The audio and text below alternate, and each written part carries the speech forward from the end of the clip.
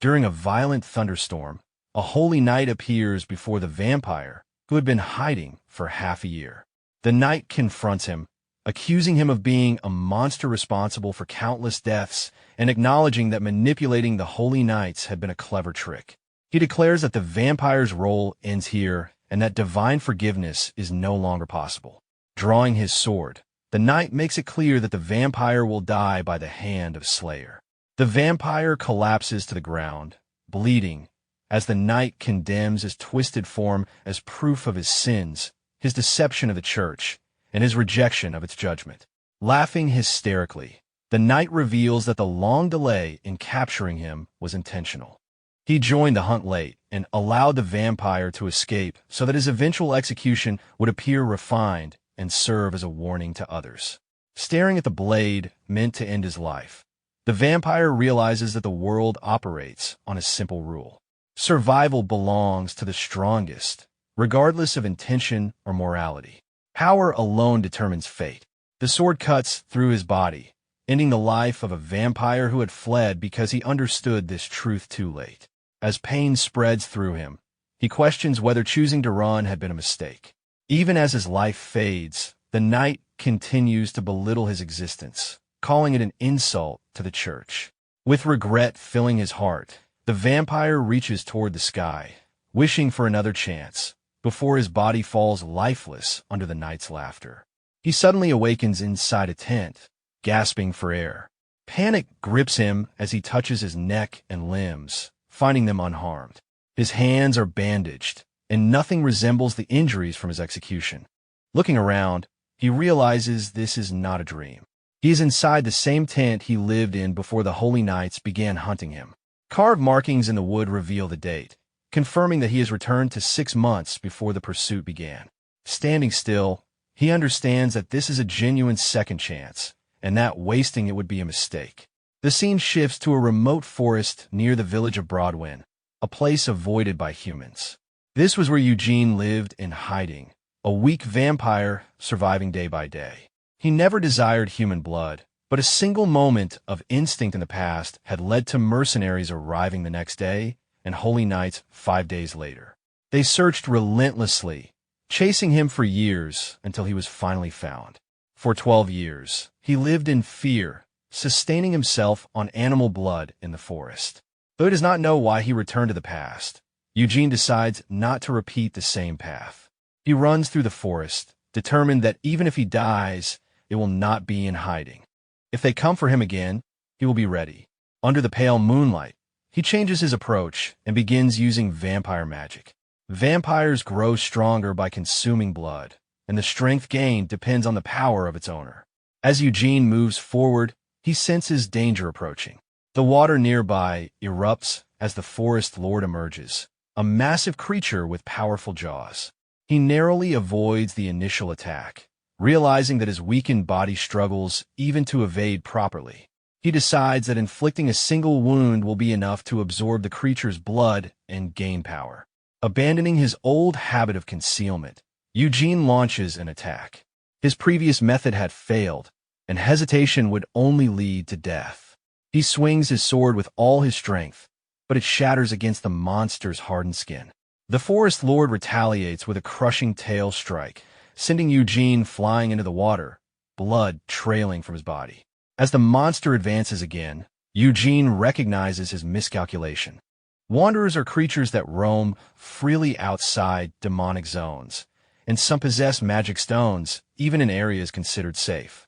These stones are more valuable than gemstones and could change the outcome of a battle. However, the gap in strength between him and the forest lord is overwhelming. Struck once more, Eugene realizes that he underestimated the opportunity given to him. At this moment, it is clear that the forest lord could end his life before he can land even a single wound. As the monster closes its jaws around him, Eugene briefly considers whether he had been mistaken to believe he would be given another chance if he failed again. He immediately rejects the thought, knowing he is not arrogant enough to assume such mercy. As he is swallowed, memories surface of his previous life, one spent crawling, holding his breath, and struggling only to survive. This time, he chooses a different path. His eyes glow crimson as he resolves to fight to live. Magic symbols form across his body, and his muscles begin to swell as his body transforms. He understands clearly that if he loses now, there will be no next chance. From within the monster's body, Eugene tears through its insides, holding on to the belief that defeat leaves no future and that victory must be seized by his own hands. He attacks the monster's magic stone, and its body explodes, scattering blood in all directions. Eugene emerges from the remains, confirming a truth he now accepts fully. Survival has always belonged to those who stand upon the blood of others. Among the scattered remains, he recalls the promise he made to himself when given a second chance. He would not run again. He would fight. Standing beneath the moonlight in his transformed state, he steels his resolve to claim power and victory. When the silence returns, Eugene observes that he absorbed not only the Forest Lord's blood, but its magic stone as well. The energy gained far exceeds his expectations. Examining the remains, he notices that the mana crystal differs in size and color from ordinary ones. From this, he realizes the ability it grants allows his skin to harden into black scales. He reasons that if these scales can completely block sunlight, it may allow him to move freely during the day. His memories align with this realization. He had learned of the Forest Lord through mercenaries. The swamps had expanded over time due to seasonal flooding, drawing the monster into the area where it began attacking humans. During that chaos, Eugene had once managed to drink a small amount of the injured monster's blood and escape after killing several mercenaries. Remembering how powerful that blood was, he had planned to return and absorb it fully. Even with his newfound strength, Eugene knows it is still not enough to face the Holy Knight, Young Dirt. Until he is certain of victory, he must avoid unnecessary battles. He also understands that hiding is no longer an option, as the knight possesses exceptional tracking abilities against monsters and the undead. Instead of fleeing, Eugene must focus on gathering strength for an inevitable confrontation. As dawn approaches, he decides to return before sunrise, choosing to delay testing the crystal's full potential. At that moment, the stillness is disturbed by a presence within the water. The movement around him feels unnatural, accompanied by hostility directed at him for staining the land with blood. A water fairy reveals herself as Miran, the guardian of the lake, declaring the area her territory and condemning Eugene for polluting it. Eugene shows no reaction to her display and instead calmly seeks to understand who she is. This causes confusion, as she realizes he had not sensed her earlier presence. She confirms that he can indeed see and hear her, then introduces herself properly as Miran, a water spirit who once ruled the area before being subdued by the Forest Lord 15 years earlier. She attempts to justify her actions during that time, explaining that she maintained the water to sustain the monster, but ultimately expresses gratitude for her liberation and the cleansing of the land. Miran observes Eugene closely, believing that the frail appearance he previously had was merely a disguise to lower the monster's guard. At the same time, Eugene notices that one of the tattoos on his body has disappeared. When questioned about them, he explains that he does not know their purpose. He was born a vampire, and the earliest memory he has is of 10 tattoos already etched into his body. With no recollection of his origins, he had lived quietly without questioning them. Eugene considers the possibility that the tattoos may be seals or marks that unlock over time. Deciding not to linger, he prepares to leave and instructs Miran to safeguard the forest. His sudden departure surprises her, and she follows, expressing her boredom and her desire for companionship, citing the rarity of those who can perceive spirits. She attempts to persuade him to stay and purify the swamp, offering assistance in the form of water purification. Eugene remains uninterested and orders her to keep her distance. Despite this, Miran continues following him, repeatedly offering help in increasingly unsettling ways as he leaves the area. Several days later, night falls over the village of Broadwin. Panic spreads when a villager rushes to alert the chief, reporting the appearance of a red-eyed monster. The villagers gather in fear, expecting an attack, only to find a massive pile of hunted game left at the edge of the village. The sight leaves them stunned, uncertain whether they are even allowed to take so much meat. Confusion spreads as they realize this visit came earlier than usual. The red-eyed monster who lived at the foot of the mountain had brought hunted animals once every 2 weeks for the past decade, never directly threatening the village. Although the village chief cannot understand the creature's intentions, he hesitantly allows Eugene to enter the village briefly. When Eugene first appeared 10 years earlier, fear had gripped everyone. Over time, his consistent offerings of game, treated as a form of tax, created an unspoken agreement. The villagers avoided him, and he remained distant. Now, his sudden appearance unsettles them. Their unease deepens when Eugene removes his mask, revealing his face. Calm and composed, he appears unchanged by the years of isolation. He explains that he has recovered from his illness and came to share the news. He expresses gratitude for the help the village provided in the past and offers his assistance should they ever need it. After delivering the game, he leaves quietly, his departure leaving the villagers shaken and uncertain. As they watch him go, speculation spreads. Some wonder whether the creature from the forest was never truly a monster, but perhaps a half-elf or an exiled noble. His appearance does not match the image they had imagined for so many years. On the way back through the forest, Miran questions Eugene's decision to give the villagers all of the hunted game and asks what he intends to do next. Eugene explains that while vampires are feared for bloodshed, showing one's face is a sign of goodwill among humans. Miran finds this reasoning pointless, especially since Eugene had planned to leave the area soon. Eugene pauses, realizing that he had been wrong to believe nothing tied him to this place. He understands that he cannot remain detached from what is about to happen. He reveals that mercenaries will soon attack the village. Their objective is to abduct a specific boy and deliver him to the regional lord, Sir Terwin. To erase evidence and witnesses, the mercenaries will slaughter the entire village. Eugene knows this massacre will inevitably draw the attention of the Holy Knights to the region, leading to the future he is trying to avoid. Preventing this outcome becomes necessary. Miran doubts that mercenaries would go so far as to kill everyone, but Eugene remains certain. He states that the truth will soon become clear. His first step, he decides, is to gain the villagers' trust so that he appears harmless, even though Miran struggles to understand how this connects to stopping the attack. As they continue walking, Eugene suddenly stops. Armed men emerge ahead. The mercenaries mistake him for a villager due to his simple clothing, disrupting their plan to ambush the village unnoticed. One notes that his appearance is unusual, but they quickly decide to eliminate him since he is alone and unarmed. An attack comes from behind. Eugene reacts instantly. In a brief moment, blood is spilled, and the first mercenary falls. Miran is left stunned by the speed and precision of the strike. Eugene continues without hesitation, moving decisively as the remaining mercenaries realize they are not facing an ordinary opponent. Panic spreads as his inhuman strength becomes evident. They attempt to overwhelm him with numbers, but their attacks fail.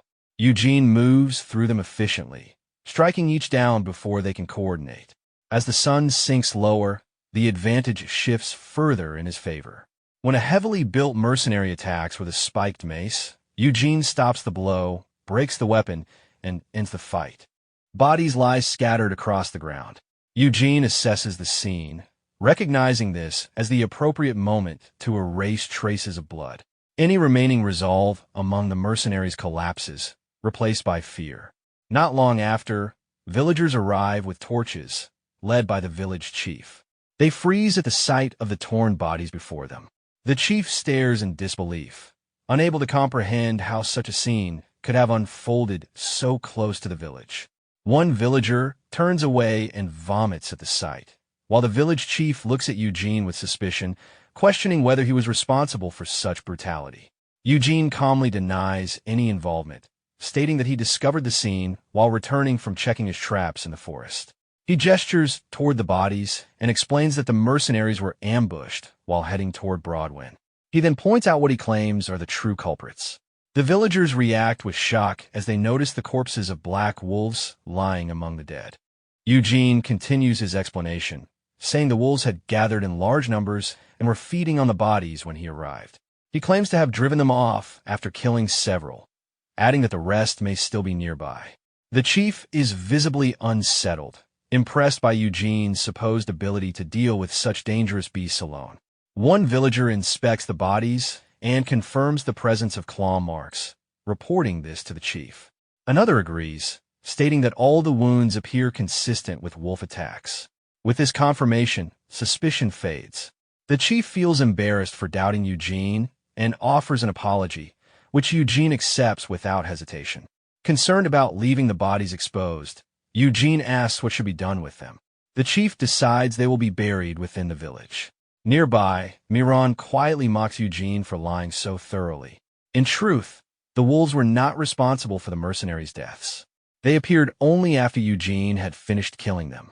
He eliminated the wolves afterward and deliberately used a wolf's jaw to create bite marks on the mercenaries' bodies, carefully shaping the scene to conceal his actions. Miran privately wonders why Eugene places so much importance on how the villagers perceive him. Simply disappearing would have been enough, yet he chose to remain and preserve his image. Watching him closely, she senses that he is working towards something more.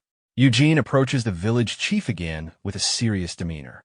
He explains that while checking the bodies for belongings to return to their families, he found a sealed letter and suggests the chief read it. The chief recognizes the seal immediately as belonging to Lord Terwin, the ruler of the region. As he reads the contents, his expression changes, disbelief giving way to shock. The chief urgently turns to the villagers, searching for a boy named Vilai. It is confirmed that the boy is inside the village. At that moment, Vilai is simply eating inside one of the houses, unaware of what is unfolding. The letter reveals that he may be the illegitimate son of Lord Terwin. The chief realizes that the mercenaries were not there to loot the village, but to capture the boy. The understanding that a noble's bloodline had been living quietly among them leaves him shaken. The scene shifts back to the battlefield earlier that night. The mercenary captain watches in disbelief as Eugene overwhelms his men with overwhelming speed and strength. Eugene moves among them without pause, killing before they can react. Attempts to flee only result in quicker deaths, forcing the remaining mercenaries to abandon hesitation and attack together. The captain, wounded and terrified, finds himself unable to escape. As he advances from behind, Eugene strikes him with a powerful kick that shatters his armor and sends him crashing into a tree. Blood fills the captain's mouth as he collapses. Crawling among the corpses of his men, he pleads for his life, questioning whether Eugene had been waiting for them all along and trying to justify their actions as mere work.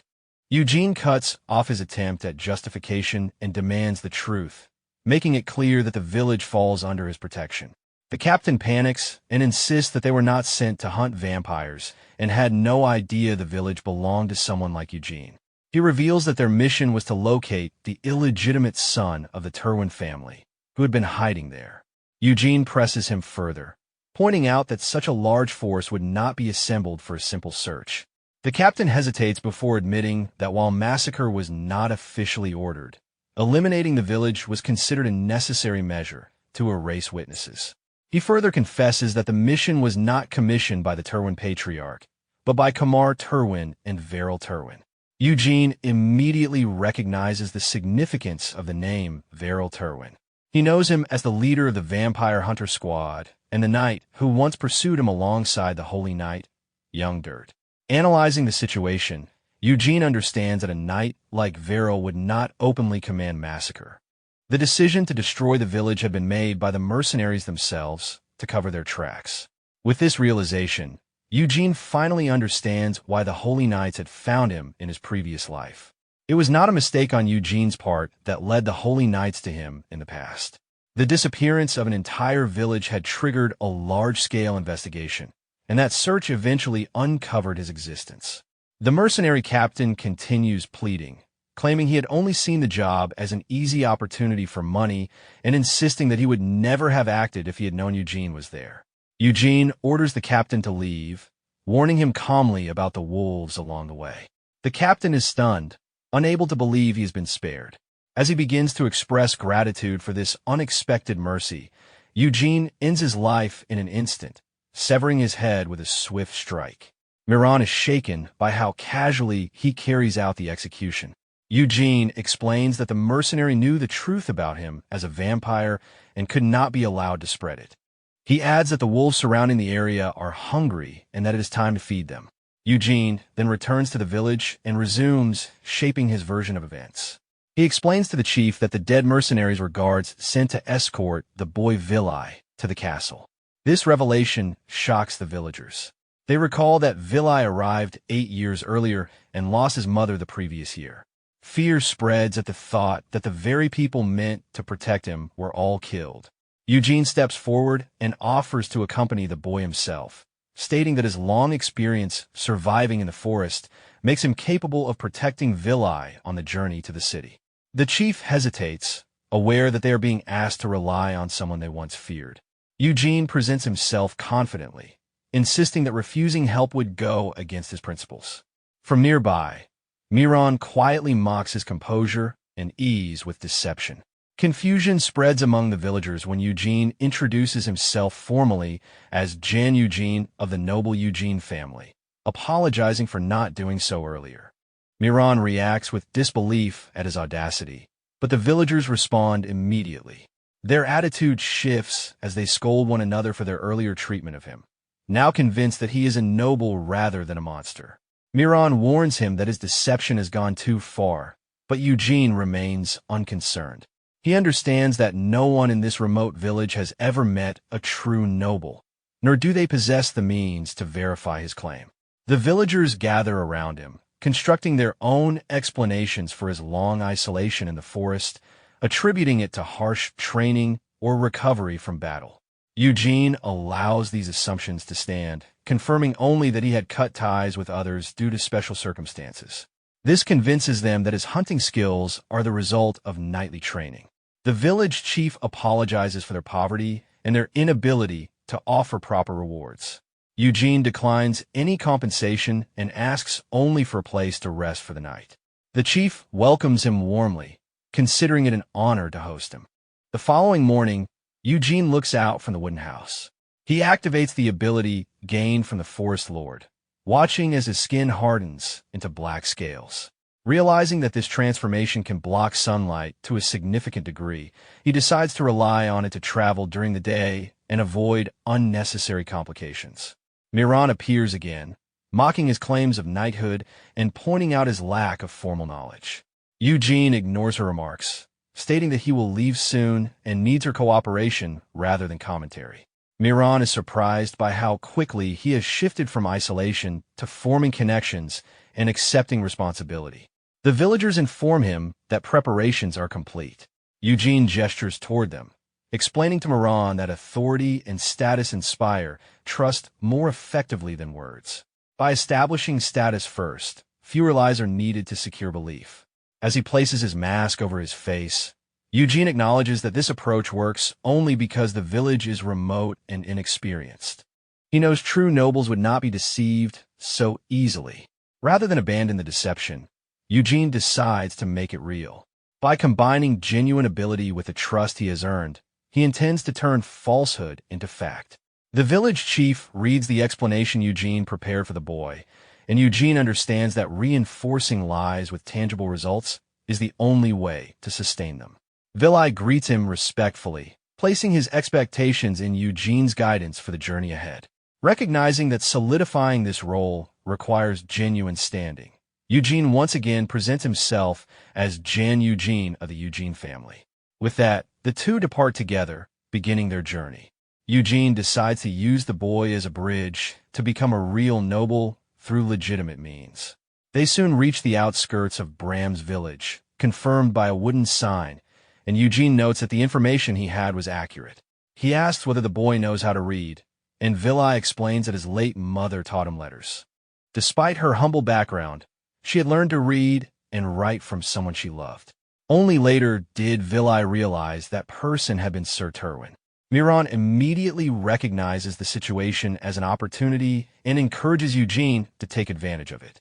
When Eugene asks the boy to teach him how to read, Vilai is stunned and confused by the idea of a knight who cannot read or write.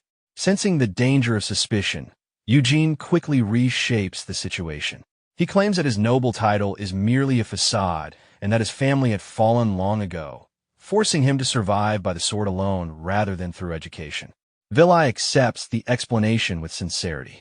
Eugene reinforces his own understanding that once trust is established, it becomes a shield that protects even obvious lies. Miran quietly mocks his performance, warning that excessive deception could eventually invite doubt. However, Vilai's expression makes it clear that he believes Eugene completely. The boy apologizes for his earlier unease, admitting that rumors from the village had shaped his judgment. He resolves to trust what he sees rather than hears, and reasons that Eugene's lack of education may simply be the result of a warrior's upbringing. Wanting to avoid embarrassing him, Vilai offers to teach Eugene in secret whenever possible. As the boy grows curious about Eugene's past, an arrow suddenly flies past his face. He screams and falls to the ground while Eugene calmly registers the attack. Bandits emerge from the trees, mocking the poor aim of the shooter. Vilai trembles in fear, realizing they're being robbed. The bandits underestimate their targets based on appearance, believing the encounter will end quickly. They demand the luggage and valuables, threatening death if their orders are not followed. Eugene draws his sword instantly. In a moment, he closes the distance and kills the leader before the others can react. Shock spreads among the bandits as they realize the mistake they made. Eugene moves smoothly, cutting them down one after another without hesitation. Panic overtakes them, but escape proves impossible. As the bodies fall, Eugene reflects coldly on why humans prey on those they perceive as weaker. He questions whether weakness itself becomes justification for cruelty. When the last bandit collapses, Eugene turns his attention back to the boy. He makes it clear that Vilai is free to think as he wishes and reassures him that no harm will ever come to him. They eventually arrive at a busy city market filled with noise and movement. Merchants argue with customers, voices rising over disputes about price and quality. Miran moves freely through the crowd, while Vilai warns Eugene to be cautious. He explains that merchants often exploit outsiders and that even the village chief was frequently deceived. Watching an argument unfold between two traders, Eugene realizes that money is his immediate concern. He asks Vilai to wait and enters a shop, offering black wolf skins for sale. The merchant is surprised by the quantity and quality of the goods. Judging Eugene by his appearance, the merchant assumes he is an uneducated wanderer and attempts to deceive him with a low offer, claiming the skins are damaged.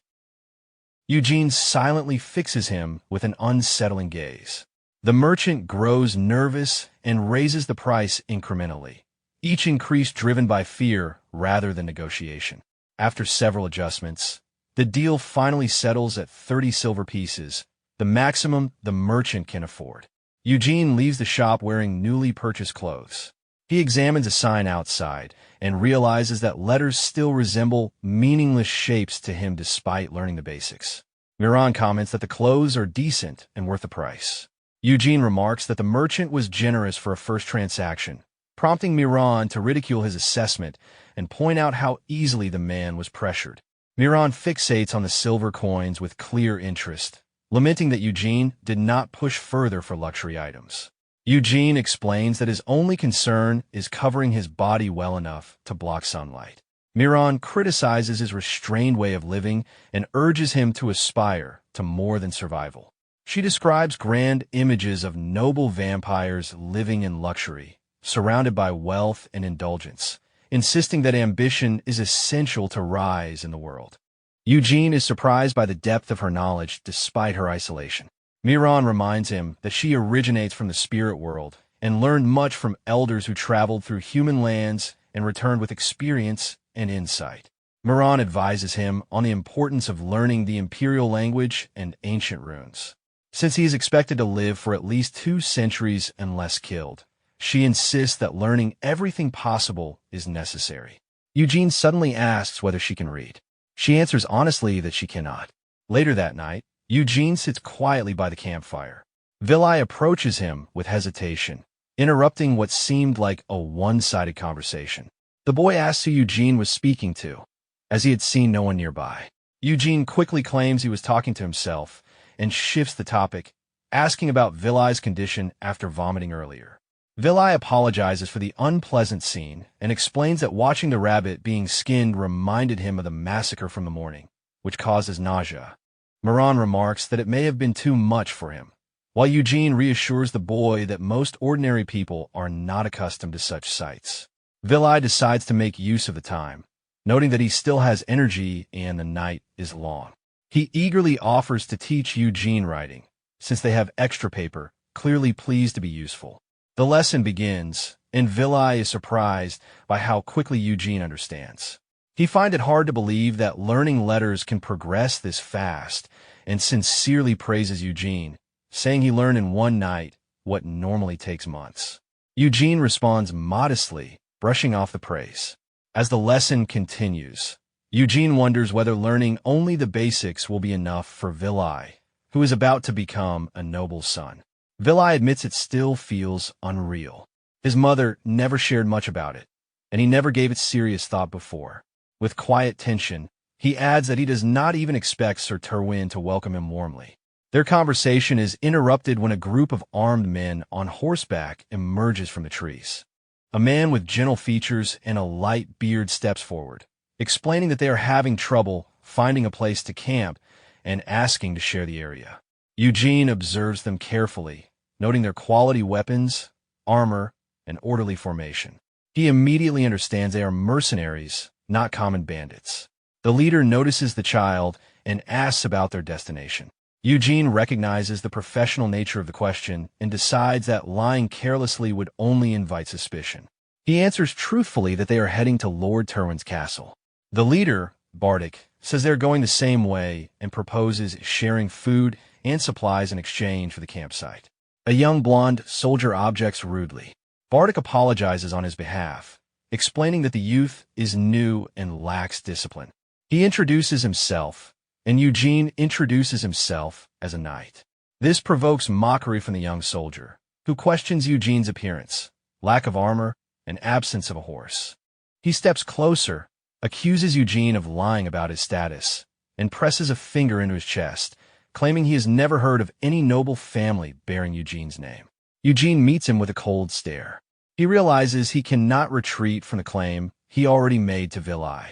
Calmly assessing the situation, he understands that the mercenaries did not approach randomly, and that continued doubt would only escalate matters. He grips his sword beneath his cloak, calculating that their numbers are manageable if violence becomes unavoidable. Sensing the sudden shift in tension, Bardic reacts immediately.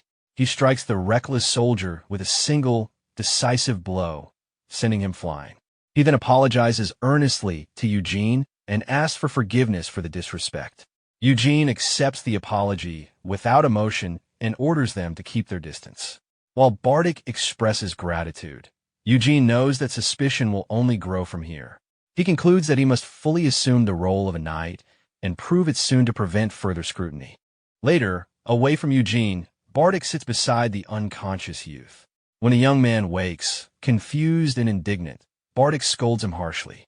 He explains that the blow saved his life and that his behavior nearly got everyone killed. The youth dismisses Eugene as harmless based on his appearance, but Bardic rebukes him for judging too shallowly. He points out that Eugene's cloak alone is made of high-quality lycanthrope leather, worth more than 10 silver coins, exceeding several months of the youth's wages. He adds that Eugene was clearly literate, which rules out him being a common wanderer. Finally, Bardic reveals that Eugene was already on the verge of drawing his sword. Had he done so, most of them would not have survived. Bardic explains what he noticed in that moment. Eugene's hand already gripping his weapon beneath the cloak, his foot subtly shifting backward, and his balance perfectly aligned. It was a stance used only by someone with precise control and extensive combat experience. Bardic confirms with visible unease that if he had hesitated even a single second, Rabin's head would already be on the ground. Rabin tries to maintain his bravado, insisting that the leader would have stopped the attack anyway. Bardic responds with complete seriousness, explaining that Rabin has no real understanding of the terror and authority carried by knights. He explains that knights are raised from birth in noble families, trained with wooden swords from childhood, and spend their entire lives mastering the art of killing. They enter unexplored dungeons without hesitation, pierce through monsters without blinking, and carve their reputation on battlefields by cutting down humans. Only those whose hands are deeply stained with blood earn recognition among nobles. After years of violence and survival, they are finally granted the title of knight. Bardic emphasizes that impersonating a knight is a grave crime. Whether Eugene is a real knight or a fake, both possibilities are dangerous. Anyone bold enough to claim such a title must be confident enough to gamble their life on their sword. The fact that Eugene openly revealed his identity at such a young age suggests he has already reached a frightening level of strength. When Rabin asks, sweating with fear, whether that means Eugene might be stronger than Bardic himself, the leader admits that it is very possible. He concludes by noting that Eugene mentioned traveling to Lord Tyne's castle, likely due to the recently discovered dungeon. Since their destinations align, they are bound to encounter him again. From the shadows, Eugene watches silently, a faint smile forming as he realizes the weight and influence the title of knight carries. It aligns perfectly with his plans, though he also understands that fully maintaining this role will require further preparation. Analyzing the situation calmly, Eugene notes that aside from the reckless rookie, the mercenary group is competent and disciplined. This leads him to question why the Tyan family previously employed the lowly bandits he killed instead of professionals like these, and why they did not use their own private soldiers. Something about the situation feels incomplete and suspicious. When the mercenaries notice Eugene approaching, tension rises. He presents himself calmly and explains that he heard they are also heading to Lord Tyne's castle. Since their destinations match, he suggests traveling together, using the moment to his advantage. The rookie soldier reacts awkwardly, momentarily flustered by Eugene's composed demeanor, while Bardic observes him with surprise. The group eventually reaches Martila, a lively village within the Twin territory. Eugene moves through the crowded streets with his face partially covered, relieved that the mercenaries fully accepted his identity as a knight. This gives him an opportunity to gather information during the journey.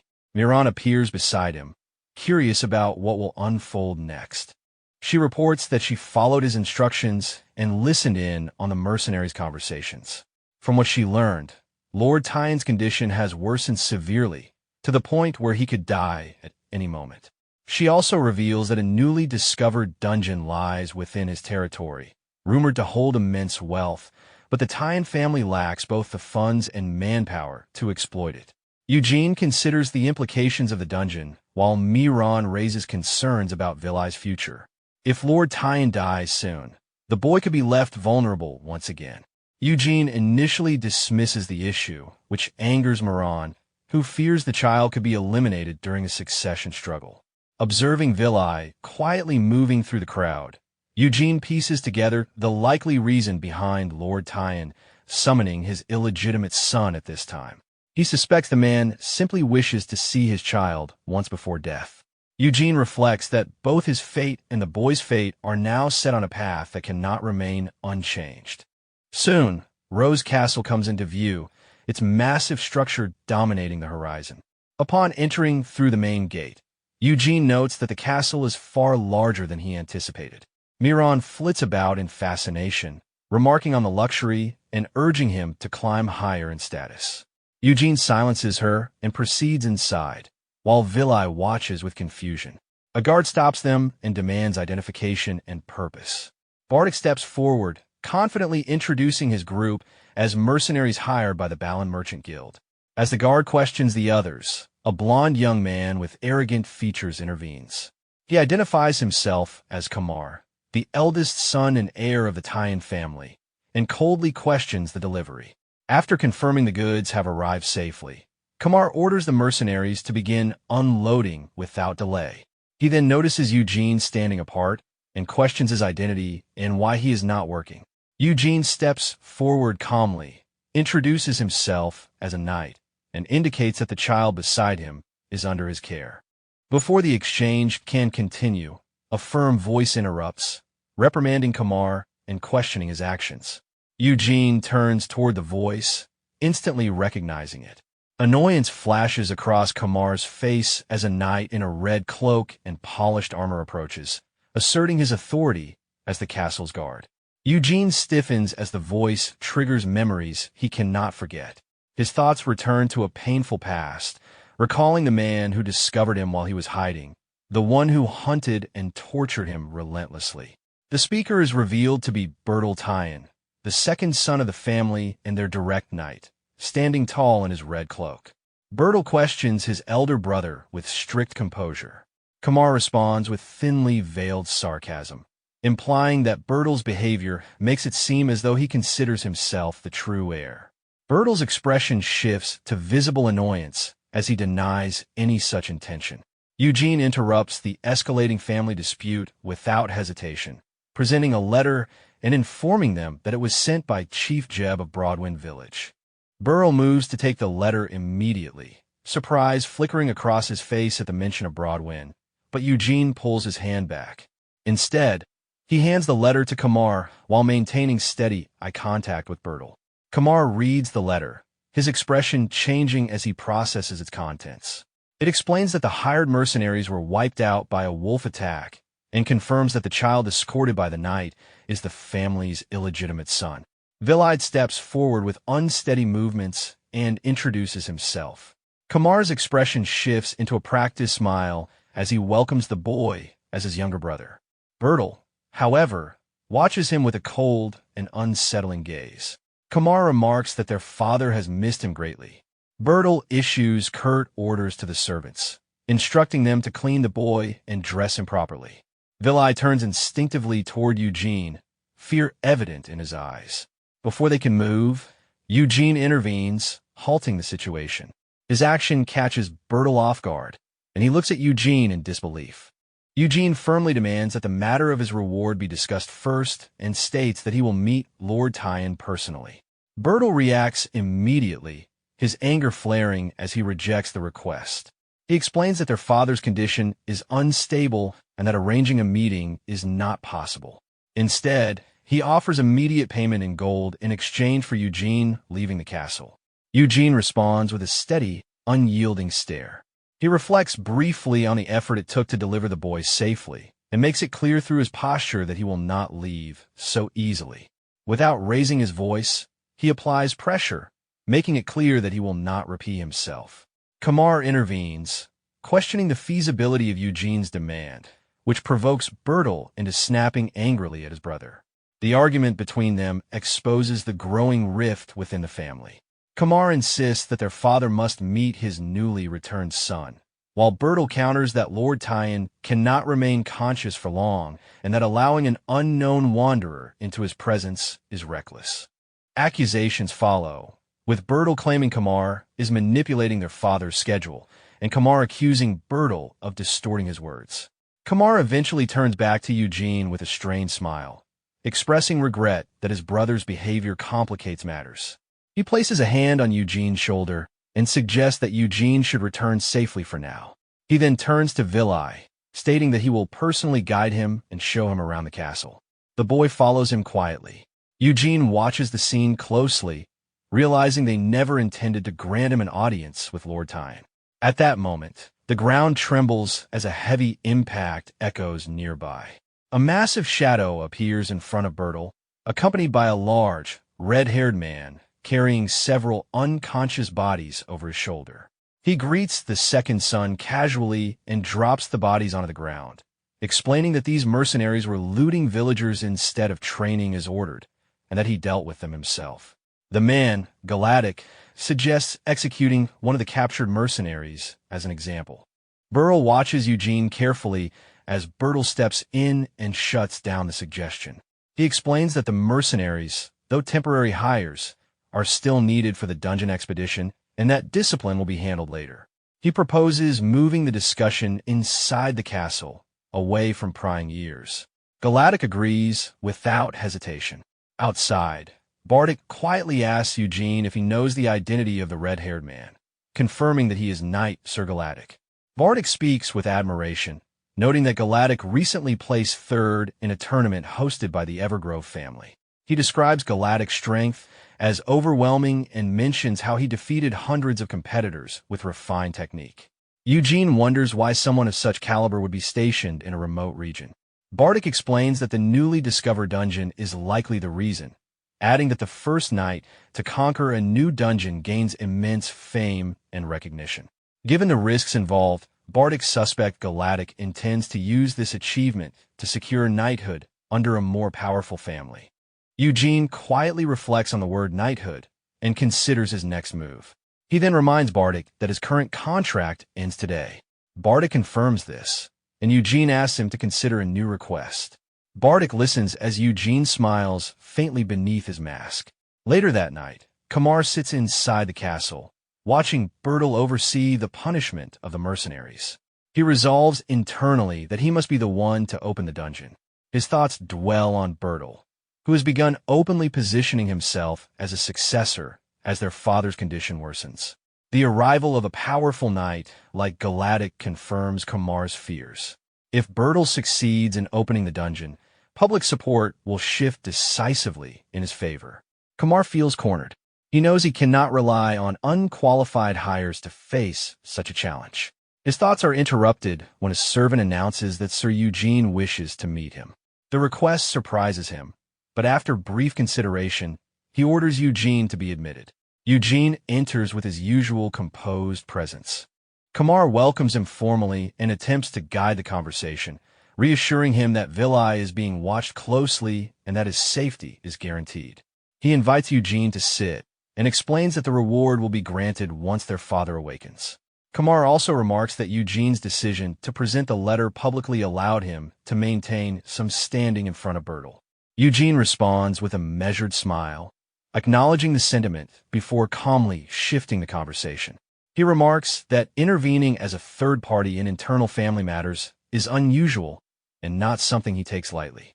Kamar moves directly to the point, asking Eugene to clarify his purpose and whether his request to meet Lord Tyan is simply concern for the Lord's condition. Eugene confirms this, but adds that he has also come with a proposal meant specifically for Kamar. With steady composure, Eugene presents his offer to participate in the dungeon subjugation.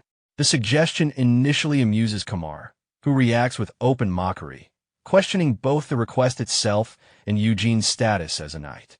He references rumors of Eugene eliminating a small group of bandits and implies that this proposal may simply be an attempt to inflate his reputation. He questions why he should even consider indulging such a request. Eugene does not react offensively. Instead, he maintains confidence and states that the proposal carries no downside for Kamar, given his current circumstances. He outlines the terms plainly. He will take 100 silver coins for himself and his mercenaries and accept only half of the dungeon byproducts, excluding magic stones entirely from his share. Kamar's demeanor shifts as he processes the numbers. The terms are far below standard rates, enough to raise immediate suspicion. Eugene responds evenly, pressing Kamar to decide whether the offer appeals to him or not. He makes it clear that urgency lies not with him, but with Kamar. As Kamar analyzes the proposal, he considers Eugene's appearance and conduct. He seems like a wandering knight without noble backing, uninterested in excessive wealth, likely motivated by honor rather than profit. That assumption makes the offer appear sincere. Kamar recognizes the opportunity presented to him, especially given the time pressure surrounding the dungeon. He also realizes that Eugene is not simply relying on strength, but understands leverage and timing. His perception of Eugene changes accordingly. Kamar accepts the proposal, concluding that refusing such favorable terms would make little sense. He agrees to work together, confident that the arrangement benefits him. Eugene clarifies his reasoning for excluding magic stones, noting the difficulty and expense of purification compared to the immediate value of other dungeon materials. He also recalls arranging through Bardic an introduction to a trusted merchant guild to handle sales efficiently. Bardic readily agrees. With the terms settled, Kamar is satisfied that Eugene's participation strengthens his position. The matter moves forward without further delay. The scene shifts to a meeting room where Galactic sits alongside Bertil. Bertil voices open disapproval toward adding unfamiliar members so late in the preparations. Galactic reinforces the severity of dungeon expeditions, making it clear that mistakes result in death and that he has no tolerance for incompetence slowing progress. Bertel adds that his expectations are low, given that the recommendation came from Kamar, whom he considers poorly connected among noble circles. He suggests that if matters deteriorate, Galactic should deal with a new knight personally. Kamar enters shortly afterward and introduces Eugene formally as a new addition to the subjugation squad. Eugene follows quietly, accompanied by Bardic's mercenaries. Bertel studies Eugene closely, recognizing him as the man previously seen with a rough-looking group. He raises an objection, stating that accepting someone whose background and abilities are unverified is irresponsible. Kamar responds by vouching for Eugene's strength. He reminds them of the bandit group that plagued the territory's border for an extended period, a problem none of them resolved. He states that Eugene eliminated that group alone while traveling here, using only a short sword. Without warning, a dagger is thrown toward Eugene. He deflects it smoothly, redirecting the blade into the wooden wall behind him, where it embeds deeply. The display draws immediate attention. Galactic reacts with visible interest, his earlier skepticism giving way to curiosity. Galactic acknowledges the demonstration while making a pointed remark about Eugene's appearance, suggesting a sheltered upbringing. He positions himself directly in front of Eugene, openly challenging him to demonstrate his abilities further. Word spreads rapidly, and people gather in the castle square as news circulates that Galactic is facing a challenger. Spectators discuss his reputation with awe, recalling his performance in the grand tournament and the stories of his overwhelming strength. Against this backdrop, Eugene stands composed, unaffected by the attention. Galactic draws his massive sword with confidence. Eugene follows suit, adopting a matching stance. At the signal, the duel begins. The first clash sends sparks flying as steel meets steel. Heavy blows follow in rapid succession, with Eugene deflecting the force of Galactic's strikes while fragments scatter from the repeated impacts. Galactic appears energized by the exchange, pressing forward aggressively. Eugene responds with controlled movements, maintaining pressure and pushing the pace. Observers note the unexpected balance of the fight. Bardic explains that Galactic is not retreating out of weakness, but rather gauging Eugene's technique and rhythm. Eugene continues to advance, believing he is setting the flow of battle, while Galactic allows the momentum to unfold, carefully reading his opponent. During the exchange, Galactic carefully studies his opponent's movements. He notices that Eugene's swordsmanship is rough and irregular, lacking any recognizable pattern or consistent habits. The randomness makes his attacks difficult to anticipate. From this, Galactic concludes that Eugene's style is not the result of formal instruction, but something shaped by survival, developed through instinct rather than training. It resembles the way someone raised in harsh conditions would fight, relying purely on experience and reflex. Eugene notices the way Galactic observes him, and Galactic reacts with a mocking smile, openly exposing what he believes to be the truth. He identifies Eugene's stance as unrefined and his technique as ruthless rather than disciplined, asserting that Eugene has no formal background as a knight and depends entirely on abnormal physical strength. From his perspective, a brief exchange was enough to confirm this. Rather than responding verbally, Eugene answers with action, closing the distance and launching an attack.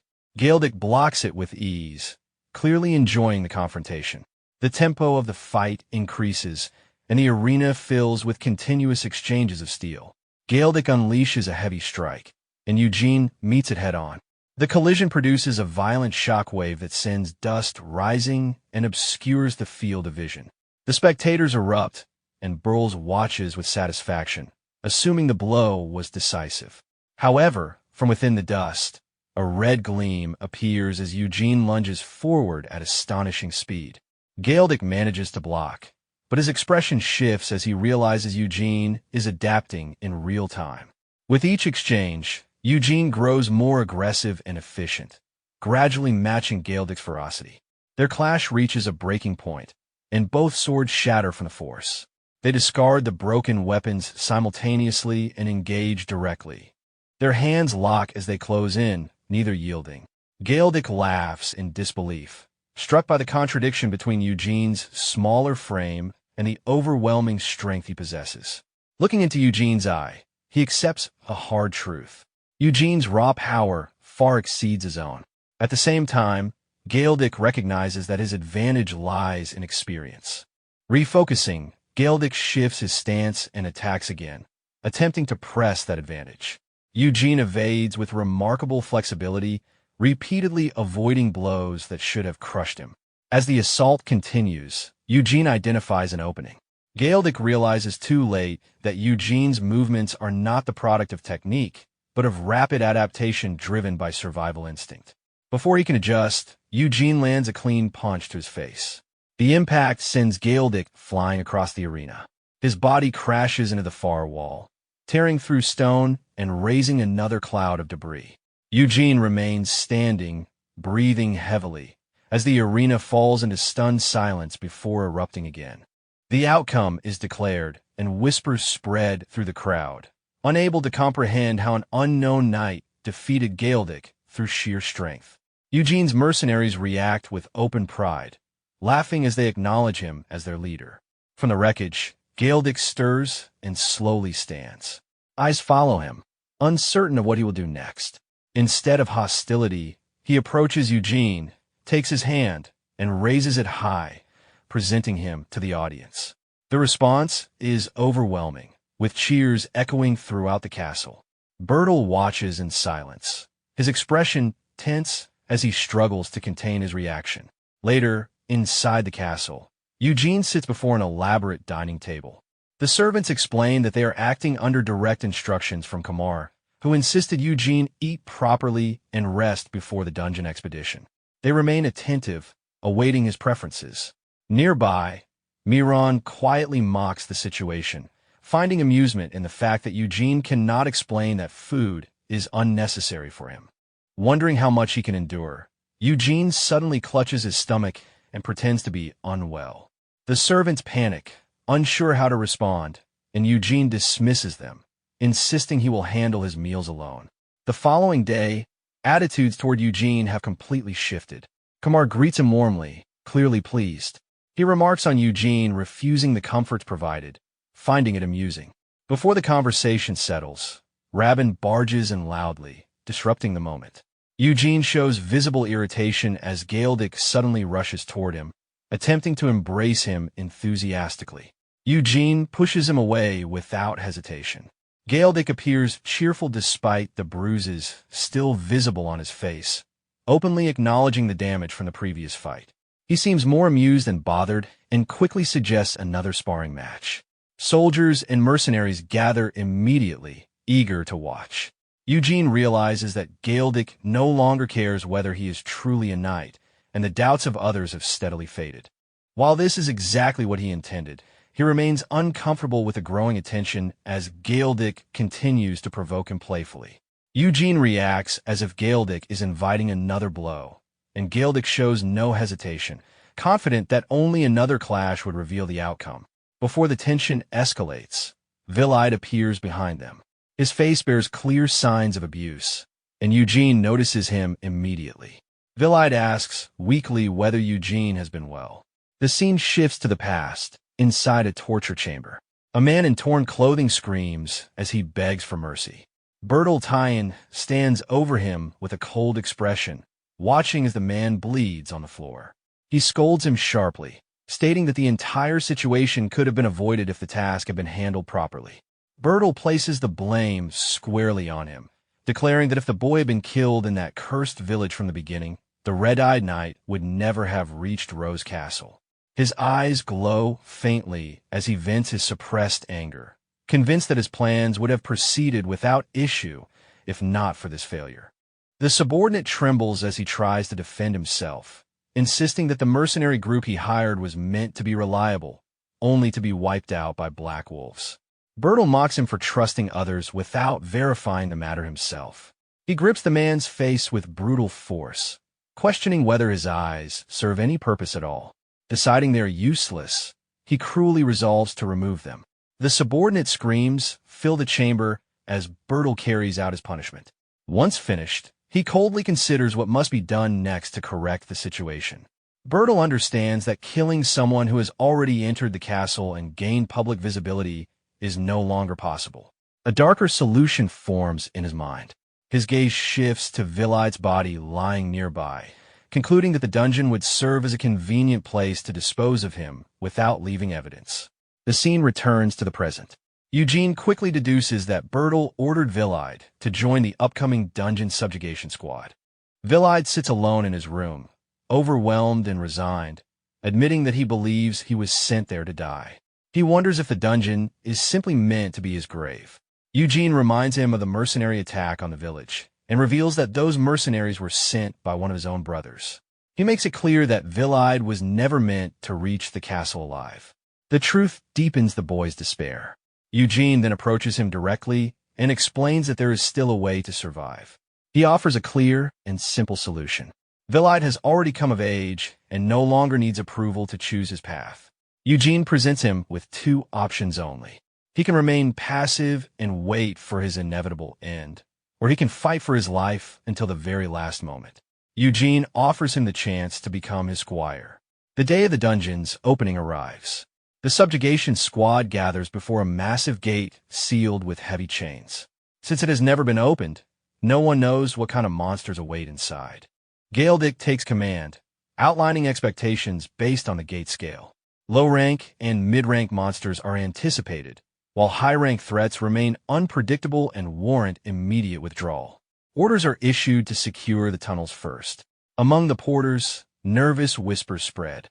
Some are relieved to be assigned to rear duties, hoping to avoid danger. One considers pretending to be injured once weaker monsters are cleared, but another warns that first raids are always brutal and no one looks after the rear. Fleeing would only result in a meaningless death. Before the discussion continues, one porter is struck from behind. Bertel appears among them, his expression frightening.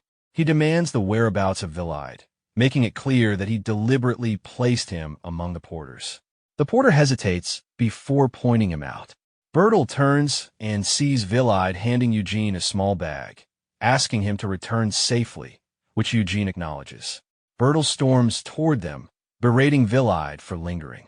He orders him to take his bag and report to his assigned position immediately. When the boy does not respond, Bertel reaches out to seize him. Eugene watches closely. As Bertel's hand moves, it is abruptly stopped. Eugene grips his wrist firmly, preventing him from going any further.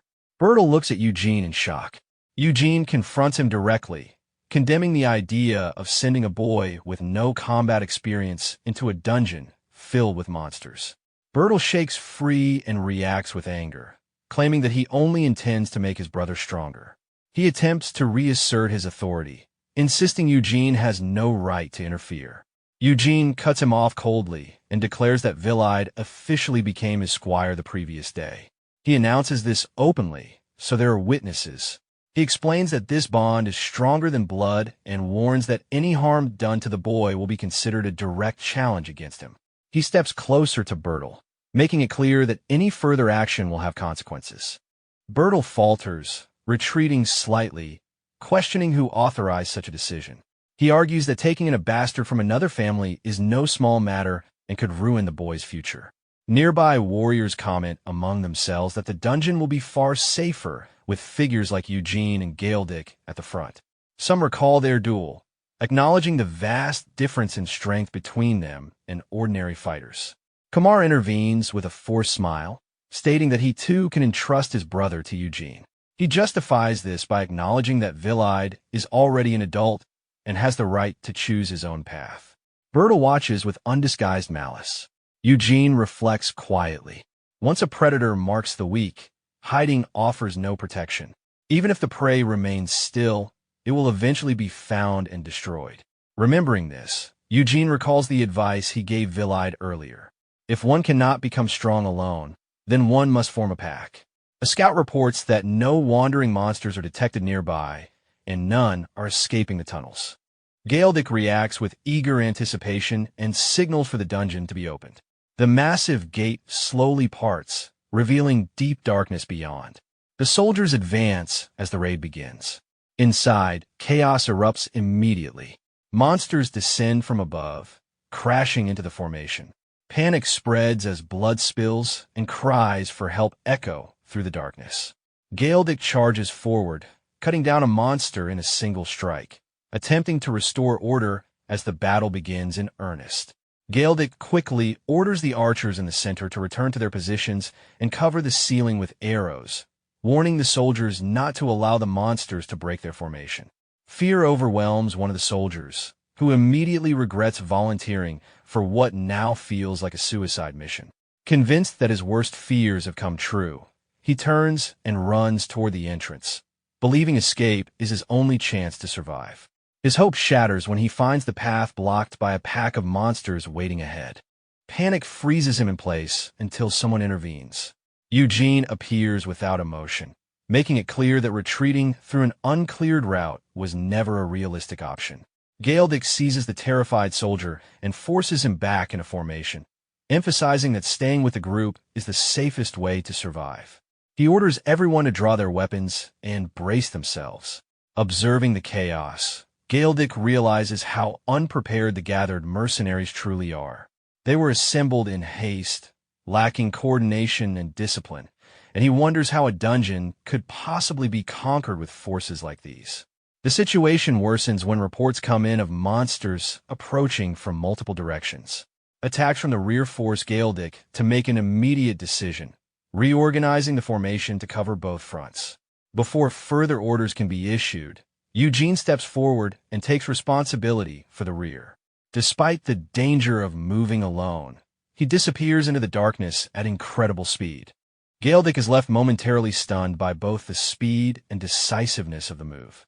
Moments later, the sounds of combat echo through the corridor. Soon after, something emerges from the shadows. Galedic recognizes it as Eugene's discarded mask. Understanding what that implies, Galedic orders Bardic to cover his back and advances immediately. As they move forward, they are shocked by the sheer distance Eugene has covered in such a short time, as well as the number of monster corpses left behind. They find Eugene standing calmly at an intersection, having cleared the entire area alone. He holds a glowing flower in his hand, examining it with detached curiosity. Galedic arrives out of breath, while Bardic internally notes Eugene's unfamiliarity with even basic dungeon resources. Despite this, Galedic cannot help but acknowledge Eugene's exceptional combat ability.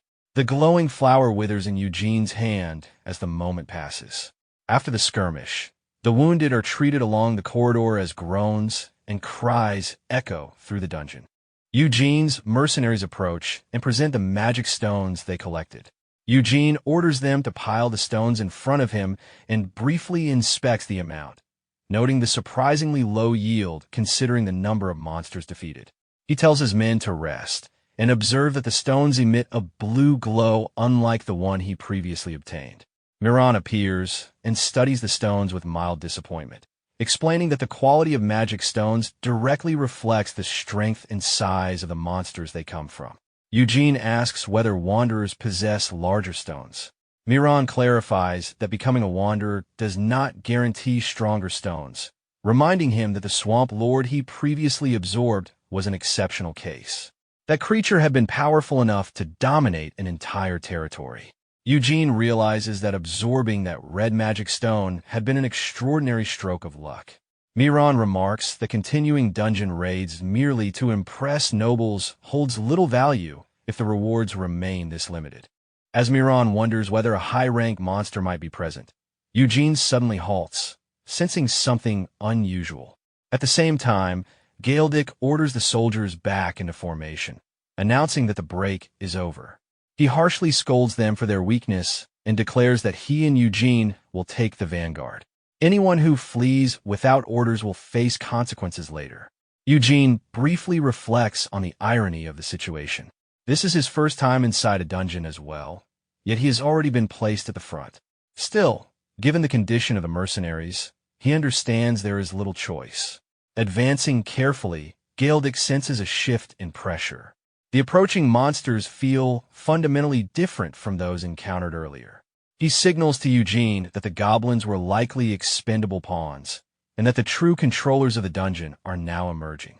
His assessment proves accurate when heavily armed orcs appear, confirming the presence of at least mid-rank monsters.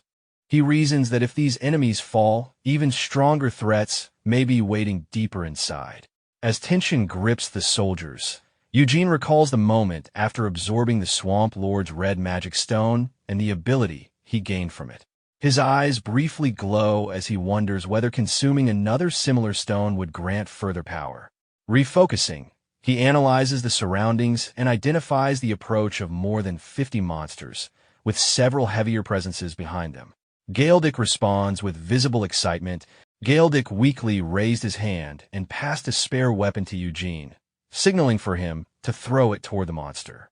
Eugene understood the intent immediately and did not hesitate.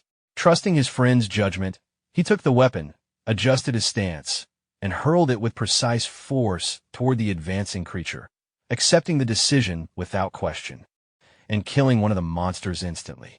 He orders a full assault, taking advantage of the disruption Eugene has already caused. Eugene moves through the orcs with overwhelming speed, cutting them down one after another. Galedic commands the soldiers to advance behind him and provide support. The soldiers follow, emboldened by Eugene's presence. One tries to call out for instruction, but Eugene is already engaged with a massive orc that suddenly blocks his path. He evades the creature's attack, strikes its eye with precision, and exploits its momentary loss of control.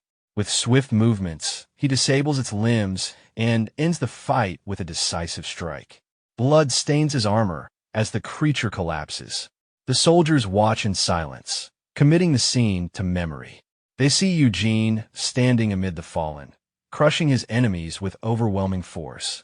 To them, his movements appear controlled and refined, carrying an impression of unwavering resolve. They admire the figure before them, unaware of the raw survival instinct driving each action beneath the mask. When the fighting finally ends, the soldiers sink down among the fallen orcs, exhausted and silent, fully aware that what they witnessed was unlike anything they had experienced before. Galedic notices that most of the troops have lost their will to advance. The cause is not only physical exhaustion, but also the psychological shock of witnessing Eugene's overwhelming brutality in combat. Judging their condition, Galedic concludes that pushing forward any further is unrealistic. He suggests withdrawing now, since the required objective has already been achieved and the quota met. Eugene turns toward him and calmly confirms that he still has more than enough strength. Leaving at this point would mean wasting an opportunity that may not come again. Galedic reacts by trying to rally the soldiers, declaring that if Eugene continues, they will follow as well.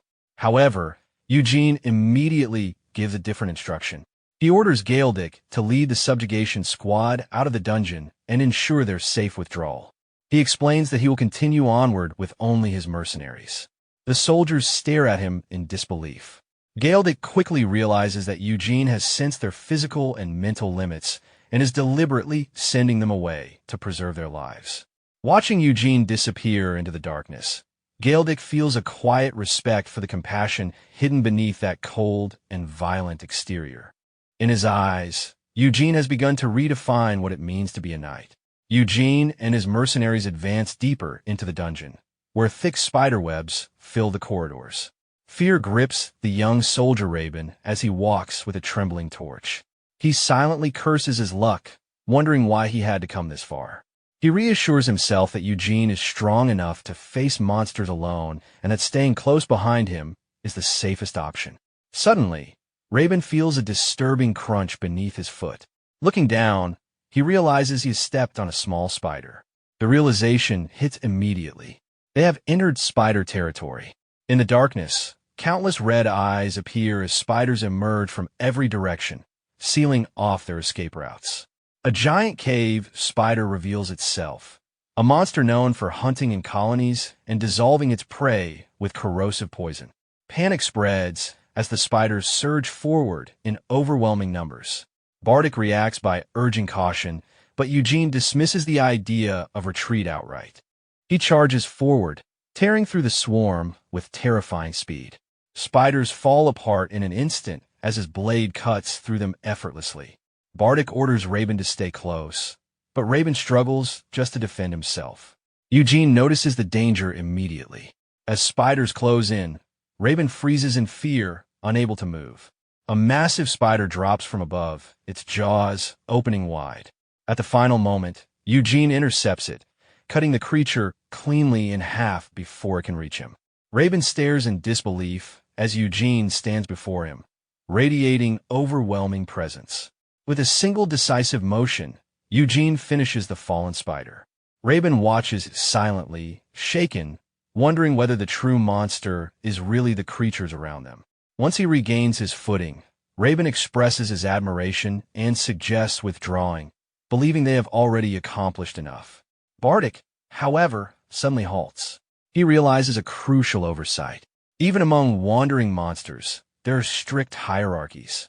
High-rank creatures are rare and often excluded from subjugation planning. At that moment, a massive leg moves across the web-covered ceiling. Bardic understands instantly. The scale alone confirms it.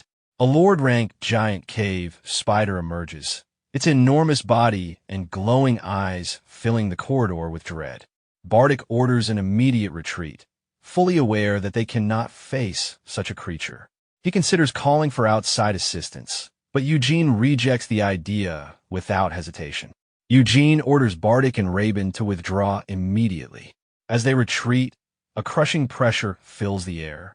Eugene's gaze locks onto the monster, his presence alone overwhelming those nearby. Bardic struggles to move, his instincts screaming at him to flee. Moran observes quietly, noting that the soldier's instincts collapsed under the sheer difference in power and status. Eugene assesses the monster and confirms its strength surpasses that of the swamp lord he once faced. The realization satisfies him. A stronger monster means a greater reward. Eugene advances without hesitation. To him, the value of the prize is always proportional to the difficulty of obtaining it. The scene shifts. A small spider descends gently on a thread toward a teacup in a sunlit garden. Eugene flicks it away casually. He now sits openly in daylight, his appearance completely human. The second ability he gained after devouring the Swamp Lord's magic stone is camouflage. Combined with his skin-hardening ability, it allows him to perfectly mimic natural human flesh. For the first time, he no longer needs to hide behind a mask. Now seated at a luxurious dining table, surrounded by nobles, attention gathers around him. Curiosity and admiration fill the air as rumors of his exploits circulate. Stories of a massive spider defeated alone are spoken in hushed amazement, while Eugene remains reserved. Moran drifts nearby, amused, noting that social interaction drains her master far more than battle ever could. The attention intensifies, with speculation about his appearance and lineage. Eugene feels unsettled, realizing that being mistaken for something non-human could complicate matters even further. A knight suddenly reaches a conclusion, observing that this explains Eugene's exceptional vision in darkness and heightened hearing. He becomes convinced that Eugene could never have been an ordinary human. Eugene listens in silence, carefully concealing the truth as suspicion begins to take shape around him. Galdic raises his voice during the banquet while holding a drink, openly marveling at the idea that elf blood might run through Eugene's veins. At the same time, Robin struggles awkwardly, trying to slip out of an uncomfortable group embrace. Galfredic studies Eugene's face with curiosity, wondering how someone with such striking features could have remained unnoticed for so long in this region. Eugene explains that he never intentionally concealed himself, but was simply shaped by circumstance. The response catches Galdic off guard, while the surrounding women and Robin grow visibly embarrassed by his boisterous behavior. Galdic casually comments on how effortlessly Eugene spoke to the ladies, clearly impressed. As Eugene calmly observes the scene, he realizes that beneath Galdic's carefree attitude lies a surprisingly sharp perception. He quietly concludes that, should suspicions arise in the future, claiming elven heritage might serve as a plausible explanation. His thoughts drift back to the moment he devoured the magic stone. He realizes that the act granted more than a new ability. It opened a deeper path. When the tattoo vanished from his body, Unfamiliar memories flooded his mind. In them, he sees himself in his current form, lying in an unknown place while a gentle hand holds his. Bells echo faintly as unseen figures watch over him. The image of a laughing woman remains vivid, leaving him confused about her identity and uncertain whether these memories are truly his. He remembers nothing of his past beyond a single name, Eugene. His thoughts are interrupted when Robin, trembling, calls out to him for help. Eugene turns to see Robin panicking, desperate to escape his predicament. Galedic grips Robin by the neck in rough play, scolding him harshly and mocking him as a burden. Robin screams in protest, justifying his earlier retreat by claiming any normal person would have fled. Galedic grows even more aggressive, twisting the moment into a lesson, questioning whether Robin is now calling Eugene a monster. While observing coldly, Eugene returns to his thoughts. The only certainty he possesses is his name, yet recent events awaken a new intuition. He realizes that removing the remaining tattoos, one by one, may reveal the truth of who he really is. As Robin's cries continue in the background, Eugene's gaze hardens with resolve. The scene shifts to Lord Tyen's room, where Eugene and Galedic arrive after reporting the successful suppression of the dungeon. Galedic introduces himself formally as Karima, Galedic's third son. Eugene follows, respectfully presenting himself as Jan, the eldest son of the Eugene family. Lord Tyen acknowledges the hardships they endured and orders their reward to be delivered, mentioning the certificate Eugene requested to verify his identity. Eugene receives the document confirming his status as Jan of the Eugene family and expresses his gratitude. As Miran quietly celebrates the success of their plan, Lord Tyen is suddenly overtaken by a violent coughing fit. His son Kamar rushes to his side. Lord Tyen weakly admits that the ambition of his second son weighs heavily on him. Kamar reassures him, promising to protect the territory his father built with sincerity. Holding his son's hand, Lord Tyen offers his final advice, explaining that land itself is meaningless and that a true lord must value something greater. His words linger as Vilai listens from the background. Soon after, Lord Tyen's hand falls limp, marking the end of his life. Eugene observes quietly. Though he did not know Lord Tyen well, many people grieve sincerely. Yet death does not move everyone equally. Eugene notices Bertel, the second son, whose expression reflects anger rather than sorrow. As the funeral proceeds, Galedic prepares to depart, apologizing to Kamar for leaving during such a critical time. Kamar understands. Galedic then asks Eugene whether he truly intends to remain behind. Eugene answers firmly, explaining that leaving now would waste the effort spent opening the dungeon. Galedic smiles regretfully, remarking that Count Evero would have wanted to meet someone like him. Galedic extends his hand, expressing his honor at having tested his strength against Eugene and hoping they meet again under better circumstances. Their handshake reflects mutual respect. Galedic departs on horseback as Robin wishes him a safe journey. Eugene then orders Bardic to prepare to leave. Vilide is confused, reminding Eugene that he said he would stay. Bardic asks what Galedic rode away on, and when Vilide answers that it was a horse, Bardic laughs and explains their plan to sell monster materials at the Merchant Guild and purchase a horse for Eugene. Vilide's eyes light up with excitement as he pledges his service as a squire. Eugene responds with a cold glance, making it clear that he will not need his help for now. Vilide is left stunned and confused. The scene shifts to Marin, the kingdom's largest trading city, bustling with activity. Vilide struggles under heavy boxes while workers shout at him to hurry. Nearby, Robin boasts loudly, drawing attention to the dungeon materials and pointing out Sir Jan Eugene. The crowd murmurs, recalling rumors of a rookie knight who cleared the dungeon and tore a troll apart barehanded. Inside the guild, Eugene meets Merchant Belmore, who enthusiastically offers full support in handling the materials. Eugene recalls his earlier doubts, but recognizes the value of a large guild, given his unfamiliarity with human society. Their discussion is interrupted when a well-dressed man storms in aggressively. Bardic quietly explains that the newcomer is a powerful secretary acting under the deputy manager of the guild. The man attempts to dominate the negotiation, dismissing rumors and belittling Eugene as an inexperienced knight. As he continues, the pressure from Eugene's presence overwhelms him. His confidence collapses into fear, and he hurriedly apologizes before fleeing the room. Belmore, moved by Eugene's decision to reject the deputy manager's offer, pledges unwavering support. Eugene instructs him to begin selling immediately, surprising him. Elsewhere, the secretary reports his failure to the deputy manager.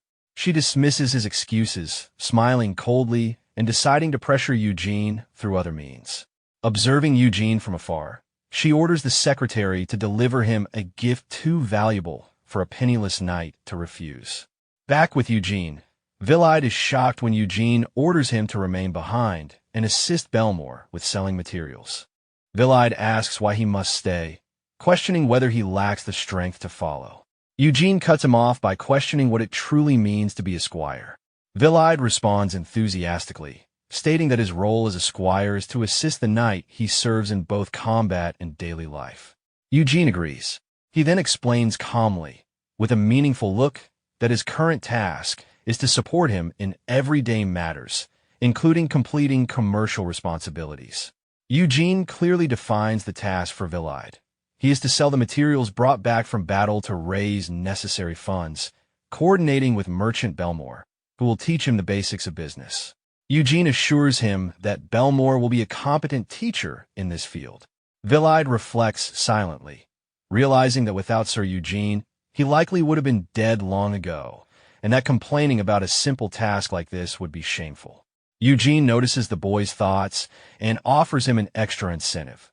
Once the money is raised, he will seriously consider teaching him swordsmanship.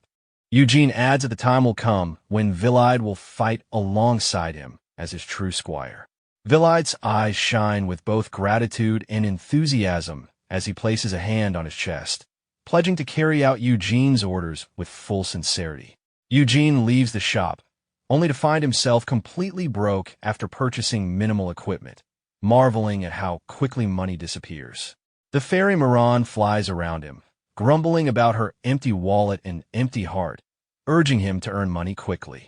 Eugene stops suddenly in front of a display window, staring at a shiny suit of armor. Bardic admires it, describing it as every knight's romance. Eugene raises an eyebrow, surprised, and asks if by romance he means expensive.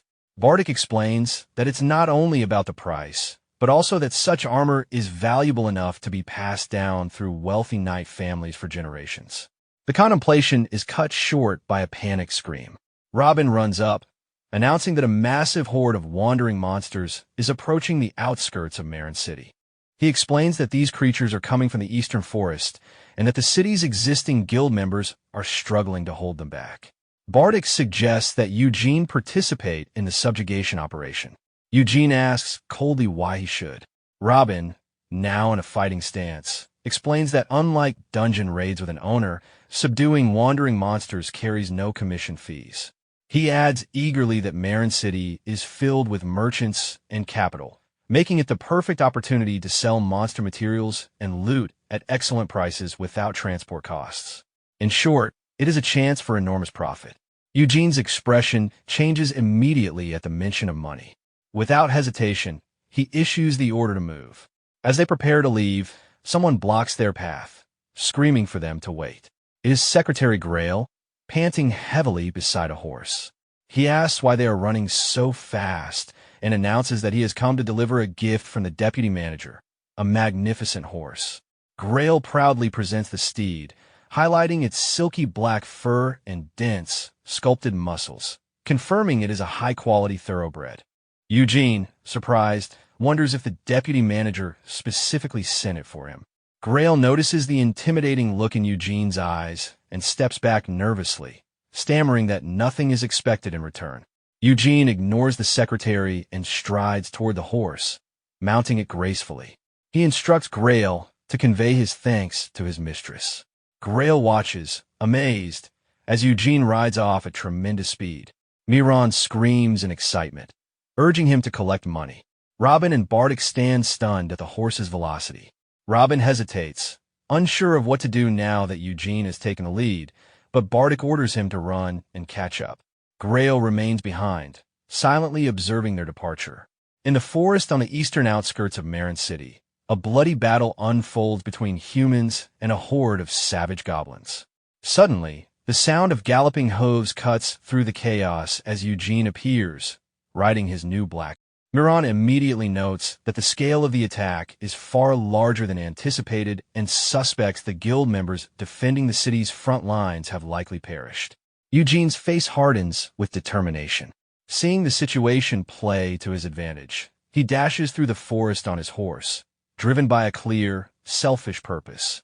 He will claim all the loot for himself. In the distance, he spots a blonde knight struggling amidst the goblin horde. The knight shouts, calling the creatures demons and swearing they will not advance further except over his dead body. But sheer numbers overwhelm him. His horse stumbles, throwing him into the midst of enemies. The knight struggles to rise, declaring himself a righteous defender of Marin, but panic overtakes him as goblins surround him on all sides. His face twists in terror as he screams for rescue. At that critical moment, Eugene's sword descends like a thunderbolt, splitting the goblin poised to strike the knight in two. He storms the horde on horseback, swinging his sword with lightning speed, dispatching all monsters threatening the knight. Limbs fly through the air as Eugene fights with precision, widening a circle of safety. The knight looks on in amazement at his savior's sudden appearance. Eugene continues to fight efficiently, keeping the knight safe and clearing the immediate threat. The knight, catching his breath, offers a strange smile and admits he owes Eugene a debt, asking amidst the chaos for his name. Before the knight can answer, a goblin launches a treacherous attack from the shadows. Eugene intervenes instantly, cutting the creature down before it can strike. He looks at the knight coldly and asks, "Is knowing my name important right now? If you die here, everything becomes meaningless." The knight bursts into hysterical laughter, the truth of Eugene's words rekindling his fighting spirit. Rising once more, he threatens the goblins, declaring he will demand Eugene's name again if they survive this living hell. He is saved. After the battle, the citizens of Marin are curious about the unknown knight who saved them. The blonde knight steps forward, proudly declaring his name, Jan Eugene. Whispers of admiration ripple through the crowd as rumors of his heroics spread. How he ripped a troll's spine from its body alive, cementing his status as a new hero. Cheers for Jan Eugene rise throughout the city. From a high window, a man with red hair and a thick beard watches silently. Louis Violin, former representative of the Marin City Mayor's Guild, mutters ominously, noting that Eugene's growing fame will make him increasingly difficult to control. He turns to his granddaughter, Priscilla, asking anxiously if leaving things as they are is safe. She smiles slyly, confident that the situation remains manageable, and explains that she hopes Eugene's fame continues to rise. A knight who fears losing his status is easier to influence. Priscilla shifts the conversation, asking if Louis knew about the child accompanying Eugene. He confirms he does. The child is selling dungeon materials to the guild under Eugene's name. Priscilla reveals a dangerous truth. The child is an illegitimate, hidden son of the Tyan family. Louis's eyes widen as he realizes the implications.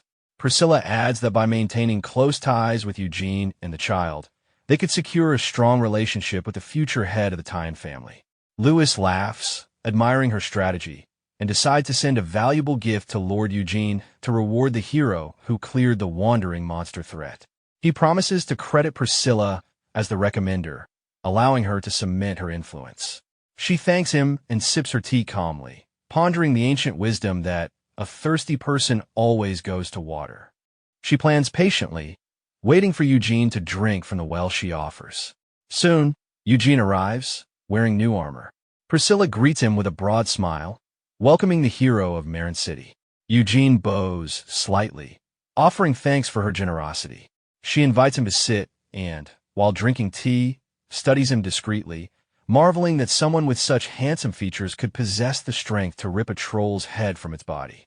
She praises his armor, noting that it fits perfectly and was commissioned under her supervision at the finest workshop in Marin. The armor is made from a special steel blending L's iron and ghoul bones, strong enough that even dragon fangs cannot easily pierce it. Eugene responds coldly that the armor will make his next dungeon raid safer. He also expresses appreciation for the accommodations and meals provided for his mercenaries, promising greater results in return. Priscilla smiles maliciously, pleased that her gifts were appreciated. She attempts to make a practical proposal, but Eugene interrupts by standing abruptly. "I am busy. I must go," he announces, leaving her stunned. As he moves toward the door, Eugene clarifies that once the Taiyan family dungeon raid is complete, many matters can be accomplished. Without turning back, he stresses that his current contract is limited to dungeon byproducts, hinting that this may be their last encounter. He adds coldly, "I will now focus on collecting magic stones." Priscilla bites her lip in anger and suddenly screams, demanding he wait. Eugene stops, turning to her with his glowing red eye. She drops her mask of politeness, revealing her true intentions. With a sharp glare, she lists the lavish gifts she has bestowed: the full plate armor, a purebred warhorse, luxury accommodations, and gourmet meals for his mercenaries. Pointing out that the dungeon byproducts he sold barely cover half the costs, she asks if he never learned that everything has a price, implying he is deeply indebted. Priscilla presses further, questioning whether Eugene is an unprincipled knight with no sense of honor, mocking him as the hero of Marin, while he stares at her coldly, revealing his darker, more terrifying side. She challenges him directly. Will he simply take everything and leave? Can he talk his way out of this? Eugene lets out a terrifying, mocking smile. Amused, he turns the confrontation on her, pointing out the irony. She's the one summoning people at her whim, forcing unwanted gifts upon them, and then demanding repayment. His eye glows crimson as he steps closer, declaring coldly, "You are merely a merchant." In that moment, he exudes true intimidation, leaving no doubt about who holds the power. A heavy silence and suffocating tension fill the room. Bardic and Belmore stand frozen, while sweat pours from Priscilla's brow. He speaks with deadly calm, making his stance clear before she can misinterpret him. He has already signed a contract with the Balan Merchant Guild through Belmore, and as long as they purchase his goods fairly, he does not care what Marin whispers behind his back. Eugene throws her own words at her. "Everything has a price. Chatter as you please." His crimson gaze sharpens, a silent warning. As deputy manager, she will soon learn the true meaning of paying that price. He continues, his voice slicing through the room, remarking that her behavior makes it seem as though the Balan Guild is conspiring with Marin City to trap the very knight who saved them. He delivers the final threat coldly.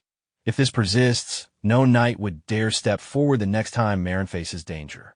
With that, he declares he is finished here and turns to leave. Bardic, grinning slyly, bows slightly in mock regret toward the deputy manager. Priscilla finally realizes the gravity of her mistake. A different approach could have secured a powerful partnership, yet she has completely lost control. Belmore glances nervously at her, confirming her worst fears. Just as Eugene reaches the door, Priscilla calls out, her voice trembling. She bows deeply, hand over her heart, admitting her insolence and offering her sincerest apologies to Sir Eugene. She confesses that her greed for influence blinded her judgment and asks for a fresh start. She proposes a compromise. Keep the contract with Belmore as it is, adding a single clause ensuring Eugene's concerns are never realized. Silently, Priscilla assesses Eugene. She has seen countless knights grovel for luxury and fame, chasing wealth like fools. But he is entirely different. Too dangerous to manipulate, too independent to control. Her instincts as a merchant scream that she cannot afford to lose him. Eugene stops, regarding her steadily. "I will listen," he says, though his red eye gleams with a sharp warning. Whatever she offers must be worth his time. Priscilla smiles gratefully, thankful for the reprieve and the chance to make amends. Later, Eugene rides his new horse, the fairy Miran circling above him in admiration. Even if it's just for show, she gushes, he looks magnificent. She fawns, proclaiming him the greatest in the world. Bardic, grinning broadly, remarks that Eugene has secured an excellent contract. Eugene nods, while Bardic gestures toward a map, explaining the massive reach of the Balan Merchant Guild, with headquarters in Marin and hundreds of branches across the Roman Empire. He notes that trading with nobles who rule demonic realms, like the Tyan family, is invaluable. Bardic admires the offer. Unrestricted access to any dungeon connected to the guild is more advantageous than official noble support. Eugene, annoyed, replies that he only said all that earlier because he was irritated. Their conversation is interrupted by a coarse voice mocking Eugene's shiny armor.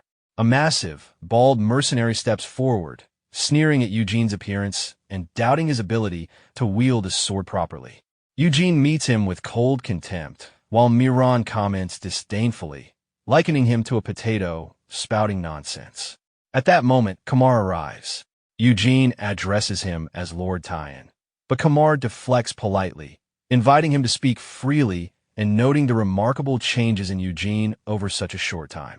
Eugene inquires about the situation. Kamar explains that his brother has not backed down and has hired new mercenaries, though something feels off. Eugene recalls the mercenaries his brother previously employed to kidnap Villi, corrupt and foul-smelling. Scrutinizing the new group, he notes that they lack the same vile stench. Kamar formally requests Eugene to lead the dungeon raid as commander. The bald mercenary interrupts rudely, asking Kamar if he intends to take command should Eugene die inside. Shock ripples through Kamar and the knights. The mercenary smirks maliciously, asserting that the dungeon is no picnic and that lives there are cheaper than flies, preparing for the worst. Eugene replies coldly, agreeing with the mercenary's sentiment, and mockingly calls him Baldy, enraging the man. He then orders everyone to move out. Miran buzzes anxiously around him, warning of the mercenary, but Eugene reassures her with a calm glance. He realizes Bertiel is scheming to use these mercenaries to eliminate him within the dungeon. A terrifying, demonic smile creeps across Eugene's face, anticipating the collapse of Bertiel's plan. Miran laughs wickedly, sensing her master's intent. Eugene charges forward, slicing through monsters with supreme skill. Limbs and blood scatter in every direction as he forges a path alone, while the bald mercenary watches in shock. Rumors of Eugene's strength were no exaggeration. Leading from the front, Eugene serves as a human shield, clearing the way while the mercenaries hang back. Grinding his teeth in frustration, the bald man examines his poison-coated blade, knowing a single scratch could end Eugene's life, but he finds no opening. Eugene halts abruptly before a dark entrance, announcing that only mid-rank monsters appear beyond this point, and he can no longer guarantee their safety. Eugene turns to the group with a sharp gaze, his red eye glowing ominously. "Only those who wish to follow me do so," he warns. "Only if you are confident you can keep up." The bald mercenary shouts at his comrades, incredulous that the commander would venture alone. To him, this is a golden opportunity to execute his plan. With enthusiasm and greed, the others decide to follow. Bardic and Robin, however, choose to hang back, observing carefully. Bardic notes silently that Sir Eugene seems to be planning something unusual this time. Eugene's thoughts drift briefly to the last dungeon raid alongside the formidable knight Galedic. Without him, Eugene admits to himself, there is no thrill, no true challenge. He recalls Galedic's exceptional leadership, how he raised soldiers' morale in dire moments and took on the deadliest tasks himself. Regret flickers briefly. Had Galedic been present, even this motley group of mercenaries might have cleared the dungeon. Eugene wonders how his old companion would act in this very moment. Abruptly, Eugene drops the charade, his cold voice cutting through the tension. "If you wish to die, proceed as you please." Miran appears before the group, a sudden apparition that sends the mercenaries into a panic. Her water magic lashes out in a deadly flurry, each strike precise and unrelenting. Screams erupt as the mercenaries dodge desperately, some falling to the lethal torrents. Chaos reigns. The clashing of swords, cries of pain, and shouts of confusion fill the darkness. The bald mercenary screams at his men to stop, fearing a misstep that could cut him down.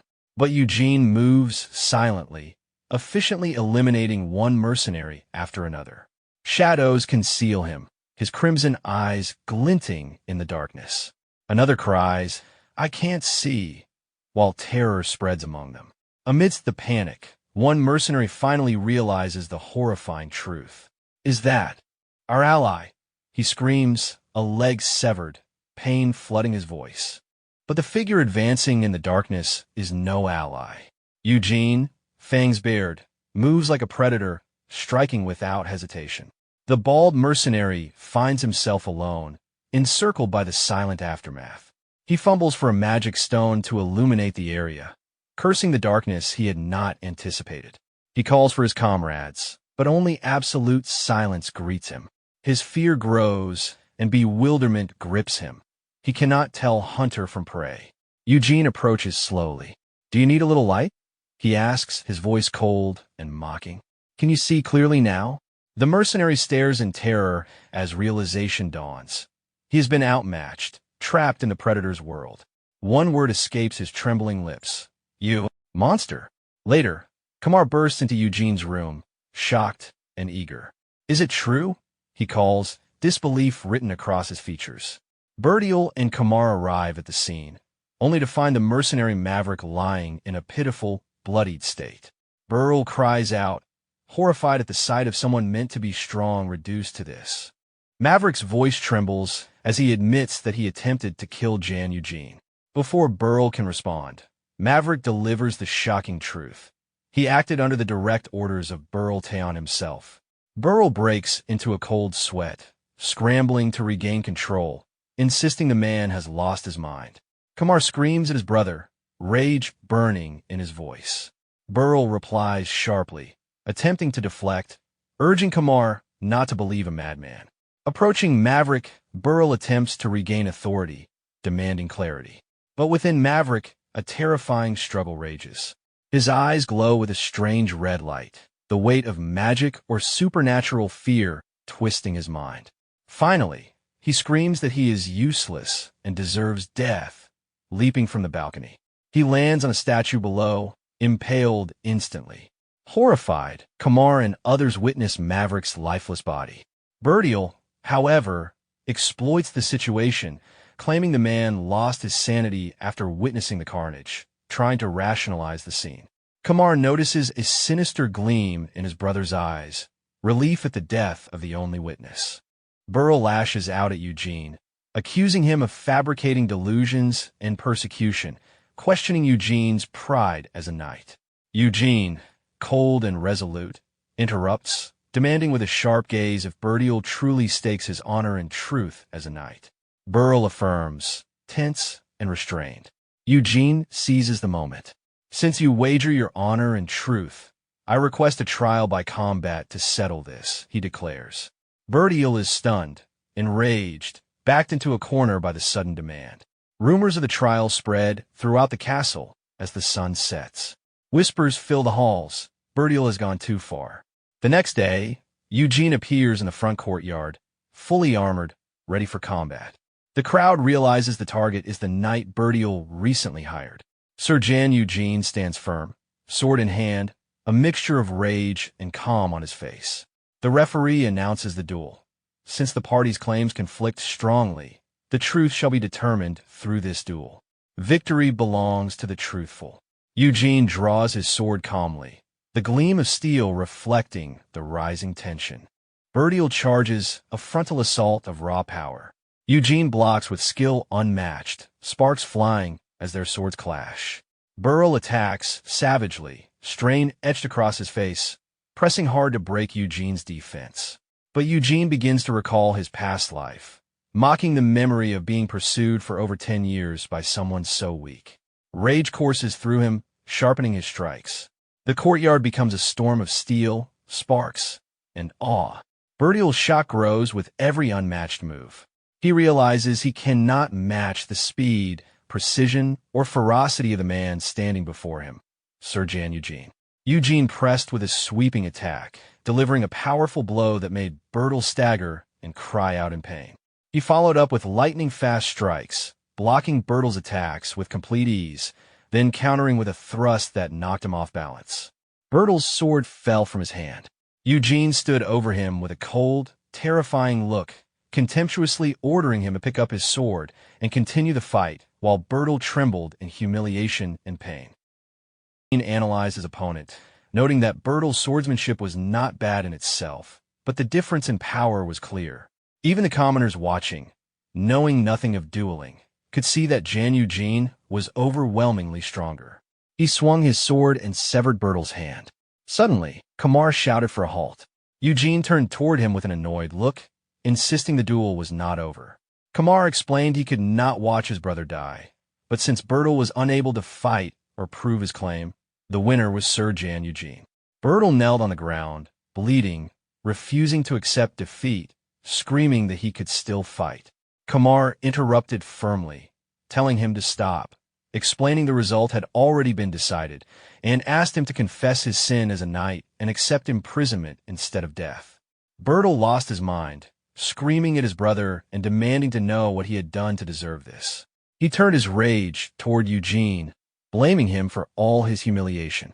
In a moment of madness, Bertel tried to attack again, but Eugene moved with lightning speed. Bertel could not control his body. His head fell to the ground, and he saw his own body lying there, realizing in horror that Eugene had severed his neck with a single strike. Eugene stood over him, coldly noting that he should have seized the last chance his brother had given him, and left the square. Kamar looked sorrowfully at his brother's body, calling him a fool. Later, Eugene walked through the castle corridors. Miran asked if what he did had been a waste. Eugene asked what she meant. She clarified she was referring to the mercenary Maverick, noting that he had turned him into a thrall vampire and then discarded him. Eugene explained that Maverick had been mentally weak and could not handle the transformation properly. Leaving him alive would have made it easy for others to discover he had become a vampire. Eugene stated that Maverick was merely a convenient, disposable tool to bring Bertel into the trial by combat. He asked if she truly believed he would spare someone who had bared fangs at him. Miran remarked that such behavior was expected of a vampire without blood or tears, and argued that a vampire should possess countless slaves as a symbol of power. Eugene briefly replied that he did not need them, and she mocked him, saying he understood nothing of style. Eugene opened a door slowly, thinking that turning weaklings into subordinates required too much cleanup effort later, wishing there were at least one person he liked. He remembered someone who had gained his admiration and heard a voice inside the room asking about Galedic. Eugene entered the room where Priscilla sat with Belmore. Priscilla asked Belmore about Galedic's entry, and he nervously explained that things were chaotic and that 2 weeks had already passed. Both Priscilla and Belmore were shocked to see Eugene suddenly before them. Belmore welcomed him warmly, congratulating him on his success in subduing the dungeon, and Eugene returned the greeting curtly. Eugene immediately asked about Sir Galedic. Priscilla, serious, explained that Galedic had participated 2 weeks ago in subduing a maze in Count Evero's territory. She revealed that he had gone missing alone inside the maze.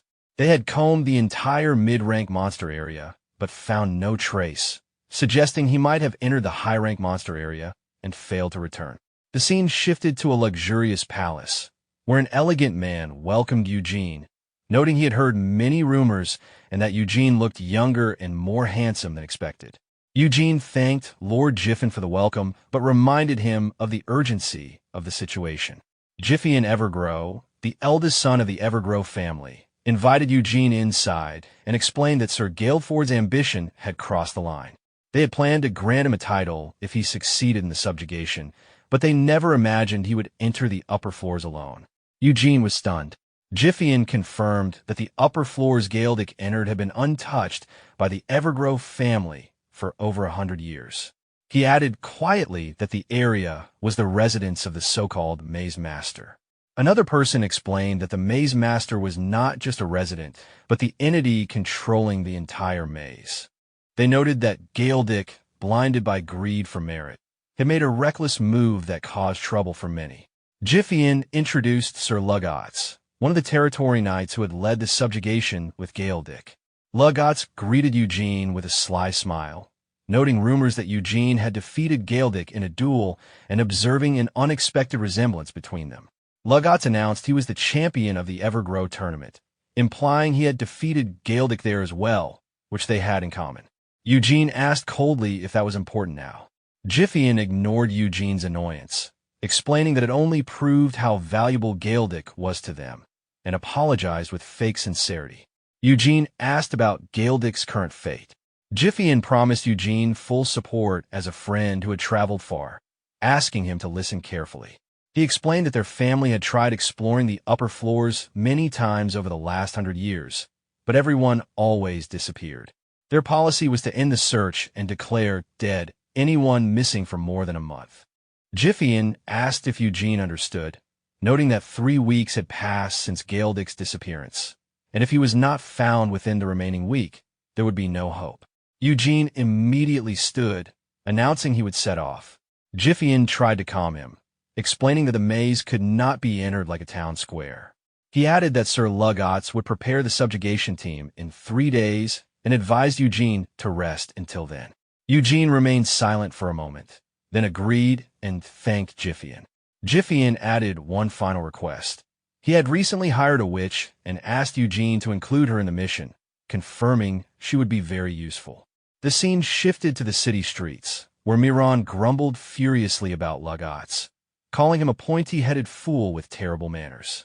She fumed, noting that they might seem missing a few screws, but were actually formidable, threatening to burn his large nose with fire. Eugene looked ahead coldly, ignoring her chatter. Eugene sank into deep thought, noticing that many things did not add up logically. He recalled Galedic's words before they parted, remembering clearly that Galedic had said he would receive his official appointment from Count Evergrow once the maze campaign succeeded, and had invited Eugene to accompany him to present himself. Eugene wondered why. If Galedic had confirmed the title and was heading to Evergrow territory, he was suddenly assigned to another maze campaign. He was certain that the man he knew well would not act recklessly out of greed and would have formed a proper team and proceeded with extreme caution. His thoughts were interrupted by commotion and screaming. Eugene turned to see a masked man shouting to the crowd, proclaiming that the Messiah would descend upon them. The man continued passionately, warning of a day when a red shadow would fall on the moon, incurring the wrath of the goddess of victories and leading her to destroy the land.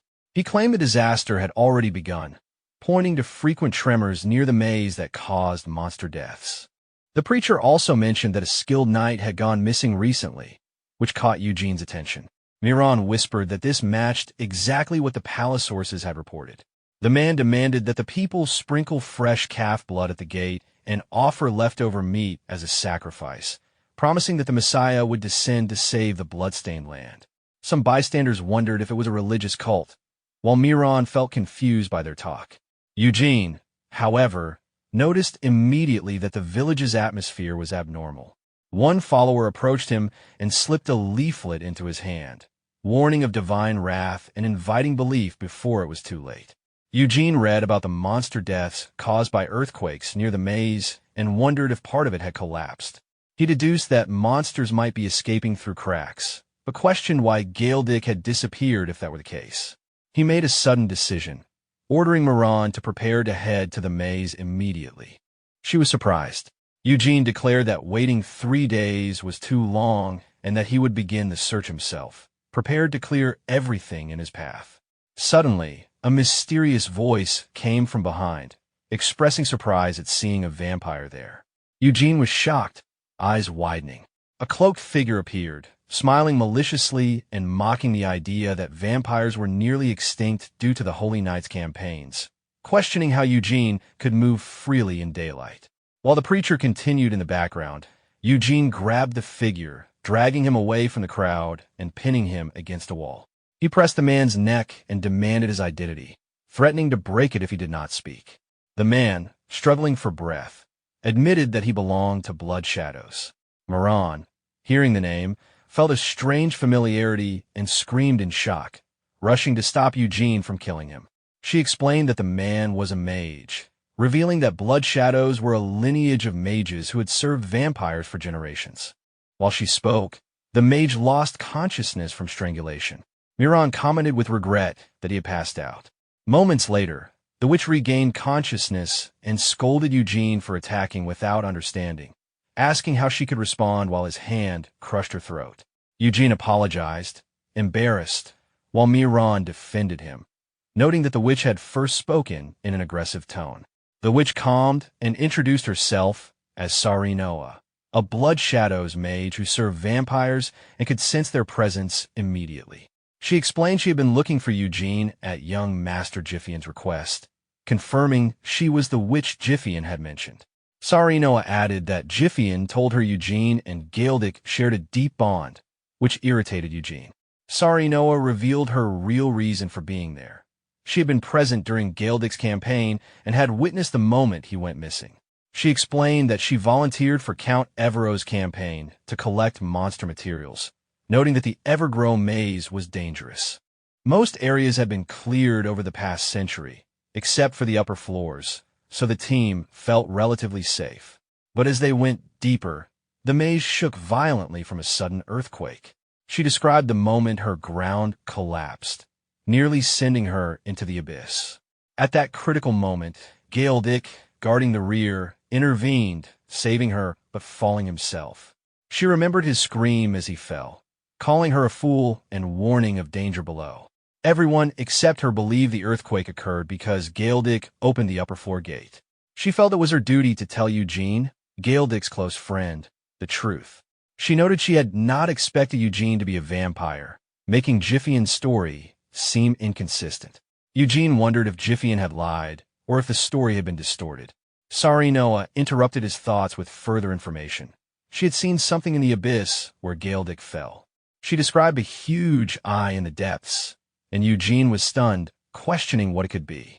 She confirmed her observation and reminded him of the leaflets distributed by the cult earlier, noting that the eye resembled the drawing on those leaflets. Meanwhile, cult followers were performing rituals, and a priest demanded blood and meat offerings on an altar, while a sinister face appeared in the darkness, muttering words that suggested something would soon rise.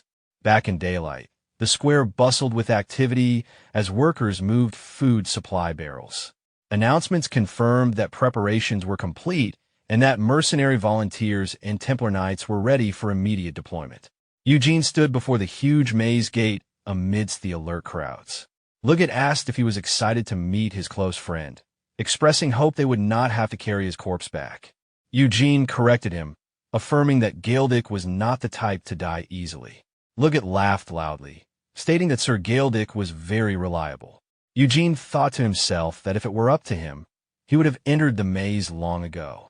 Recalling the image of the mysterious eye symbol, he realized that Galdic's disappearance was not a simple accident and resolved to watch him closely. Remembering his past experiences with Galdic, he reminded himself that his friend had survived 3 weeks in a maze, so he could endure another 3 days. His thoughts were interrupted by the arrival of a group of masked men who greeted him respectfully, surprising him. They introduced themselves as Templar Knights from the monastery in Evergrow territory, expressing honor in serving alongside a devoted knight like Eugene. Their leader praised him for his readiness to face danger for a friend and invited him to fight together. Miran whispered sarcastically at the idea of describing a vampire as pious. Eugene responded coldly, acknowledging their support and asking them to do their best. As Eugene walked away, Liggett commented sarcastically on the unusual behavior of the Templar Knights, joking that Eugene could change his class to Holy Knight. Eugene imagined the title Vampire Holy Knight with a wry sarcasm, but his expression soon turned serious. He called his mercenary captain Bardic to give quick instructions. Inside the maze, commanders ordered soldiers to pause, drink water, and then return to positions without lowering defenses.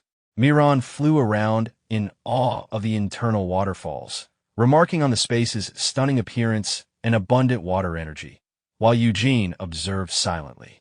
He analyzed the environment and concluded it was an artificially created space rather than a natural dungeon, explaining why survival was possible with relatively few monsters. He considered the worst-case scenarios and realized that someone could hide and survive for a long time in a maze like this. Liggett commented that the place seemed perfect for evil things to lurk and thrive and asked Eugene for his opinion. Ignoring his response, Liggett praised Eugene for keeping everyone alive on their way here. Eugene then asked directly about the remaining distance to where Galdic had gone missing. Luggett smiled suspiciously and reminded Eugene not to be impatient, pointing out that he had said he trusted Galedic. Eugene and Miran shot him sharp looks, but Luggett continued confidently, claiming that the person Eugene should trust now was himself and that the Evergrow family had uncovered every trap in the maze. Eugene responded with sarcasm, noting that people still seemed to die frequently. Luggett chuckled faintly, eyes shining with a demonic glint, describing those deaths as sacrifices offered to pass safely. Eugene's eyes glowed crimson as he stared at Jiffian and Luggett. Suddenly, the earth shook violently. Stones fell from the ceiling, and soldiers panicked, fearing an earthquake. Luggett shouted for everyone to brace themselves, explaining that the maze structure was shifting and moving. He pointed to a massive wall with complex mechanisms, indicating the intended location. Huge gears turned and walls shifted, revealing a new path. Luggett explained that this area, where the walls changed constantly, contained a shortcut to the upper levels. As rocks fell around them, Sarinoa called out in amazement at the sudden earthquake revealing the path. Eugene asked Luggett about the shortcut's location. Luggett pointed with an evil smile, indicating the path lay beneath Eugene's feet. Mechanical gears turned, and the ground split. Eugene realized the earthquake was a stage trap set by Luggett, who had previously trapped Galedic and framed him. Sarinoa screamed in panic, pointing towards something ahead. Eugene's eyes widened in shock and rage as he saw Galedic bound with ropes, covered in blood, lying on a stone platform resembling a cross. Eugene rushed forward with lightning speed. He checked his friend and confirmed he was still alive, deciding to get him out and provide treatment immediately. Miran warned of something unnatural in the place, sensing strange energy emanating from the abyssal depths. A strong wind blew through the chamber. Two glowing eyes appeared in the darkness, and a huge monster emerged, surrounded by a terrifying purple aura. Its steps shook the space. Sarinoa, terrified, realized it was a minotaur and questioned how such a monster could be here. Eugene ordered her to protect Galedic while he rushed toward the creature. He used flying rocks to reach the minotaur's head, but it launched a thunderous attack, sending him flying through the air and falling violently. The minotaur stood tall, weapon radiating dark energy, prepared to crush them. Eugene clung to the wall, observing cautiously as the monster aimed a crushing blow at the bound Galedic. He rushed desperately to save his friend, reaching out and screaming his name. Suddenly, a magic barrier blocked Eugene's path.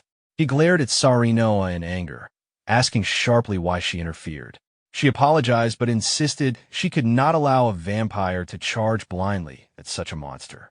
Sarinoa explained that attacking the Minotaur directly would leave zero chance of victory and urged Eugene to assess the situation calmly. She expressed shock at the monster's presence, noting that the maze should not be large enough to harbor a Minotaur. The scene shifts to the outside of the labyrinth. While waiting there, Luggate reports that provisions are fully stocked and that the volunteer mercenaries and Templars have all assembled, ready to move at a moment's notice. Laughing, he then remarks on Eugene's condition, wondering how he feels and whether he is excited about reuniting with his close friend, adding that he hopes they will not end up carrying back a corpse. He dismisses the concern lightly, stating that Galedic is not the type to die easily, and laughs again, noting how much trust Eugene places in him. Watching Lugates, Eugene reflects inwardly that he wanted to enter the labyrinth much sooner. However, once he realized that Galedic's disappearance was not a simple accident, he decided he needed to keep a close watch on Lugates. He reassures himself that Galedic survived for 3 weeks already and should be able to hold on for 3 more days. At that moment, a group of Templars arrives. Their leader greets Eugene respectfully, introducing them as Templars from the monastery underhouse, Evergrow, and expressing their honor at serving alongside a knight they consider pious. Stepping closer, the leader states that they were deeply moved by Eugene's willingness to face danger for a friend and expresses their resolve to fight together in the name of God. Observing the Templars, Miriam reacts inwardly with disbelief at the idea of a vampire being called pious. Eugene responds calmly and lightly, acknowledging them and suggesting they do their best. Lugates laughs again, commenting that Templars usually follow divine orders and rarely show interest in ordinary knights. He jokes that Eugene might consider changing his class to a paladin one day. Hearing this, Eugene imagines the absurdity of becoming a vampire paladin. The group then advances toward the gate of the labyrinth. Eugene calls Bardic aside briefly, and Bardic responds immediately. Once inside the labyrinth, the commander orders the soldiers to hold their position, remain alert, resupply water, and return to their posts without lowering their guard. As Eugene looks deeper into the labyrinth, Miriam marvels at the environment, noting how beautiful it is and how strongly it overflows with water energy. Eugene studies the surroundings carefully and concludes inwardly that this place is clearly different from an ordinary dungeon.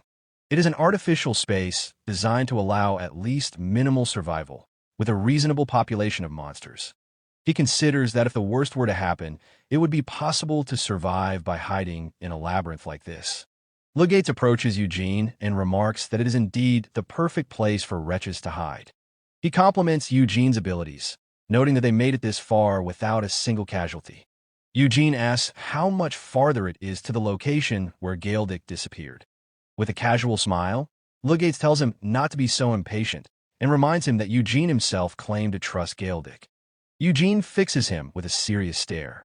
Lugates continues, stating that the person Eugene should trust most right now is him, repeating that House Evergrow has already mapped out all the traps in the labyrinth. Eugene points out that despite this claim, there seem to be casualties every time.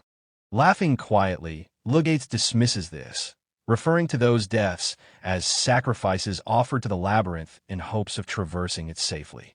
The protagonist stared at him with visible anger. At that moment, the ground inside the labyrinth began to tremble.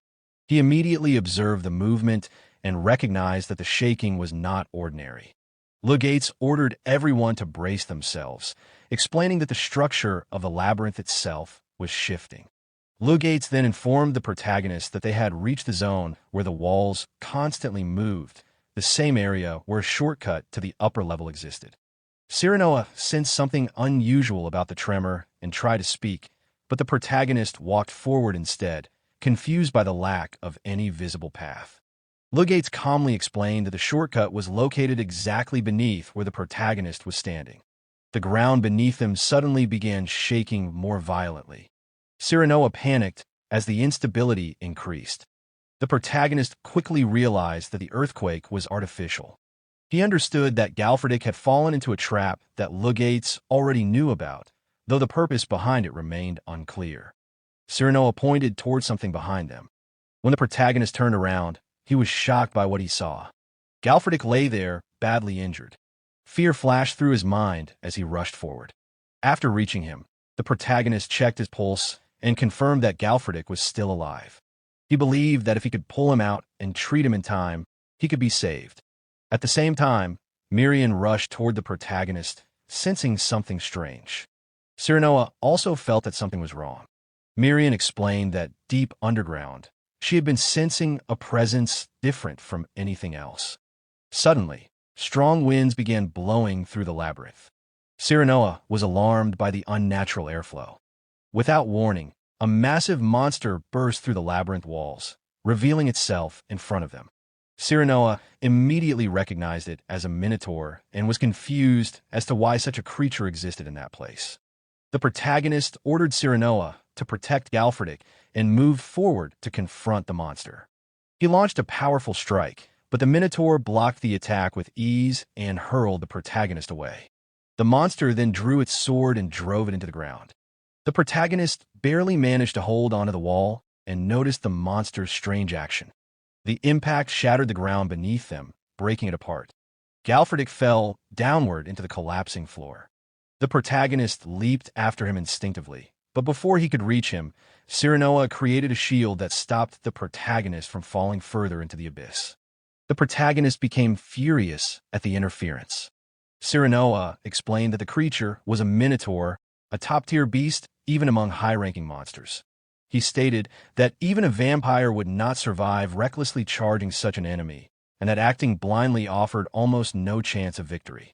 He insisted that if the protagonist truly wanted to save Galfredic, he needed to remain calm. Suddenly, Cyranoa realized something was wrong.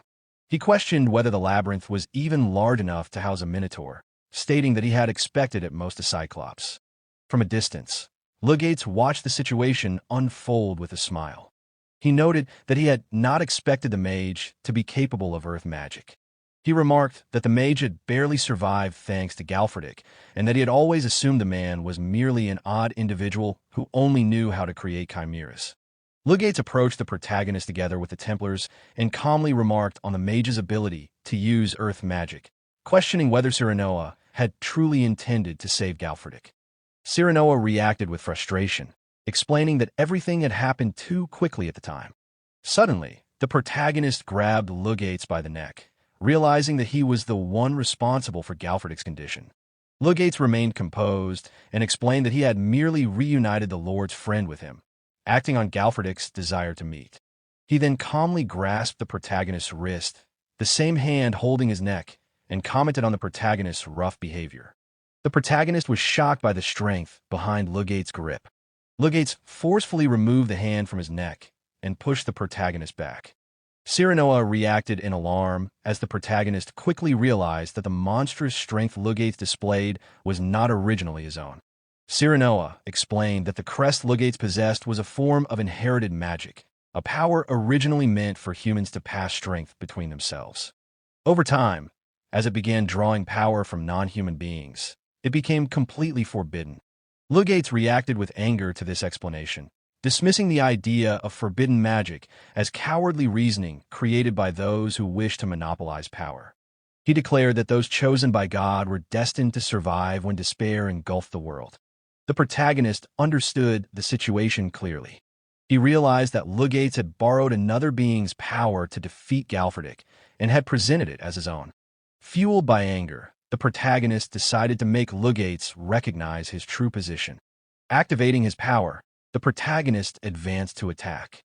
The immense energy radiating from him stunned Cyranoa, who questioned whether a normal vampire could truly emit such overwhelming force.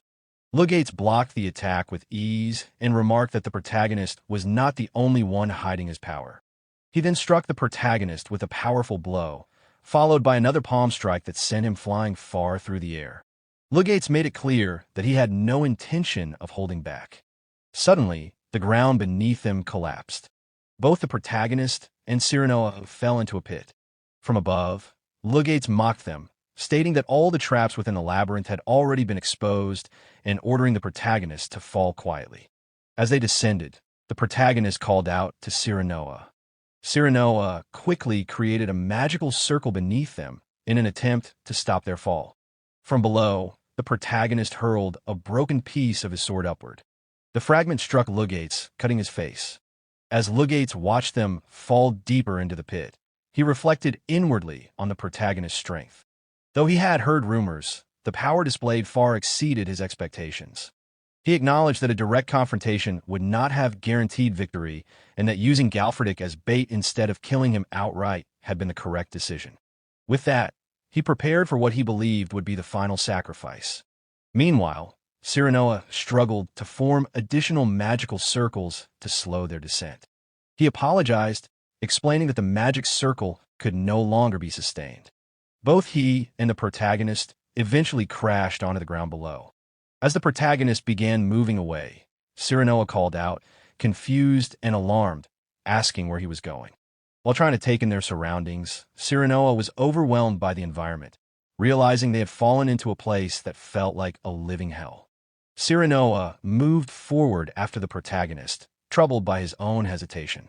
As he advanced, regret filled his thoughts, questioning why he had intervened at all instead of pretending not to know and fleeing when unease first settled in. As he continued forward, he suddenly noticed the protagonist approaching him while carrying Galfredik in his arms. The sight startled him. The protagonist directly asked Cyranoa whether he could save Galfredik. Cyranoa hesitated, admitting that healing magic was not his specialty.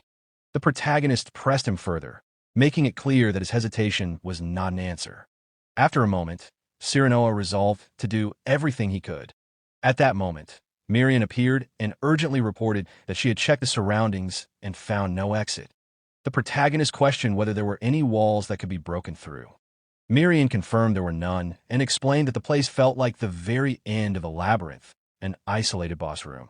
After a brief pause, Miriam added that there was something more important she had sensed earlier. She explained that despite the overwhelming water energy in the area, she could not control any of it. As a water spirit, this limitation felt unnatural, especially concerning a blood puddle nearby that possessed a completely different consistency. Something on the wall then caught the protagonist's attention. As he observed it closely, he realized the shapes resembled eyes. He understood that this must have been what Cyranoa had sensed deep underground earlier. The protagonist questioned Miriam about her inability to control the substance. Miriam explained that she could theoretically only control the blood of the dead, which meant that the owner of this blood was still alive. At that moment, the massive monster emerged once again from the pool of blood. The sight filled Cyranoa with fear. The protagonist drew his swords and instructed Miriam to find an escape route, no matter the cost. Miriam immediately acknowledged the order. Standing firmly before the monster, the protagonist focused inwardly, while Cyranoa worked on healing Galfredik. Cyranoa recognized that Galfredik was still unable to move and understood that stabilizing him was the priority. The protagonist advanced and launched repeated sword strikes at the monster. Despite the relentless assault, his blades shattered under the strain. The monster retaliated, attacking fiercely, but the protagonist managed to dodge several blows before being struck directly and thrown back by a powerful hit. As he looked at the monster, the protagonist realized that ordinary weapons could not even scratch it. Accepting this, he resolved to adapt. He formed a magical sword and charged again, delivering powerful swings that struck the monster multiple times. Despite the effort, the monster countered with a devastating blow that sent the protagonist crashing to the ground. Seeing this, Cyranoa grew desperate and urged Galfredik to regain consciousness, reminding him that his friend was in danger. As the protagonist struggled to rise, he acknowledged inwardly that Cyranoa had been right. This high-grade monster existed on a completely different level of strength. Before he could fully recover, the monster attacked again with overwhelming force. Cyranoa called out in alarm as the protagonist stood before the towering creature.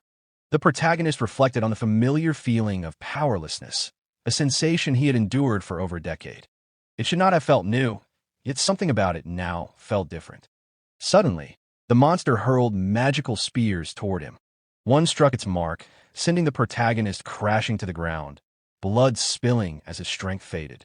Lying there, barely conscious, the protagonist questioned inwardly why the pain felt far worse than before, unable to understand why this suffering surpassed everything he had endured in the past. Cyranoa looked at the fallen protagonist and felt despair settle deep within him. He recalled his own warning, fully convinced that even as a vampire, there was no possible way for Eugene to defeat a monster of that level. As he assessed their surroundings, the realization struck him that there was nowhere left to run. His gaze shifted back to the roaring monster, and a quiet acceptance filled his thoughts. He wondered if this was truly how his life would end. Overcome with regret, he apologized inwardly to his master, believing that his own unworthiness had led him to this moment. At that instant, Galfredik regained consciousness. Disoriented, he noticed Eugene and immediately understood what had happened. He cursed under his breath, realizing that Eugene had been dragged into this situation because of him. Cyranoa urged Galfredik to escape while they still could, but Galfredik refused. He explained that Lugates had deliberately used him as bait to draw Eugene out, and that Eugene had been the true target from the beginning.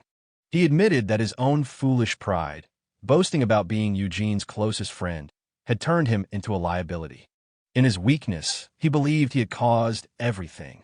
As his thoughts drifted inward, Galfredik reflected on their bond. What could have been a fleeting connection had become something far more meaningful to him. Eugene's strength and inner resolve had captivated him instantly. He had not wanted to lose that bond and had wished to grow strong enough to stand proudly at Eugene's side. Struggling to rise, Galfredik acknowledged that everything seemed to be ending now. With what strength he had left, he grabbed Cyranoa and threw him backward, forcing distance between him and the danger. Cyranoa cried out in shock as he was sent away. At the same time, the monster hurled magical spears toward Galfredik. Standing still, Galfredik accepted his fate, offering a final silent apology to Eugene. He wished that in another life, he could become a knight worthy of serving him properly as a true friend. Suddenly, Eugene regained consciousness. A massive explosion erupted as his energy surged outward, shaking the surroundings. In an instant, he launched himself toward the monster and struck with overwhelming force, severing one of its arms. As the energy continued to pour out, Eugene underwent a complete transformation, ascending into a supreme form. Cyranoa, watching in disbelief, struggled to comprehend what he was witnessing. The monster attempted to retaliate, swinging its weapon toward Eugene, but Cyranoa noticed something even more unsettling. Eugene's body was changing rapidly, and the pools of blood scattered throughout the area began surging toward him.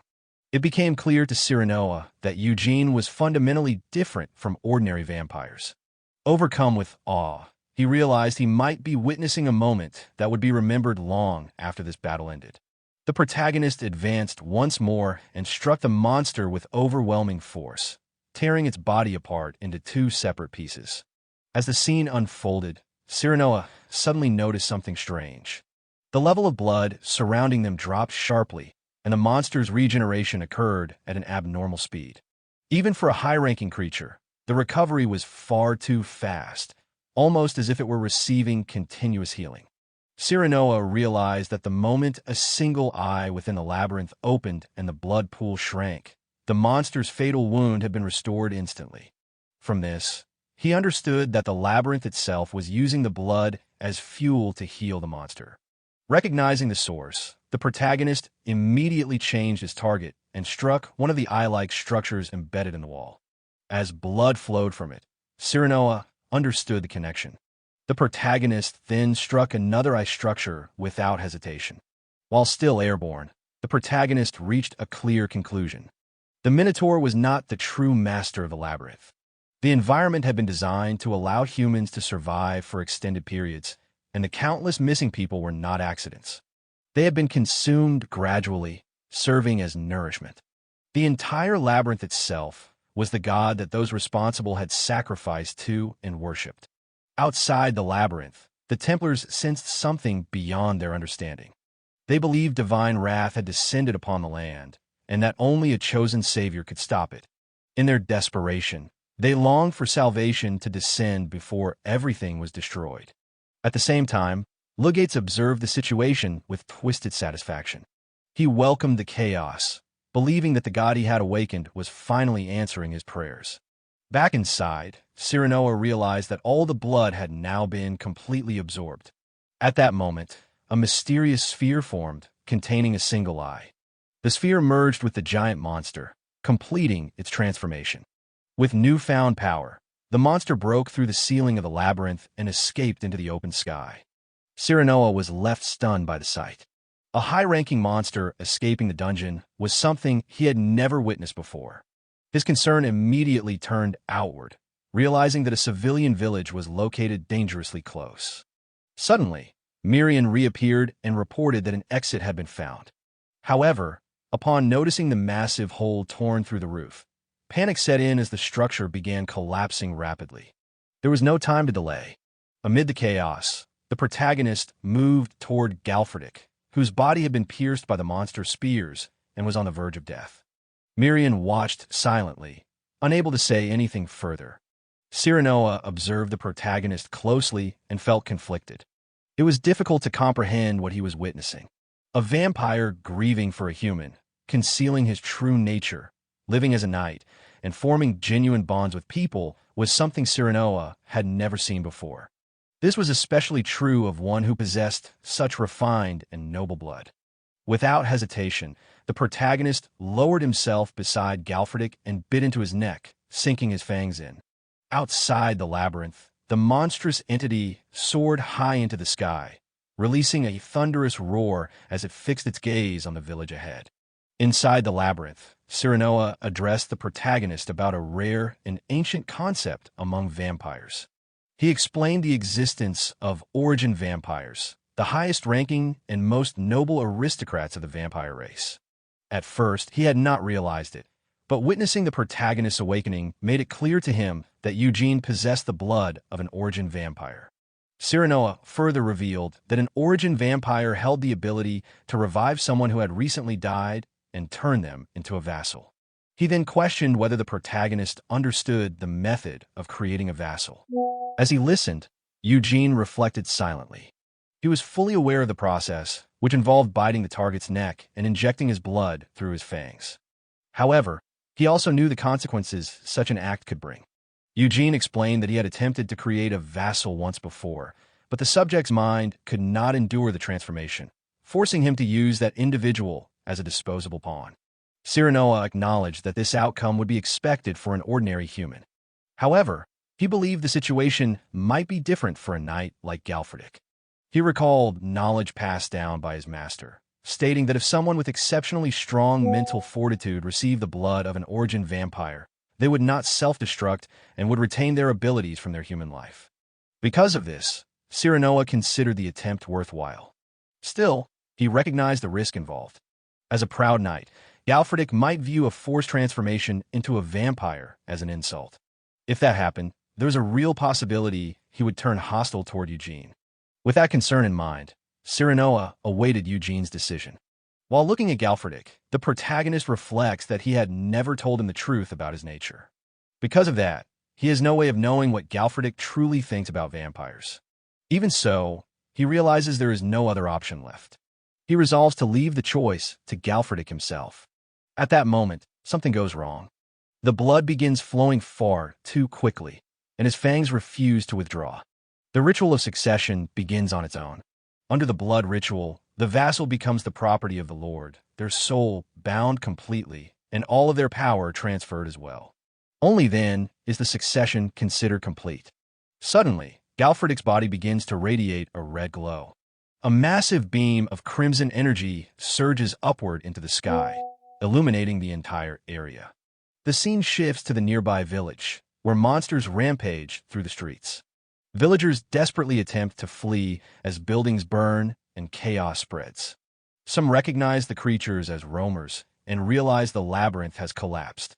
Panic erupts as people scatter in every direction, trying to escape as flames consume their homes. From a distance, Lugates observes the destruction with satisfaction. He believes the moment has finally arrived, the moment he will receive payment for offering sacrifices to the labyrinth. In his mind, the villagers will never realize that everything unfolding is the result of a contract between himself and the labyrinth. When despair reaches its peak during the Minotaur's attack, he plans to appear, defeat the monster, and claim the role of savior. Through the human instinct to seek salvation in despair, he intends to become the Messiah they worship. The greater the suffering, the greater the reverence he expects to receive. More monsters pour into the village. Amid the chaos, a woman attempts to flee with her young son, but the child stumbles and falls. As a monster moves in to strike them, a sudden force intervenes. The protagonist appears in an instant and strikes the monster with overwhelming power. Grabbing it by the jaw, he tears the creature apart with raw strength. Witnessing this, Lugates is shaken to his core. He cannot comprehend how the protagonist is alive. The Minotaur should have absorbed his blood and awakened. He is certain the protagonist was offered as the final sacrifice and should have died. Yet here he stands, unharmed. Lugates wonders if the protagonist awakened at the brink of death, and if so, what kind of being he truly is. Standing over the fallen monster, the protagonist addresses Lugates coldly. He points out Lugates' reaction and questions whether Lord Zevin is aware of the catastrophe he caused.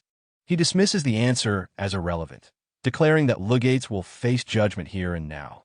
Suddenly, a shadow descends behind Lugates. The structure he stands on collapses violently, crumbling into ruins. Lugates begins laughing amid the destruction. At that moment, Galfredik appears before him. Having returned, he makes it clear that the humiliation from the tournament has not been forgotten.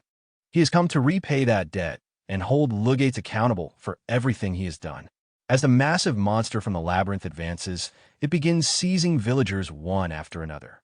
Panic spreads instantly, and people scatter in all directions, desperately trying to escape. At that moment, the protagonist arrives and strikes the monster with overwhelming force. The sudden impact catches the creature off guard, forcing it to recoil. From a distance, The villagers watch in disbelief as someone confronts the monster head-on. They notice the figure's red eyes and black armor, and recognition quickly spreads among them.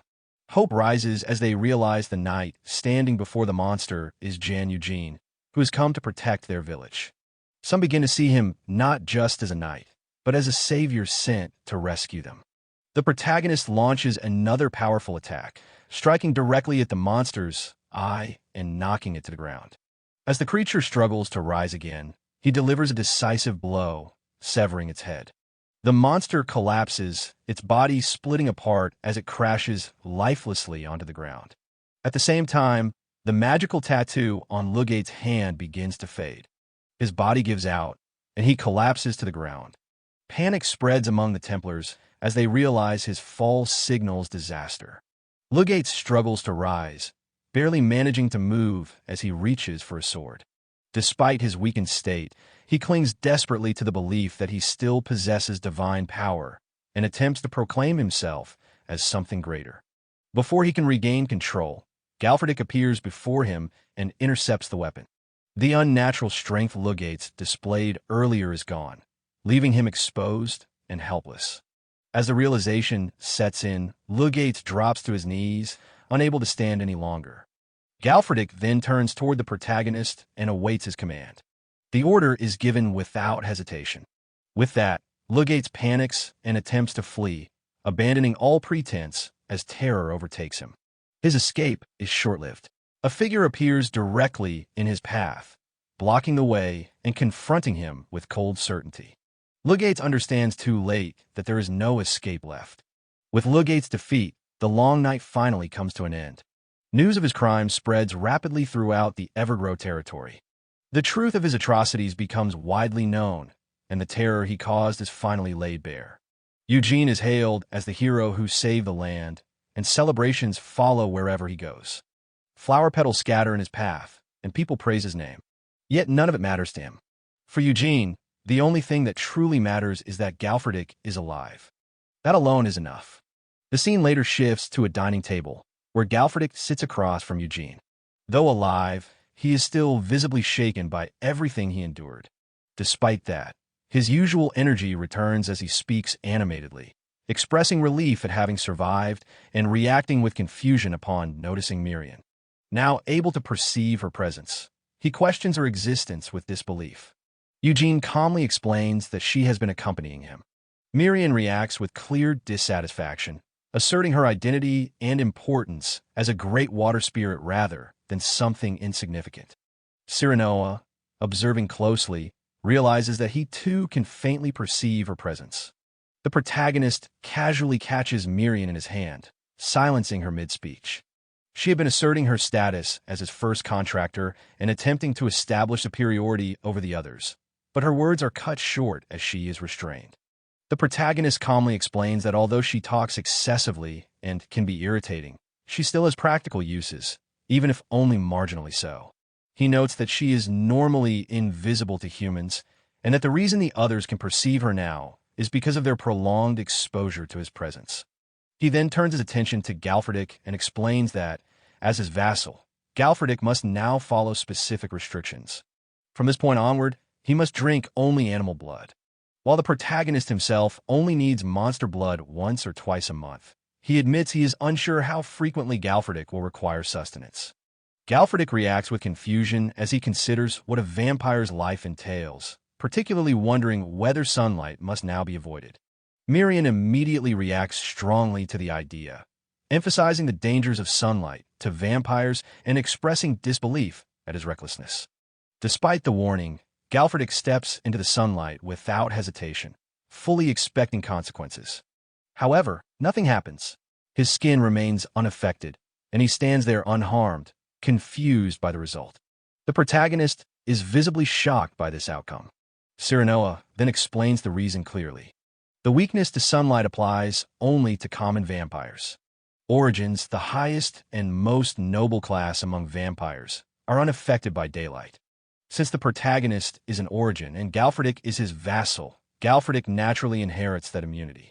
To confirm this, the protagonist himself steps into the sunlight and retracts the protection he had always maintained over his body. The sunlight has no effect on him either. This realization leaves him unsettled, as he questions why he endured such careful avoidance for so long. Galfredik begins to piece everything together. He recalls previous explanations, including the protagonist's claim of being an elf, and finally understands the real reason behind the hat: the constant avoidance of sunlight and the repeated refusal to duel during the day. The protagonist simply states that it was the best solution he had at the time. With that understanding, Galfredik eagerly expresses that there is now no reason for the protagonist to refuse him anymore and looks forward to working alongside him. As he attempts to address him, he hesitates over what to call him. This confusion prompts Cyranoa to intervene, explaining that Galfredik can no longer casually speak the protagonist's name and must instead address him properly as his master, as dictated by the bond between lord and vassal. Galfredik reacts with immediate protest, rejecting the idea outright. He insists that before being bound as a vassal, they were friends. Cyranoa responds matter-of-factly that complaining will not change the nature of the contract. The scene briefly shifts to the past, returning to the moment Galfredik revived after becoming a vampire. At that time, the protagonist stood before him and explained the reality of his transformation. Galfredik was no longer human, and while this was the only way to save his life, it would bring countless restrictions, dangers, and burdens, perhaps even worse than death itself. The protagonist made it clear that Galfredik was under no obligation to follow him, and that saving him had been nothing more than a personal whim. Galfredik, still seated on the ground, responded without resentment. He stated that whether he was human or not no longer mattered. What mattered was that his life had been saved by someone he respected and cared for. Rising to his feet with a bright expression, he declared that he was not foolish enough to ignore such a debt. Vassal or not, he would follow the protagonist for the rest of his life. The scene returns to the present, where Galfredik continues to voice his frustration at being unable to call his friend by name. The protagonist, observing this calmly, briefly considers silencing him permanently if necessary. Galfredik then abruptly changes the subject, asking about the whereabouts of the yellow bowl-cut man and Partek. The protagonist explains that he assigned them a secret mission and wonders quietly whether they managed to carry it out successfully. Inside a room within the palace, Lord Jebin informed Eugene that St. Lagran Monastery had sent a formal letter of gratitude.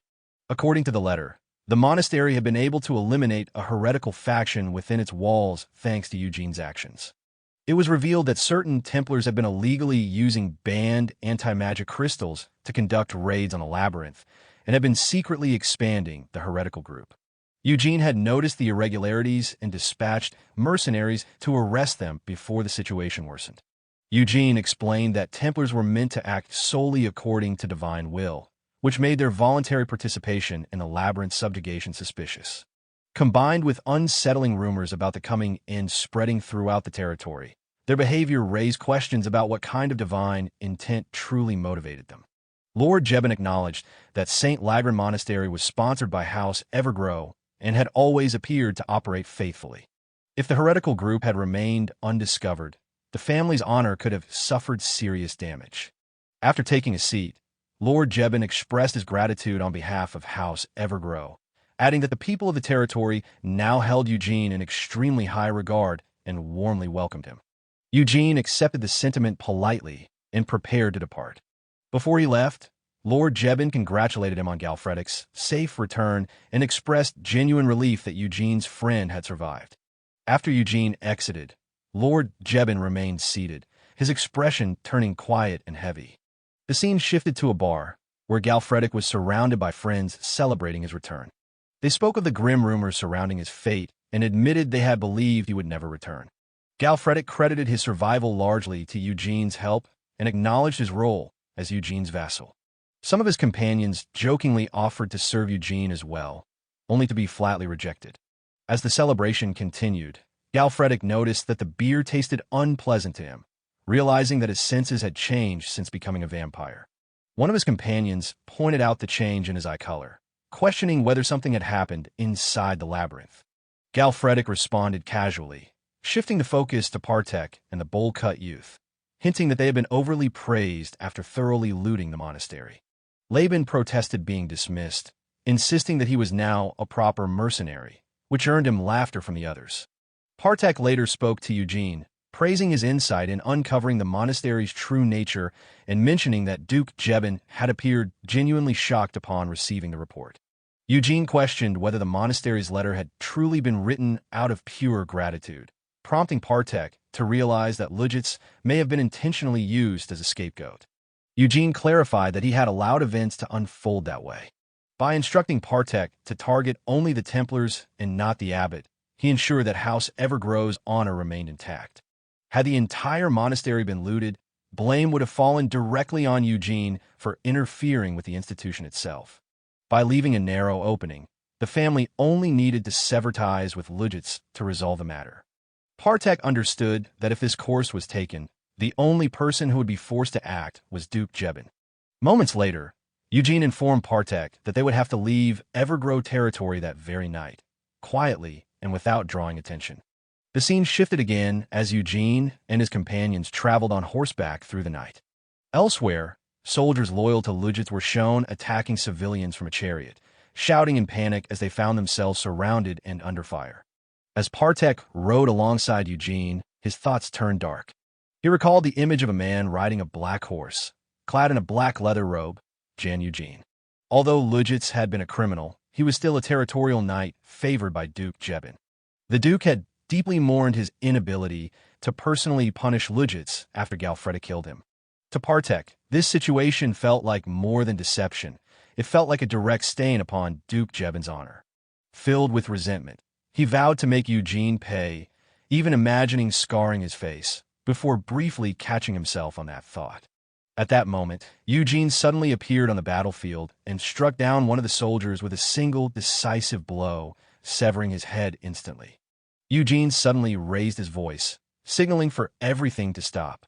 The chariot came to an immediate halt, and the allied soldiers quickly turned their bows toward Lujit's companions. Realizing the situation had turned against them, the enemy forces attempted to retreat and regroup toward the rear. At that moment, Galfredic appeared on horseback, sword in hand, cutting off their escape. With his arrival, the remaining resistance collapsed. The allied companions closed in from all sides, and the soldiers loyal to Lujits were swiftly subdued and captured without further struggle. Galfredic, clearly satisfied, praised Eugene's tactics and noted how much cleaner his swordsmanship had become. He recognized the efficiency of using a saber while mounted and wondered when Eugene had learned such techniques. Eugene casually credited Galfredic himself as the source. The response left Galfredic momentarily confused, unable to recall when that knowledge had been passed on. Watching him, Eugene reflected inwardly that the statement was not entirely false. When he had injected his blood into Galfredic, all of Galfredic's accumulated skills and combat experience had flowed directly into Eugene's mind. Along with that transfer, Eugene recalled hearing a mysterious voice near his ear, speaking of a retainer belonging to their lord.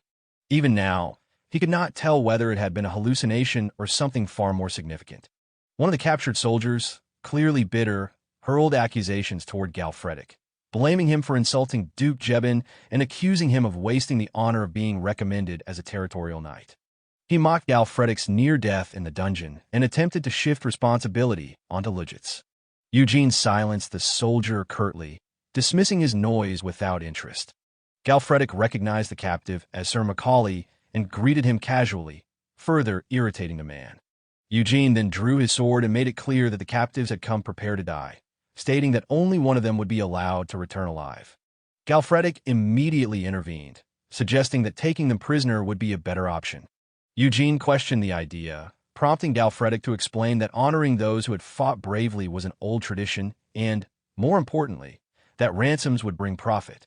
After a brief pause, Eugene accepted the suggestion, clarifying that as long as their limbs remained intact, it would suffice. Taking up a wooden bat, he resolved to ensure their joints remained undamaged. Faced with this outcome, the captured soldiers panicked and begged for mercy. The scene shifted to a grand palace where the prisoners were being housed. One of them stared around in disbelief, astonished by the generous treatment they were receiving. The secretary of the merchant group reassured Eugene that covering such lodging costs posed no issue. Eugene acknowledged this calmly and informed her that the ransom would be collected directly from Duke Jebin. The secretary reacted with surprise upon realizing that Duke Jebin of House Evergrow would be paying, noting that territorial knights carried significant value. Eugene then handed over his damaged armor, requesting repairs, and remarking that despite claims of its durability, it had been pierced surprisingly easily. She assured him it would be reinforced far more thoroughly. Eugene also requested a brand new set of armor for Galfredik. Galfredik reacted with visible excitement, clearly touched by the gesture. Eugene explained that since Galfredik was now his man, maintaining a certain level of dignity was only appropriate. Galfredik responded enthusiastically, expressing satisfaction in having chosen to follow him. Watching the exchange, the secretary reflected inwardly that her judgment had been correct. Recruiting the renowned Galfredik was no small feat, but given how much loot Eugene's group brought in each time, a few suits of armor were a worthwhile investment. With skills like theirs, greater opportunities clearly lay ahead. She then asked Eugene about his next destination. Eugene replied that, for now, his focus would be on clearing higher-level dungeon areas. Smiling knowingly, the secretary hinted that greater ambitions always required more money and mentioned a gambling den she knew of. Eugene looked at her with clear confusion, unsure where that suggestion was leading. Inside Lord Jebin's mansion, his anger finally erupted. He slammed his fist onto the table, furious that every knight he had relied upon had proven useless. Knights of House Evergrow had failed to handle even a single opponent and had ended up captured alive. The humiliation gnawed at him. As the anger settled, fear crept in. Jebin reflected on Eugene's strength. He had known Eugene surpassed Lugit's, but the gap was far greater than he had imagined. The thought that Eugene had dared to kill his territorial knight weighed heavily on him, forcing him to question whether letting the matter rest was even possible. His attention then shifted to a map lying on the floor. Picking it up, Jebin began connecting the pieces. Eugene had entered the territory through the Palean Trading Company's introduction. That meant his next destination would almost certainly be one of the demon realms contracted with the same company. Among those remaining, only one stood out. With a slow, calculating smile, Jebin concluded that Eugene's path was obvious. The Philia ruins on the Kalsbajan Peninsula were where he would head next. The scene shifted to a ship sailing across open waters. Eugene traveled with his companions toward their next destination. During the journey, Galfredik shared information he had heard about the Kalsbajan Peninsula. The region had almost no influence from the Kalar's central church. The former ruler, Marquis Archibald, had been a fanatic who governed tyrannically, eventually losing power and plunging the peninsula into political instability. Even the Bishop of Kalsbajan had fled after the collapse, leaving the area without trust in religious authority.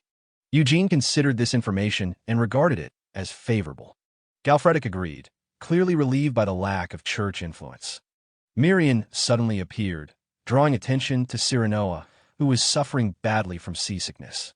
Galfredik found it puzzling that someone so affected by the sea had chosen to travel by ship. Cyranoa explained that the Blood Shadow School believed their magic would be of great assistance to an origin vampire, making the risk worthwhile. Galfredik pressed her further, questioning her true intentions. Cyranoa admitted that her school required large quantities of mid to high-rank monster byproducts to create chimeras. Researching and developing chimeras was the ultimate goal of their school.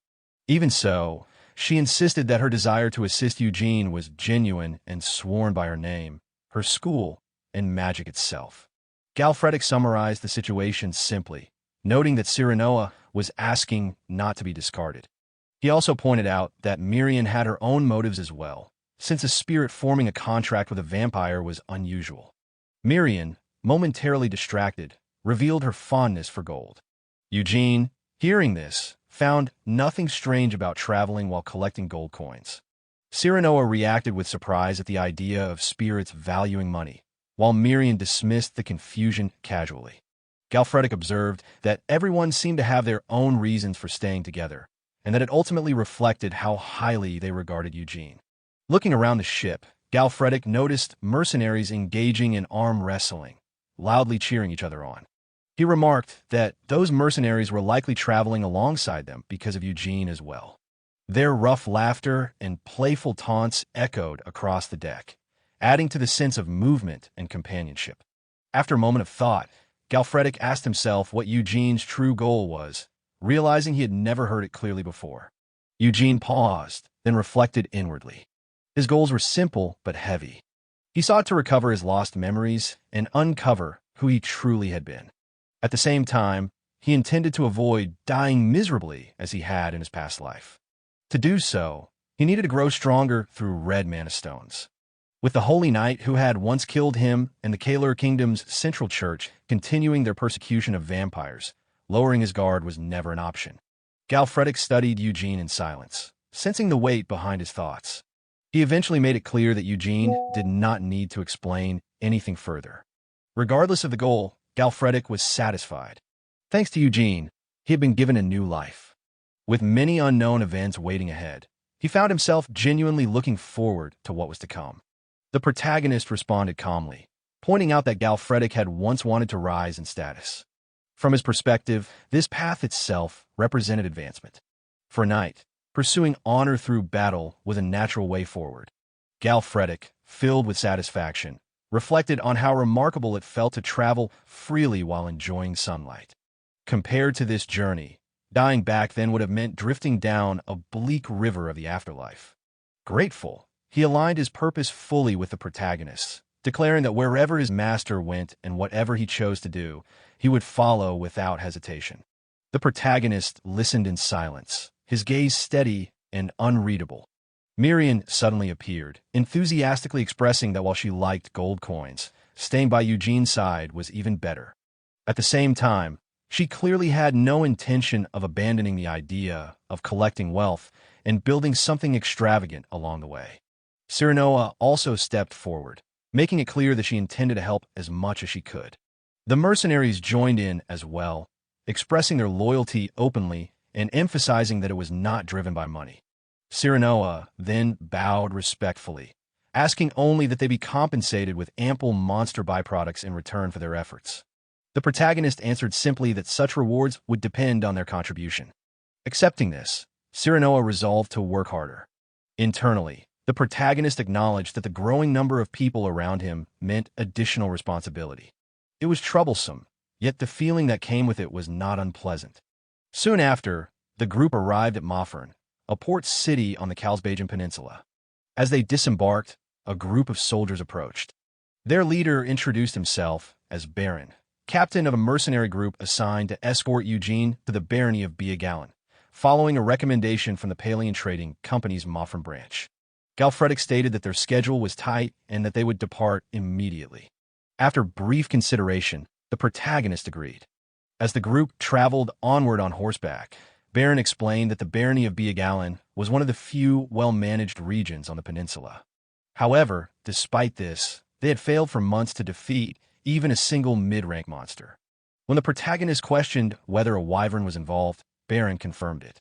The creature was highly cunning, attacking at irregular times, interfering with subjugation efforts, and only engaging directly after harpies had weakened the forces.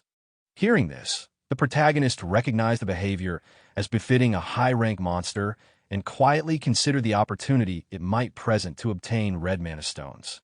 Baron then mentioned that if they encountered bandits along the way, it would be best to pay a reasonable toll. This struck the protagonist as odd, prompting him to question the connection between wyverns and bandits.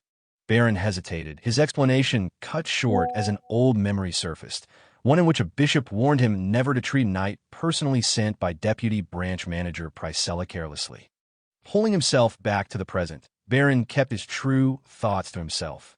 He believed Eugene appeared to be a sheltered noble and worried it would be troublesome if someone like him were killed by bandits before even reaching their destination. Observing Galfredic, he acknowledged the knight's strength, yet still assumed Eugene relied on him merely to gain fame. Returning to the conversation, Baron redirected the focus, stating that Eugene's objective lay in demon realm subjugation, not bandit hunting. Miriam, however, sensed something off about the captain and voiced her suspicion. At the same time, the protagonist felt an unusual presence. Without hesitation, he turned to Galfredic and asked for a spear. Galfredic handed it over immediately. The protagonist took the spear and hurled it with overwhelming force. It pierced a distant man instantly, killing him on the spot. Panic spread among the hidden figures nearby, and one of them shouted in fury. Moments later, more bandits revealed themselves, realizing they had been exposed, and launched an attack. Baron was stunned. There had been no visible signs of an ambush, yet Eugene had noticed it instantly. As the protagonist rode forward, he instructed Baron not to break formation and to guard the carriage. Baron panicked, urging caution and insisting that paying the toll would have been safer. The protagonist dismissed the concern calmly, assuring him that he was worrying too much. Turning to Galfredic, the protagonist urged him forward. Galfredic responded eagerly, ready to charge. Behind them, Baron drew his sword, frustration boiling over. From the beginning, he had sensed danger, and now his fears were confirmed. In his mind, Eugene was nothing more than a reckless noble driven by pride. After the bandits were subdued, a sword unlike the others was discovered among their possessions. Its blade carried a distinctive red and black hue, and even at a glance, its material clearly marked it as a weapon of exceptionally high quality. The protagonist examined it closely and questioned how people like them could have come into possession of such an item. The leader of the bandits collapsed to the ground in submission, explaining that the sword had been taken from someone who had boasted about stealing it in Fairchild. He begged for mercy, offering everything they owned and even proposing slavery in exchange for their lives. The protagonist considered this briefly, pointing out that if everyone involved were counted, there were simply too many mouths to feed. Maintaining them would require unnecessary resources. Desperate, the bandit leader insisted they would endure starvation and survive on nothing but water if spared. As this unfolded, the captain observed the scene in disbelief. Within just 2 days, major bandit groups that had long plagued nearby villages had been wiped out. From his perspective, this only reinforced the idea that the protagonist was someone personally backed by the vice manager of the Palian Merchant Guild. The bandit leader broke down entirely, pleading again for mercy. One of the villagers, watching the sight of the once rampaging bandits kneeling so easily, felt a quiet sense of irony. The protagonist eventually concluded that there was no time to deal with them further. Their schedule was already tight, and it was time to move on. As preparations were made to leave, a villager hurried forward, asking what would happen to the remaining bandits. When the protagonist asked for clarification, the villager hesitated, admitting that they had assumed he had come to protect the village. The protagonist regarded him in confusion, clearly having had no such intention in mind. Galfredic, amused by the situation, remarked that it seemed the villagers were hoping to serve the protagonist as their lord. This only deepened the protagonist's confusion. Nevertheless, the villagers gathered before him, earnestly insisting that their village needed a righteous figure like him to lead them. The captain, watching this unfold, suddenly realized something important. The bandits who once dominated the region were gone. This created a rare opportunity, one where serving under an exceptional knight could change his own standing. Stepping forward, he explained that the bandits the protagonist had defeated were notorious forces in the area, and with most of them either dead or enslaved, the surrounding regions were now effectively leaderless. In simple terms, if the protagonist wished, he could become a lord immediately. Mirian eagerly supported the idea, encouraging the protagonist to accept the village as his territory. He paused, weighing the suggestion carefully. Power and status were not inherently bad. As an invisible force, they could help restrain the influence of the central church. Still, his true priority remained unchanged. What mattered most to him was the red magic stone. He questioned whether becoming a lord was worth spreading his resources thin when his true objective lay elsewhere. Before he could reach a conclusion, something outside drew his attention. Partek rushed into the house with urgent news. The bandits who had been captured as slaves had escaped. They had hidden metal fragments in their mouths, used them to cut their restraints, stolen horses, and fled. During the chaos, Rabin, who had been bringing them food, was seriously injured. Rabin, badly wounded, pleaded weakly for vengeance. Partek asked whether they should pursue the escapees. The protagonist replied that he was considering it, then noticed Partek's own injury. Partek explained it was only a shallow cut on his hand, most of the blood belonging to Rabin instead. At that moment, the protagonist's expression darkened. The idea that mere bandits had dared to injure his mercenaries filled him with cold anger. He resolved that he would not let them live. Laban, sensing the sudden shift in atmosphere, wondered whether the temperature itself had dropped. Galfredic stepped forward, ready to act. The protagonist instructed him to remain behind and guard the village. He was also told to inform the village chief that the offer of lordship would be accepted and that the injured should receive proper treatment. Galfredic acknowledged the order with enthusiasm, already viewing the situation as one where weeds would be torn out by the roots.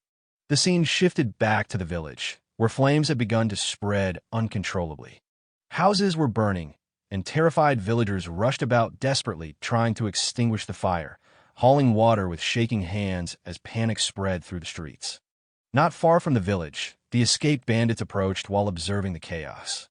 One of them recalled what he had overheard while being held captive. The Black Knight had gone to the Philia ruins to hunt a wyvern. Since that knight was from Marin, he would either leave immediately after subjugating the monster or die fighting it. His companion laughed at the thought, convinced that once the Black Knight was gone, they would reclaim Paranan without resistance. As they entered the village, frightened villagers confronted them, demanding to know who they were and whether they were responsible for setting the church ablaze. One of the bandits responded casually, remarking that since the Black Knight had killed the bandits who once ruled the area, the village had become livable again. The villagers, stunned by the implication, struggled to understand what was happening. The bandit then declared that the villagers now belonged to them. Without hesitation, Hayden struck down a villager with his sword, announcing that from that moment onward, they would cut down anything that stood in their way. Screams echoed as villagers collapsed in pain. Another bandit boasted that once they seized control of the silver mine in the nearby mountain, everything would fall into place. At that instant, the protagonist appeared silently behind the speaker. He seized the bandit's head with both hands, noting with cold clarity that the region's disorder finally made sense. Carlsbagen had become a breeding ground for bandits precisely because of resources like the silver mine. With overwhelming force, he crushed the bandit's skull, killing him instantly. The remaining bandits froze in terror. One of them recognized him immediately and cried out that the Black Knight had arrived.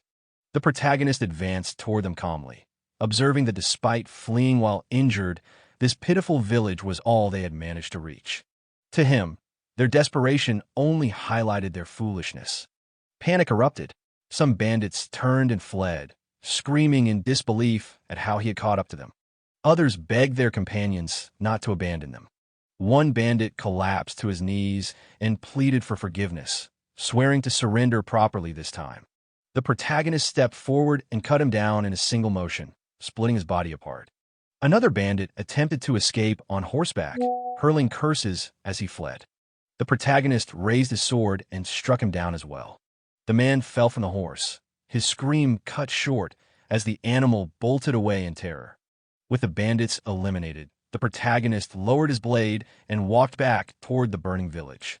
Reaching the shaken villagers, he calmly reassured them, revealing his name and identity. He told them that the filth that had tried to seize Mintan no longer existed and that they could finally rest easy. He vowed to protect the village. Before he could finish, an arrow suddenly flew toward him.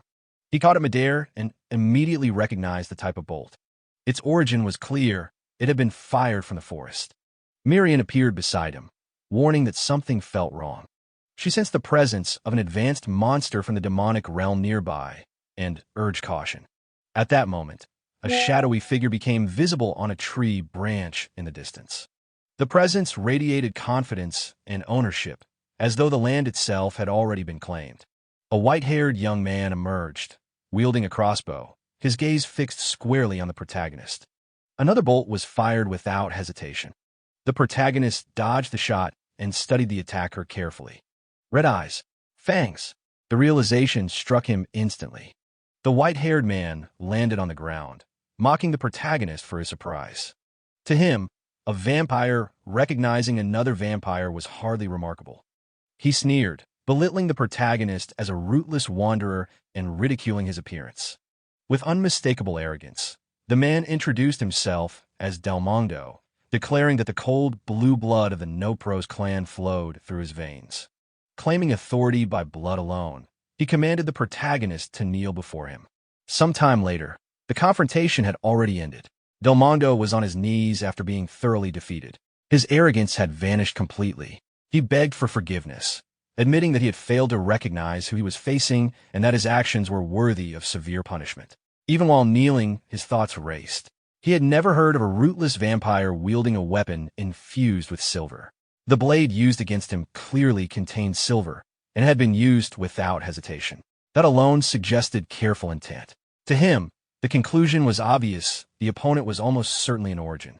If that were true, provoking him further could risk retaliation against the entire Nafaros clan. Clan extermination was not an impossible outcome.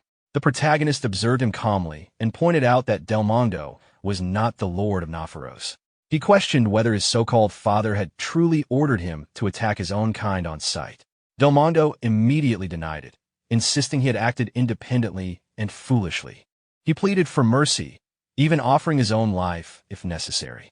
Miriam watched the scene with mild disbelief, surprised at how completely Del Mondo had collapsed under pressure. At that moment, the protagonist recalled something Cyranoa Romari had once explained while showing him an old text, that among vampires, parents were those who had turned them, and clan hierarchy carried deep meaning. Vampire society valued lineage and structure above almost everything else. Remembering this, the protagonist reflected that Romari had been correct. Clans and hierarchy defined the dark race. Perhaps applying a bit more pressure would ensure obedience. He questioned why he should trust someone who had caused such chaos. Del Mondo's composure broke entirely. He slammed his forehead to the ground and swore upon the blood of Nafaros in the name of his father, Duke Byronce, promising to do anything in exchange for forgiveness. The protagonist paused at that word, anything. Afterward, they continued moving through the forest toward their destination. Del Mondo had been given instructions, including spreading certain rumors to reshape perceptions and quietly announce new authority where necessary. Miriam asked whether he truly intended to rely on that vampire to circulate information. Spreading word about a new master was one thing, but trusting him to obey completely was another. The protagonist answered that an oath sworn upon clan blood and a father's name carried weight in vampire society. Still, he acknowledged that the dark race was known for cunning behavior, and he himself was no exception. Trust would be conditional. Miriam admitted she still felt uneasy. The protagonist glanced at her, briefly considering how to respond, then told her plainly that survival depended on competence. She responded half-jokingly, calling him cruel in a way that suggested reluctant admiration. As their conversation settled, the captain informed them they were nearing their destination. In the distance stood a fortified structure overlooking the land. The captain explained that it was the castle of the Baron of Biagallen and acknowledged the length of the journey they had undertaken. Upon entering the castle, the protagonist presented a letter and addressed the Baron directly. The matter concerned the third subjugation attempt at the ruins and the notice that no additional troops would be assigned. The Baron read the letter but hesitated before responding. Pressed for clarity, he finally admitted that his position was complicated. The protagonist pointed out that receiving such notice on the same day was abrupt. The Baron replied that the responsibilities of a lord were not simple, citing financial strain and troop management. He implied that a capable knight should understand such limitations. From this, the protagonist concluded that he was expected to proceed with only his own forces. He accepted this condition, but immediately requested an increase in the success reward. The Baron reacted with surprise. The protagonist explained his reasoning calmly. 2 previous attempts to subjugate the ruins had failed. If this was the third attempt, either additional troops should be provided or the compensation should reflect the increased risk. His request, he argued, was reasonable. After a moment, the Baron laughed and acknowledged the boldness of the demand. He agreed to the proposal and called for his head butler. The servant stepped forward with a prepared document, ready to formalize the arrangement. The Baron signed a contract and ordered that half of the subjugated monsters' byproducts and mana stones be granted as compensation. He asked whether that would be sufficient. The protagonist accepted the terms without hesitation and remarked that the Baron's reputation for generosity appeared accurate. The Baron then confirmed that the subjugation would begin the following day. The protagonist agreed. Arrangements were made for a guide to be assigned in the morning, and lodging in the annex was prepared so the group could rest. After expressing brief thanks, the protagonist left the castle with his companions. As he departed, the Baron watched him quietly from behind, his expression unreadable. Outside the castle grounds, Partek asked whether the discussion had gone well. The protagonist explained that no additional troops would be provided and that they would proceed with their current forces. Partek reacted with concern at the lack of reinforcements. The protagonist reassured him, stating that the reward for success had been increased accordingly. Even so, Partek felt the arrangement was unfair. Galfredik stepped in calmly, reminding him that he had chosen to follow because he trusted their leader's ability. Whatever happened, they would face it together. Partek admitted that he had never doubted either of them. With the matter settled, the protagonist directed the group forward. Their destination remained the Philia ruins. As they passed through the outer area, several villagers observed them from a distance. Some remarked that the third subjugation force was setting out. Others quietly expressed doubt, noting that the group seemed no larger than the previous failed force and wondering whether they truly stood chance. Among the onlookers was a brown-haired young man who studied the black-armored knight carefully. He reasoned that the knight must be from Marin and acknowledged his imposing presence. Still, as an outsider, he likely lacked detailed information about the wyvern. Considering that the group's scale resembled that of the second failed expedition, the young man questioned why they would proceed without additional troops. Even with a strong knight present, the risk remained high. After a moment of hesitation, the young man placed his sword down and called out, asking the knight to wait. Mirian informed the protagonist that someone was calling for him. Turning back, the protagonist saw the young man approaching.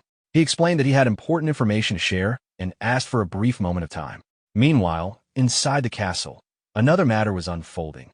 A knight entered carrying a heavy sack and dropped it onto the floor before the Baron. When asked about its contents, he explained that they were byproducts taken from a captured roamer near the castle, items he believed would interest the Baron. The Baron acknowledged the offering and praised the knight's loyalty and strength, noting with pride that he possessed a warrior capable of hunting even trolls.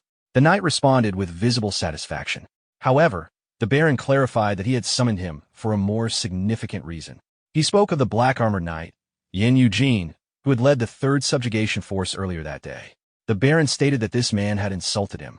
While the demon realm might claim Eugene's life on its own, contingency was necessary. If he survived, the knight was to wait near the ruins and eliminate him. Oleg reacted with immediate anger at the idea that his lord had been insulted. He vowed to deal with the matter personally and carry out the Baron's will. The Baron appeared reassured by this loyalty. After Oleg departed, the Baron opened a small chest filled with gold coins. In private thought, he reflected on the additional payment promised should Eugene die. The letter that had prompted this arrangement had carried clear hostility from Jebin Evergrow, though it was cloaked in refinement. For the Baron, however, the situation was simple. If a foreign knight were to die, it would bring him profit and remove inconvenience. From his perspective, there was little reason to object. Outside the ruins gate, Eugene observed the surrounding terrain in silence. The ruler of the Philia ruins was the wyvern, a creature that lived within a demon realm of open skies. The vast airspace made it an ideal environment for a flying monster. It used harpies to exhaust any subjugation force before engaging directly, so charging in without a plan would only waste strength and supplies. However, the same open terrain could be used to lure it out. A cautious creature that studied its opponents would not allow intruders to act freely, so proper preparation was necessary. Galfredik approached and reported that preparations were complete. Around 40 were capable of fighting. Among the loyal prisoners, the stronger ones had been organized as soldiers, while the weaker had been assigned as porters. Partek and Baron's mercenary unit would guard Ramari and the supplies. A palisade camp had also been constructed outside the demon realm despite the limited time. Eugene nodded and decided they would camp there for the night. Later, the group advanced into the ruins. As they moved, some soldiers struggled through the rough terrain, questioning the need for building the palisade when it would be left behind. Though they had pledged loyalty to avoid being sold as slaves, doubt still lingered among them about fully trusting a foreign knight. Galfredik suddenly sensed something unusual and alerted Eugene. Eugene immediately ordered everyone to halt and prepare for battle. Shields were raised, and the soldiers formed their positions. Archers readied their bows, scanning the sky. At first, nothing was visible. Then a large swarm of harpies emerged overhead and descended rapidly toward them. Eugene gave the signal to fire. Arrows were released in unison, striking multiple harpies and bringing several down. The swarm faltered but did not disperse. One harpy broke through the formation, seized Eugene, and lifted him into the air. Though caught off guard at first, he quickly regained control. Gripping the creature firmly, he forced it downward and slammed it into the ground, eliminating it upon impact. Landing steadily, he called for Ramari to prepare. She stepped forward, struck her staff against the ground, and began casting. A soft glow formed around her as magical circles appeared. Another harpy noticed her and swooped down to interrupt the spell. Before it could reach her, Partek stepped between them. With a single precise strike, he cut the creature down and remained at her side, guarding her while she continued focusing on the spell. Ramari thanked Partek and continued focusing on her spell. As the harpies closed in, Galfredik ordered the soldiers to draw their swords and engage in close combat. The formation tightened, and the battlefield shifted from ranged attacks to direct clashes. Steel met claws and wings as the soldiers fought more steadily than before. Even amid the strain, Galfredik observed that their coordination was improving. Two harpies suddenly rose higher than the others and signaled midair. In response, the entire swarm pulled back and ascended. Their movement became organized and deliberate. The harpies began circling above Eugene. Without warning, they dove at him all at once. The combined impact struck with heavy force, creating a violent shock upon collision. Galfredik called out instinctively, but the dust cleared to reveal Eugene still standing. In a swift counterattack, he cut through the creatures surrounding him and forced them back. The remaining bodies fell to the ground around him. Ramari stepped forward once more and resumed casting. This time, pink flames surged upward, and vines of magical energy extended into the sky, binding the harpies in midair. One by one, the restrained creatures struggled and then fell under the weight of the spell. When the last of them had been captured, she reported that all monsters in the area were secured. Eugene acknowledged her effort and instructed the soldiers to finish them and collect only the necessary byproducts. He reminded them that the true objective lay ahead. As the troops carried out the cleanup, some realized how efficiently the engagement had been handled. Confidence spread through the ranks, replacing earlier doubts. A commander advised them that trusting their leader increased their chances of survival, and the soldiers accepted the lesson with renewed focus. Their morale rose quickly, and enthusiasm began to build. Once the cleanup was nearly complete, Eugene ordered retreat. The sudden command surprised both the soldiers and their commander, especially given their high spirits. He then instructed them to mount the collected harpy heads on the palisade before withdrawing. When questioned about the unexpected retreat, Eugene simply replied that the reason would become clear if they followed his lead. As they withdrew, some of the soldiers questioned the sudden retreat. One argued that when momentum was on their side, they should press forward rather than pull back. His companion admitted he did not fully understand the decision either, but pointed out that not a single person had died. Over 100 harpies had been eliminated without injuries, and none of the former bandits had been treated as expendable shields. The first soldier reflected on it and realized that Eugene was different from their previous leader. Strength and bravery were common among knights, but strategy was not. Eugene appeared to possess both. Up ahead, movement stirred near the entrance. Eugene asked Galfredik whether the approaching group was reinforcement. After observing them more closely, Galfredik concluded they were mercenaries, not allies, and their intentions did not appear friendly. Among them, he recognized the brown-haired young man who had spoken to Eugene earlier at the Baron's castle. As the opposing force advanced, the young man walked among the soldiers, lost in thought. Anyone who had walked the path of knighthood would know the name of Knight King Aiden, the hero who first unified the island nation of Brantia. Though born an illegitimate son, he had risen through sheer ability and become a symbol of what a true knight could be. The young man had admired him since childhood. Even if he could never match that legend, he had once hoped to follow a similar path. That hope had collapsed a year earlier after defeat in battle. Enslaved in a foreign land, his life had fractured, reduced to endurance and survival under harsh conditions. Oleg halted his troops near the entrance and ordered them to wait and kill the black-armored knight as soon as he emerged. The young man questioned the purpose of attacking a subjugation force, but Oleg responded only with a demand for obedience. The soldiers affirmed the order. Silently, the young man reflected that the Night King would never have resorted to such underhanded tactics.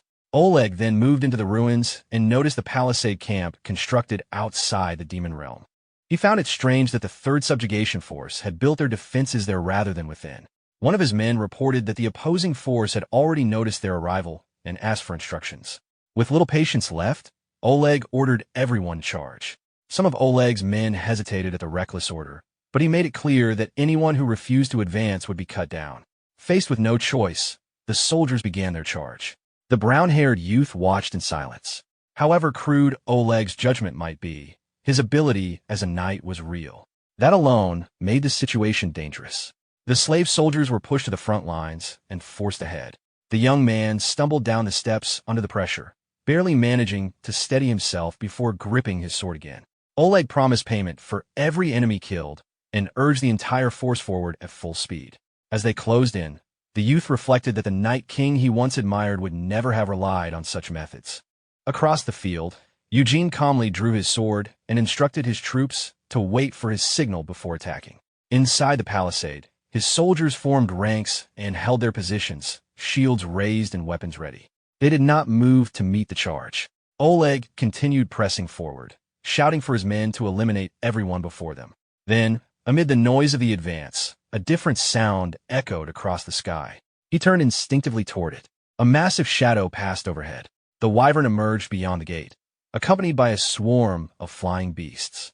Its roar spread across the battlefield as it descended. Without hesitation, it unleashed a concentrated torrent of flame upon Oleg's advancing force. The sudden blast tore through the formation.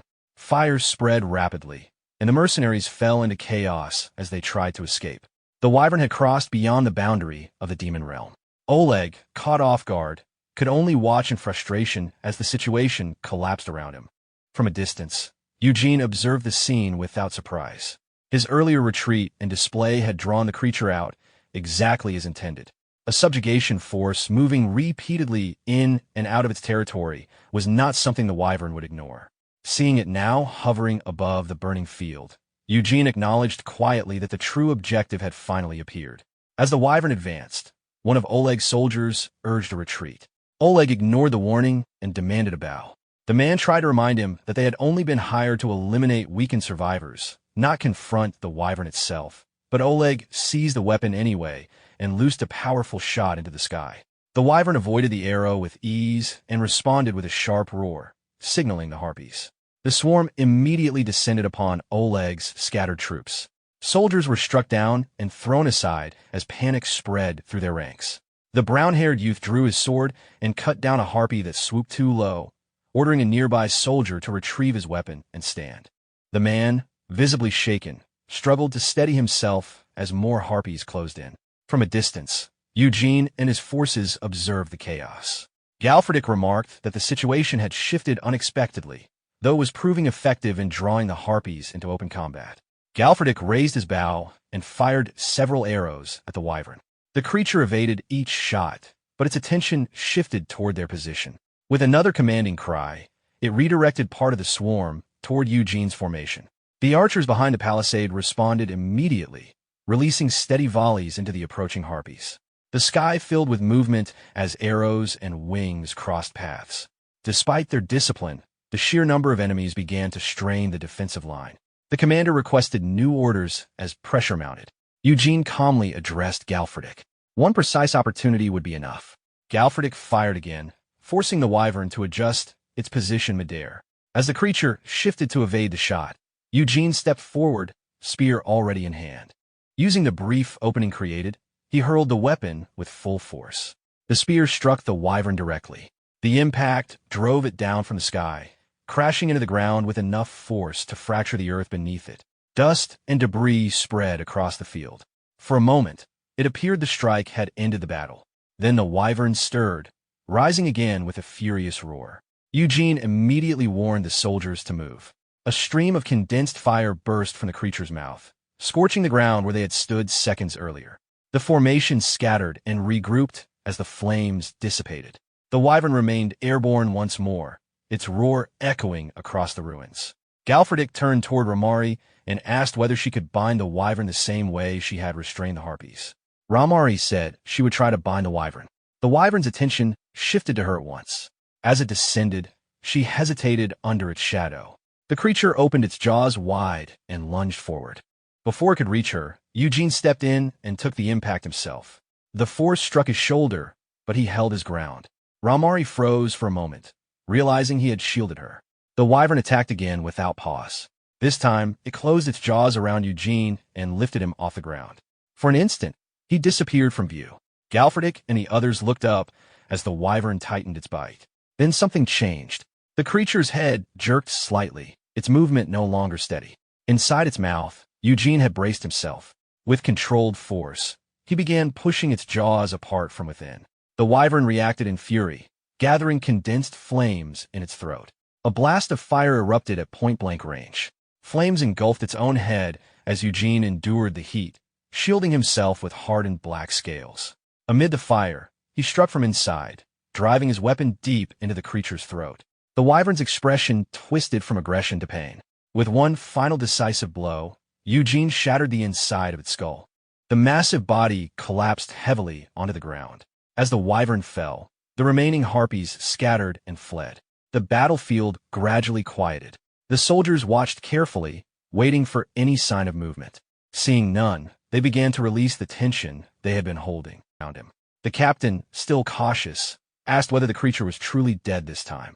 One of the soldiers observed that the harpies were fleeing and concluded that the wyvern was likely dead. Galfredik approached the fallen body to confirm Eugene's condition. As the smoke and dust slowly cleared, Eugene stepped out from within the shattered head of the wyvern. The soldiers stared in disbelief before realizing he was unharmed. Relief quickly spread through the ranks.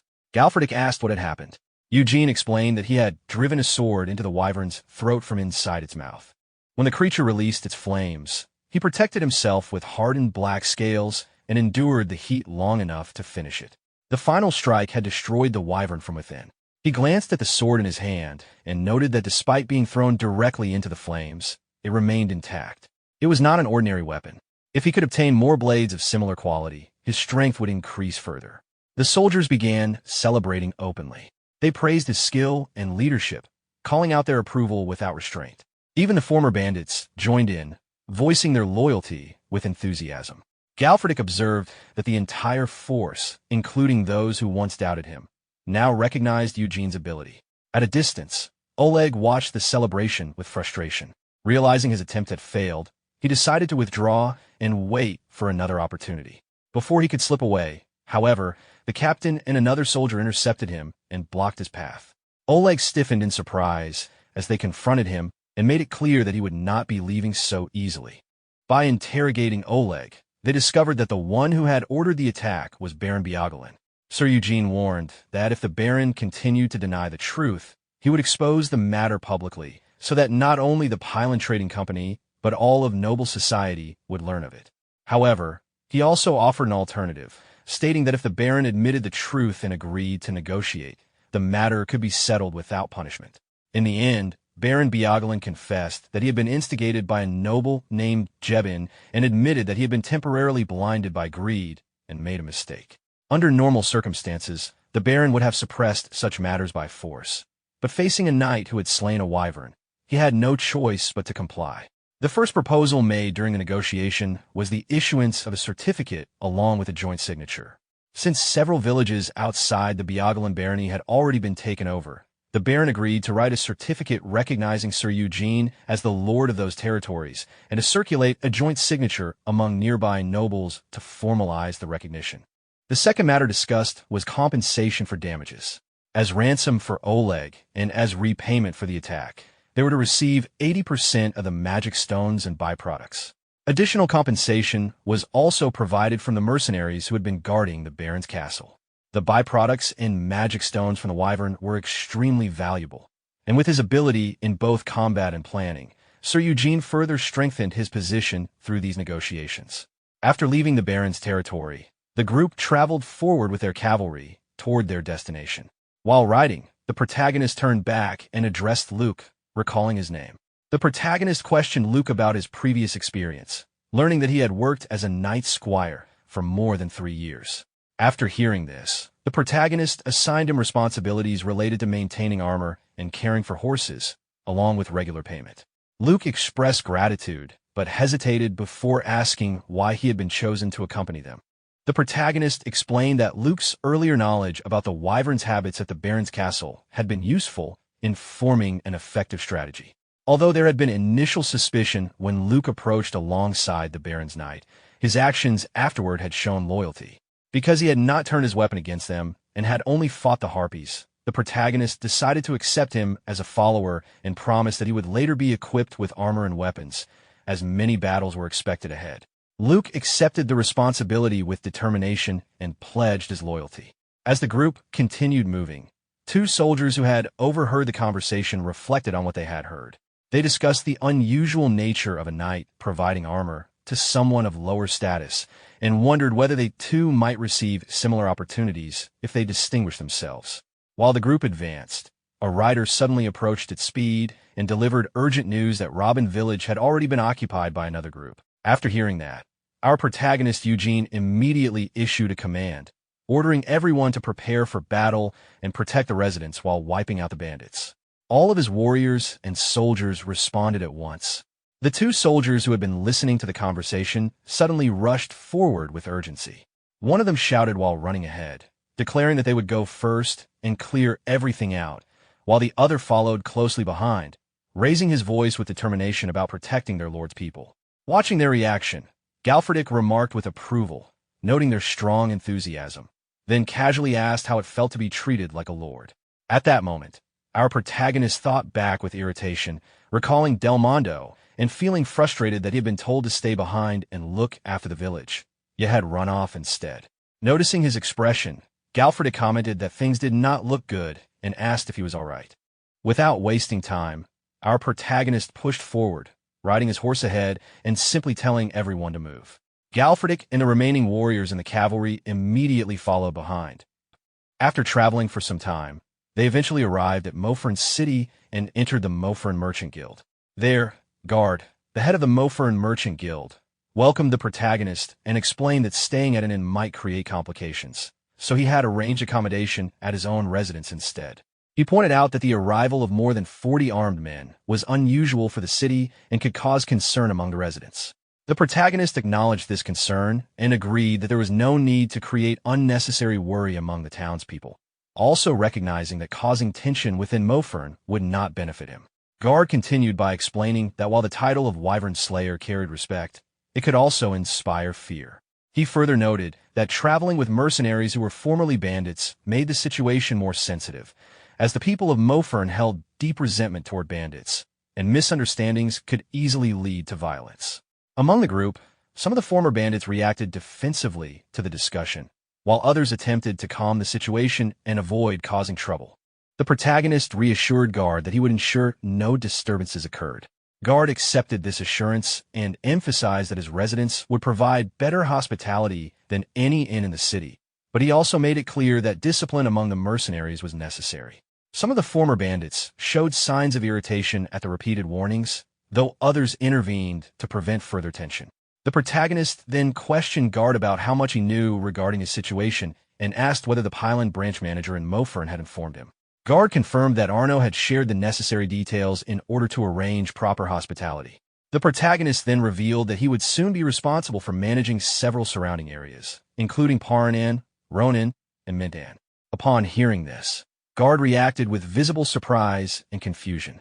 The protagonist clarified that this arrangement was the reason the branch manager had introduced him to the guild head and explained that Baron Biagalin was preparing a certificate and planned to circulate a joint signature among nearby nobles to formalize the arrangement. After hearing this, Guard was left deeply shocked and unsettled. Internally, he struggled to process the information, realizing that the protagonist was on the path to becoming a lord. He quickly calculated that the village's mention alone would hold a considerable population, which explained why Arno had prioritized business matters and moved quickly. He also recognized that the Pylon Trading Company had already anticipated the potential profits tied to this development. Guard suddenly changed his composure and began speaking in a much more respectful manner after realizing the situation. He apologized for his earlier attitude, admitting that he had not known the protagonist would soon become a lord. This sudden shift caused the protagonist to feel slightly surprised, though he reassured Guard that there was no need for an apology since the situation had not been known beforehand. Internally, the protagonist reflected that many people reacted in the same way upon hearing such news, and he himself had never originally planned to become a lord. Meanwhile, Guard carefully observed him and reconsidered his earlier assumptions, recognizing the importance of treating him with proper respect now that his future status was becoming clear. Guard then clapped his hands, and 4 servants quickly appeared at his command. He explained that managing several villages would require capable personnel and offered the support of the Mofern Merchant Guild to assist with administration. The protagonist accepted the offer, acknowledging that such assistance would be useful. Following this, Guard instructed that food be prepared and encouraged the protagonist to request whatever he wished. The protagonist reflected privately that the Pylon Trading Company had also promised to send a manager, noting how cooperative merchants tended to be when profit and opportunity were involved. Galfredic gathered the soldiers and raised his mug, addressing the group and recognizing their courage during the recent battles.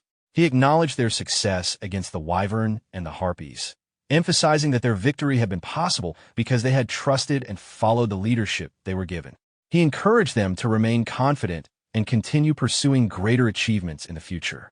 The soldiers reacted emotionally to his words, raising their mugs and expressing their determination to continue following their leader.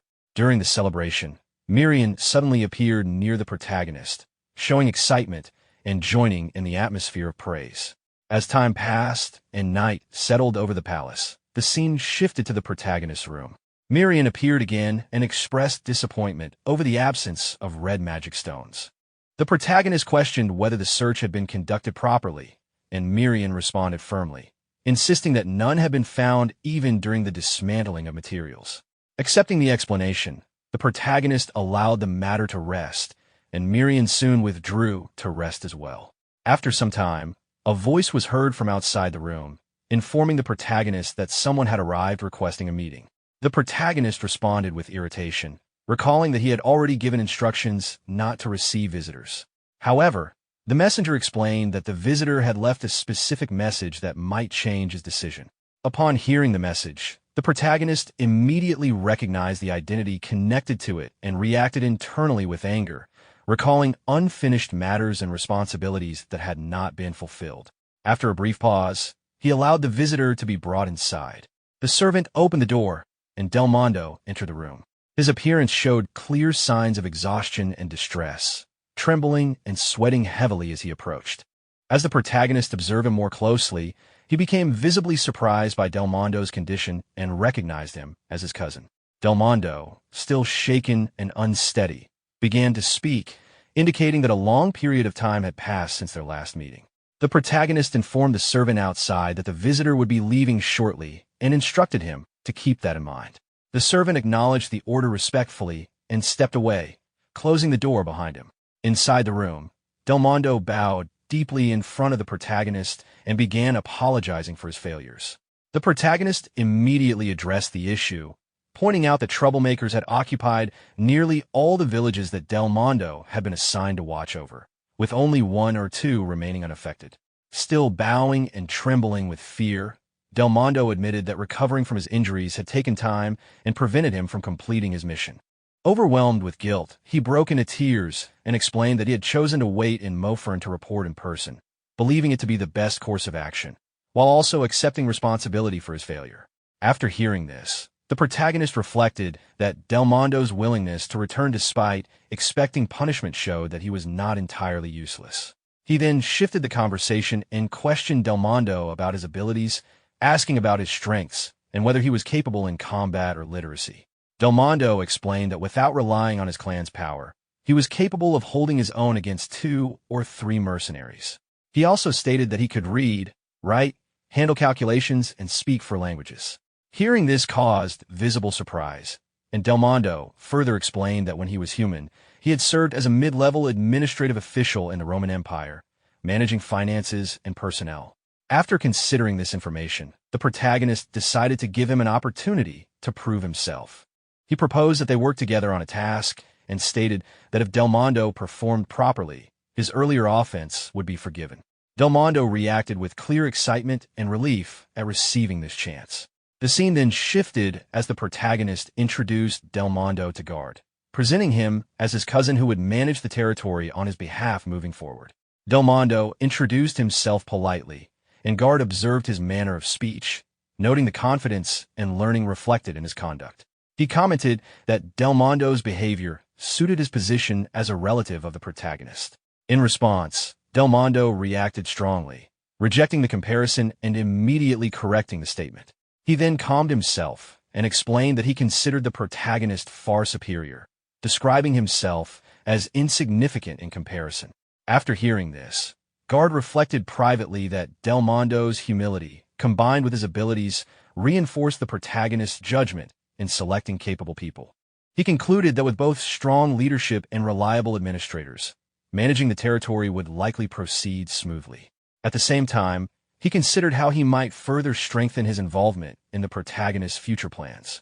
Guard then shifted the discussion and asked whether there were any plans to expand territory further across the peninsula, specifically toward Mount Nadir near the borders of the newly acquired lands. The protagonist responded that there was no particular need to extend control as far as a mountain and mentioned that he had been planning to return to Marin instead.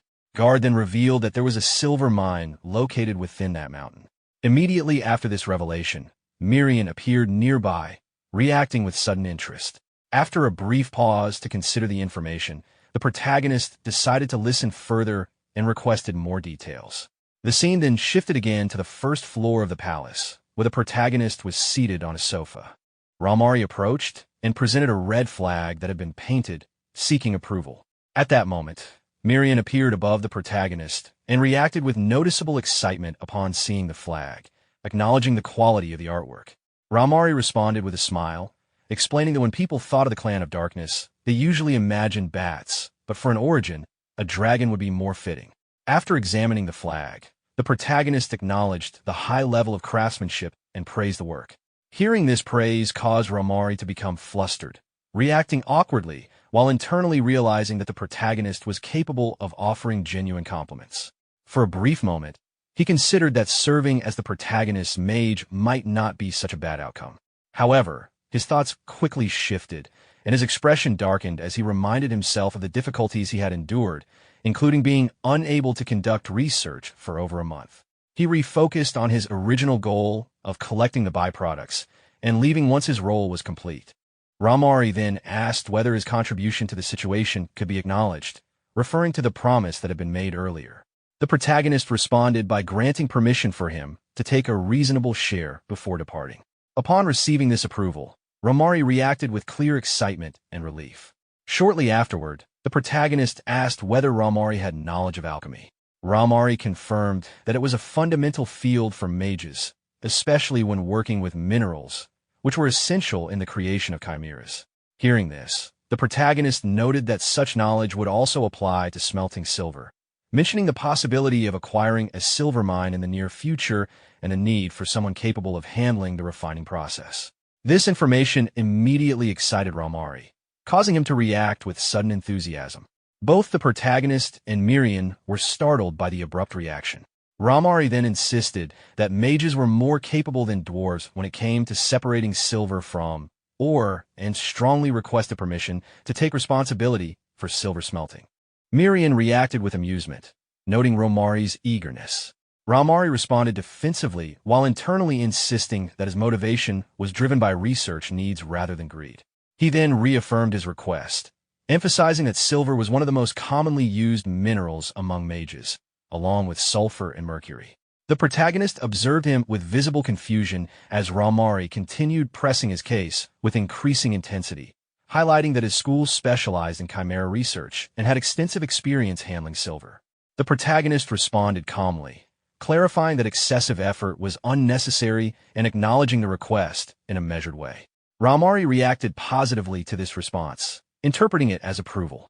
Following this, the protagonist instructed Ramari to return to Marin independently.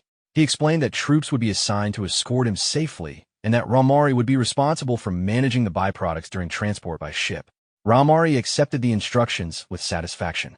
Afterward, the protagonist addressed Miriam and confirmed that their next objective would be to move out and secure control of the silver mine. Guard explained that Mount Nadir had originally belonged to Bemis, the youngest son of Marquis Archibald, who had also been the original owner of Paranin village that the protagonist had taken over. Bemis had died a few years earlier, and the reason House Archibald had left the silver mine unattended was due to their lack of capacity to manage it. The lords had no proper justification to step in, since they were the ones who had driven out Marquis Archibald, while the direct heirs were busy fighting among themselves over succession. Because of this internal conflict, bandits had occupied the silver mine and were acting as if they were its rulers. The Kalsbegan region had fallen into disorder, and merchants and residents in the surrounding areas had continued to suffer losses due to violence. At that critical time, the protagonist had appeared, restoring order and allowing merchants to travel safely between villages again. The villagers were now able to live peacefully, and with the official certificate and joint signatures he had received from the peninsula nobles, it would not be unusual for him to claim ownership of the silver mine. Guard also stated that if the protagonist secured the silver mine, he would support its development and maintenance and provide a quartermaster merchant for future expeditions, requesting in return that the protagonist continue doing business with him whenever operating in the Kalsbegan Peninsula. The following day, the protagonist and his cavalry moved through the villages. As they marched, villagers gathered along the roads and welcomed them with cheers, expressing gratitude for the peace that had been restored to their homes. During the march, the protagonist noticed the flags prepared earlier by Ramari. Seeing them properly raised and the surroundings well managed, he understood that preparations had been carried out efficiently, just as expected. Among the soldiers, some of the former bandits reacted to the warm reception with surprise, noticing how different the atmosphere was compared to the time when they had once invaded the same villages. Others quickly silenced such remarks to maintain discipline. A soldier approached Galfridic and expressed surprise at seeing him present, since he had expected him to return to Marin. The expedition toward the silver mine had clearly drawn attention. Galfridic explained that possessing a mine and a magical zone made a significant difference for any lord's authority and strength. One of the former bandits spoke enthusiastically about how claiming the silver mine would complete the image of becoming a true lord, but in his excitement he accidentally revealed that he had once considered taking control of Ronin village himself because of the mine. His companion immediately silenced him. Galfridic recognized the implication behind the statement and pointed out that even if such an attempt had succeeded, it would have been short-lived. Without the proper qualifications, any claim to lordship would have been meaningless. He explained that reputation, strength, influence, and lineage were all necessary qualities, and that only someone possessing all of these could truly become a lord and master. After approaching the protagonist, Galfridic reflected that the protagonist must have been someone remarkable in the past, suggesting that his true nature would become clear once his lost memories returned. Hearing this, the protagonist began reflecting on the brief memories that had surfaced earlier when the second tattoo faded. Faces had appeared in those flashes, but they had not brought feelings of hostility, suggesting that they might have been allies, clan members, or possibly other origins. Despite these thoughts, he remained focused on the future challenge of confronting the Kalar Central Church and the Holy Knights. As the group continued advancing, the protagonist noted that they would soon arrive near Mount Nadir. He resolved to gather every possible resource, not only military strength and troops, but also wealth and power, understanding that preparation was essential. He then ordered Galfridic to deploy scouts ahead of the group, planning to subjugate the bandits occupying the silver mine and take control of it. At the same time, he recognized the importance of survival, knowing that if he were killed again, he might never regain his lost memories. As evening approached, the group decided to stop for the night and set up their tents to rest. Inside the beverage tent, one of the soldiers attempted to request ale, but the serving man reminded him that an expedition was expected and that maintaining proper condition was important while waiting. The soldier complained about the sunset and the heavy rain, pointing out that movement in such weather would be difficult. The serving man remained firm, stating that service would only be allowed with permission from the protagonist.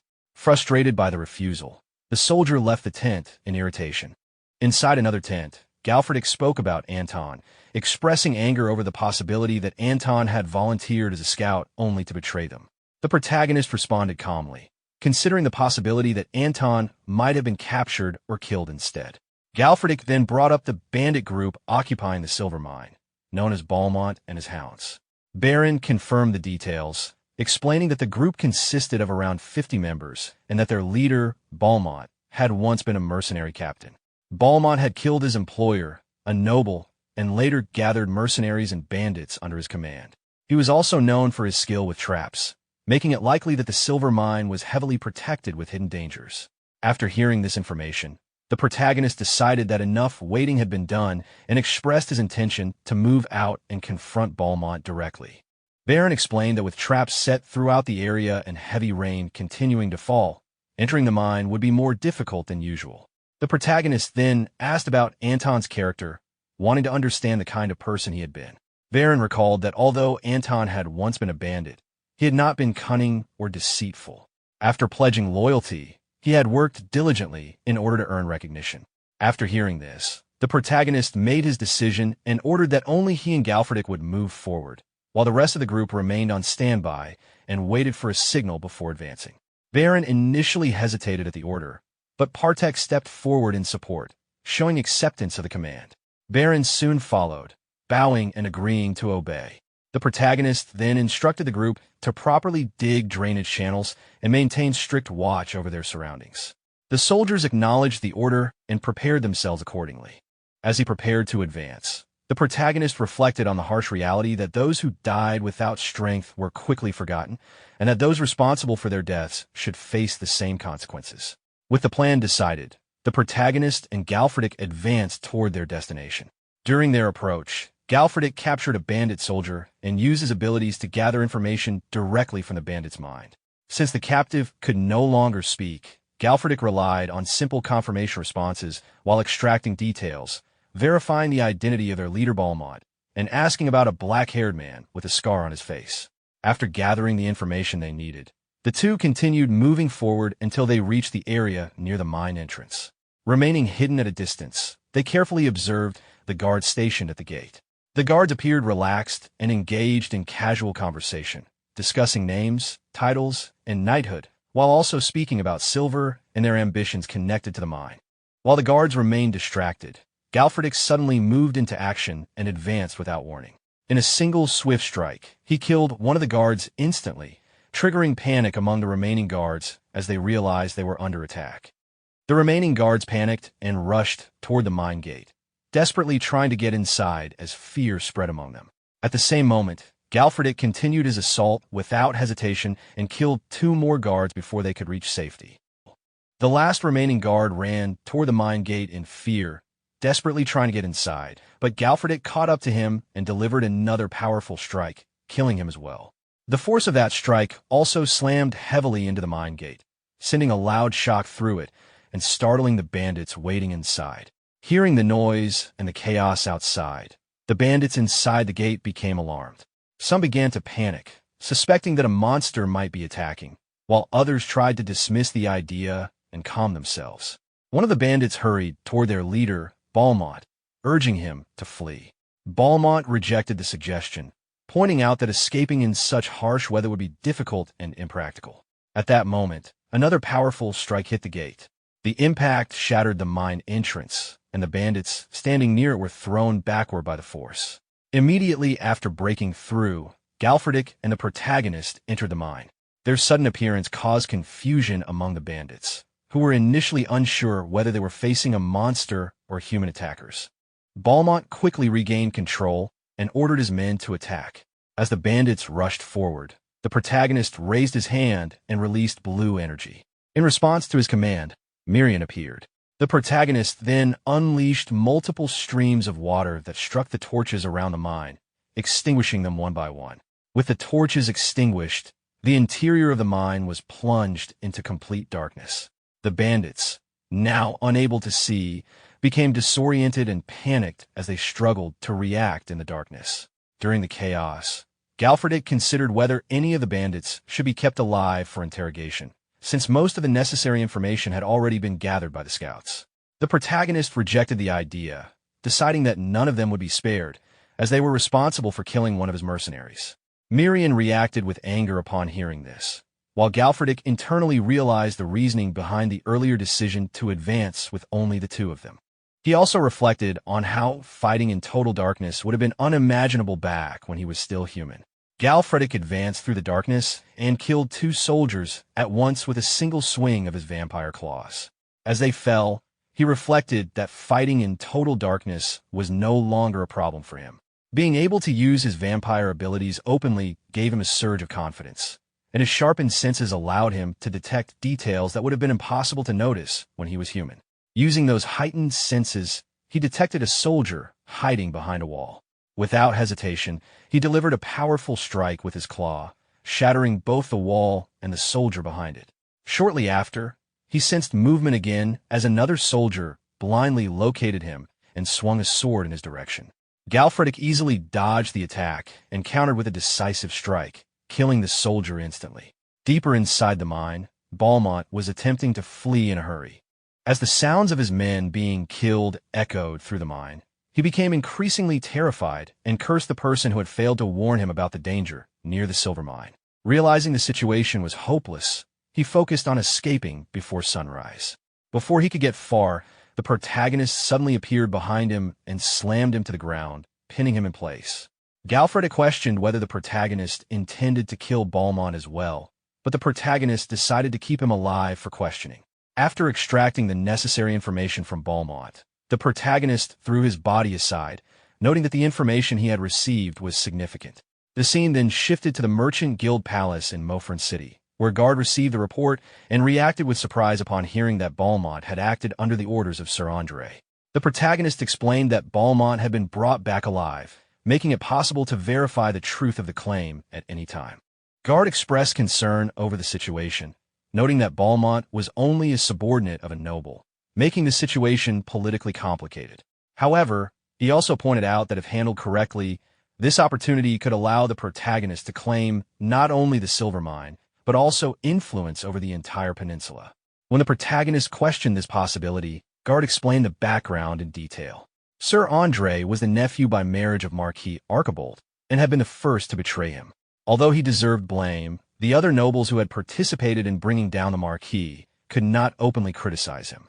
Meanwhile, the Marquis's direct heirs were divided, each supported by different lords and occupied with keeping one another in check. More importantly, Sir Andre served Lord Gavrel, the eldest son of Marquis Archibald. Hearing this, the protagonist concluded that Sir Andre would not have acted alone. Guard agreed, confirming that the situation likely involved greater forces behind the scenes. When the protagonist questioned whether the involved parties could simply deny the accusations, Guard reassured him that the city of Mofern and its leadership would support him if he chose to take action. The protagonist showed uncertainty at first, prompting Guard to further explain that the safe trade route to Biagalin Barony, secured through the protagonist's efforts, had already gained the attention of the mayor and other guild leaders. This moment presented an opportunity to firmly establish his authority in the region, and the final decision rested solely with him. Guard also offered to summon the mercenary guild head and gather troops if needed, while internally recognizing the importance of supporting a figure with the potential to stabilize the peninsula. After considering the situation, the protagonist asked how quickly preparations could be made. Guard responded confidently that support could be organized immediately, with the full backing of Mofern behind him. Accepting the proposal, the protagonist ordered Guard to begin recruiting troops, and Guard acknowledged the decision, seeing it as the beginning of establishing a new power within the land. As the protagonist departed from Mofern City with his cavalry, a man standing at the top of the palace observed the departing force alongside Guard. He noted that over 100 troops, 20 laborers, and an expanded trading company had been assembled, recognizing it as a significant investment. He questioned whether the mercenaries and proud knights of Calsbegan would truly follow an outsider to the very end, expressing doubt about the situation. Guard responded by explaining that the mercenaries had gathered after witnessing the protagonist's strength and learning about the silver mine, while the knights had joined because they believed that serving a knight without ties to the peninsula would free them from political burdens. As the cavalry continued to move out from the city, the leader of the knights addressed the force with enthusiasm, expressing dedication to the peace and stability of the Calsbegan Peninsula. He also expressed pride in fighting alongside the Wyvern Slayer, noting that many knights had volunteered without pay for that very reason. Meanwhile, the man at the palace continued discussing the situation with Guard, pointing out that if the knights later received villages as fiefs, there would be little risk of losing them. He reflected that if the lore they followed remained free from responsibility, the same could apply to the knights under him. He also considered the possibility that the protagonist might eventually gain control over magical zones. Guard responded that when considering such a future, investing a few thousand silver coins was hardly a burden. The man questioned this reasoning, but Guard explained that even if the protagonist failed to pacify the peninsula, the arrangement would still remain profitable. He also noted that regardless of his achievements, the protagonist lacked experience in managing territories or dealing with peninsula politics, suggesting that the knights would handle the difficult fighting while Mofern managed the financial aspects. At that moment, a servant arrived and informed Guard that a man identifying himself as the protagonist's manager had requested a meeting. Guard asked where the visitor was waiting, and the servant reported that he was in the study of Guard's mansion. Guard reacted calmly and decided to meet him immediately, assuming that the young manager would be easy to handle due to his age. Internally, he viewed the situation as a practical struggle of interests and intended to rely on his own experience to assert control during the discussion. The scene then shifted to the study room inside the mansion, where Del Mondo was presenting his proposal to Guard. When Guard learned that the proposal involved constructing a castle, he was visibly shocked. Del Mondo provided a document outlining the details, explaining that ruling over 6 hamlets and 4 villages naturally required the presence of a castle, and that all the necessary plans had been listed for review. As Guard read through the document, he became increasingly surprised by the depth and precision of the proposal. Internally, he questioned how someone so young could create such a detailed and specific plan. The proposal felt as if it had been written by a highly experienced steward with decades of knowledge. At the same time, he noticed that the projected costs were higher than originally expected, leaving him uncertain about how to push back against the demands. Del Mondo stood up as if preparing to leave the room, signaling his dissatisfaction with the proposal being questioned. He implied that if the terms were not accepted, there were other places where silver could be sold, mentioning Marin as an alternative option. Seeing this, Guard quickly stopped him by grabbing his hand and urging him to wait. He shifted his tone and tried to calm the situation, reminding Del Mondo that he had already provided troops and support and suggesting that they sit down and discuss the matter more carefully. As Del Mondo sat back down, he reflected inwardly on abilities he had not yet revealed. He recognized that becoming part of the Clan of Darkness had enhanced his natural cunning, supported by years of experience in finance, personnel management, and navigating complex schemes. His long experience dealing with different groups and situations had sharpened his awareness, allowing him to easily recognize the intentions and tactics others attempted to use. Once seated again, Del Mondo redirected the discussion by raising a broader question about the protagonist's future, suggesting that his ambitions and potential extended far beyond the level of a minor lord. Guard, uncertain, questioned how far Del Mondo believed the protagonist could rise. Del Mondo responded confidently, expressing that the protagonist's future could reach the level of a marquis or even an imperial grand lord. Internally, Del Mondo reflected on his father's past service as a lord and believed that the protagonist had the potential to surpass even that level. He further pushed the idea, implying that the protagonist's ambitions could reach the level of a king. The scene then shifted to the protagonist's side, where he had arrived near a village. There, 2 of his soldiers had captured a group of bandits who were now kneeling on the ground. The soldiers proudly presented their actions, claiming that they had seized a bandit hideout quickly and forced the bandits to surrender without much resistance. However, the protagonists questioned their actions, focusing on the fact that they had broken formation and entered the forest without prior warning. Another soldier supported the claim, emphasizing that the bandits had been subdued without even drawing their swords, suggesting that their actions demonstrated reliability and competence. A third soldier continued boasting about their success. The protagonist then turned his attention toward the captured bandits, observing them carefully with confusion. The bandits, clearly terrified, began to panic. One of them bowed deeply and pleaded for mercy, begging to be spared and even offering to become a slave, expressing fear that the protagonist might kill or harm them. Hearing their reaction, the protagonist showed confusion at their assumption, questioning why they believed he intended to harm them in such a way.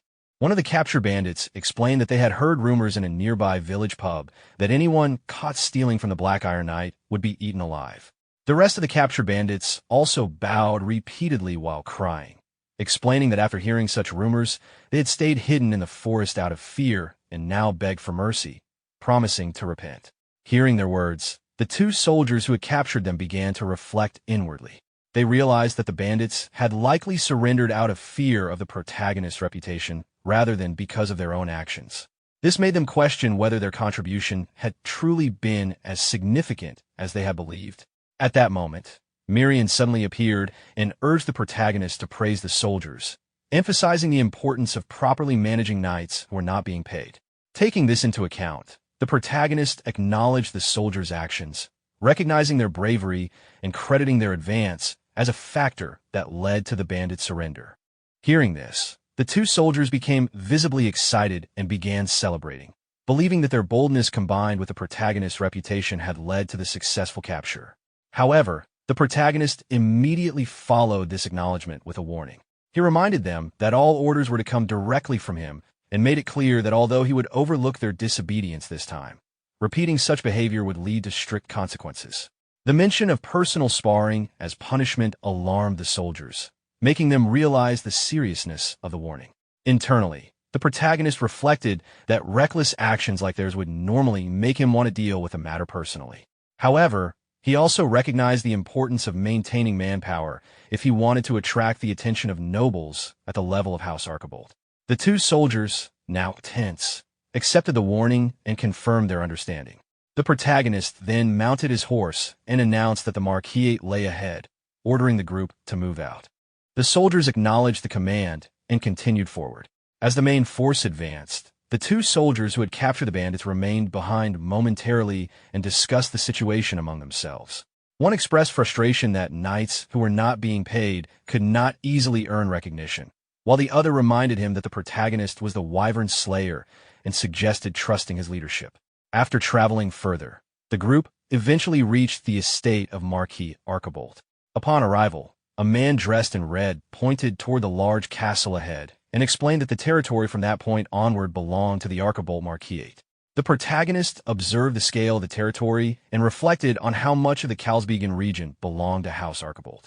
The man in red explained that although the lands directly governed by the family had once been relatively small, the house had been highly respected and had many noble vassals under its authority.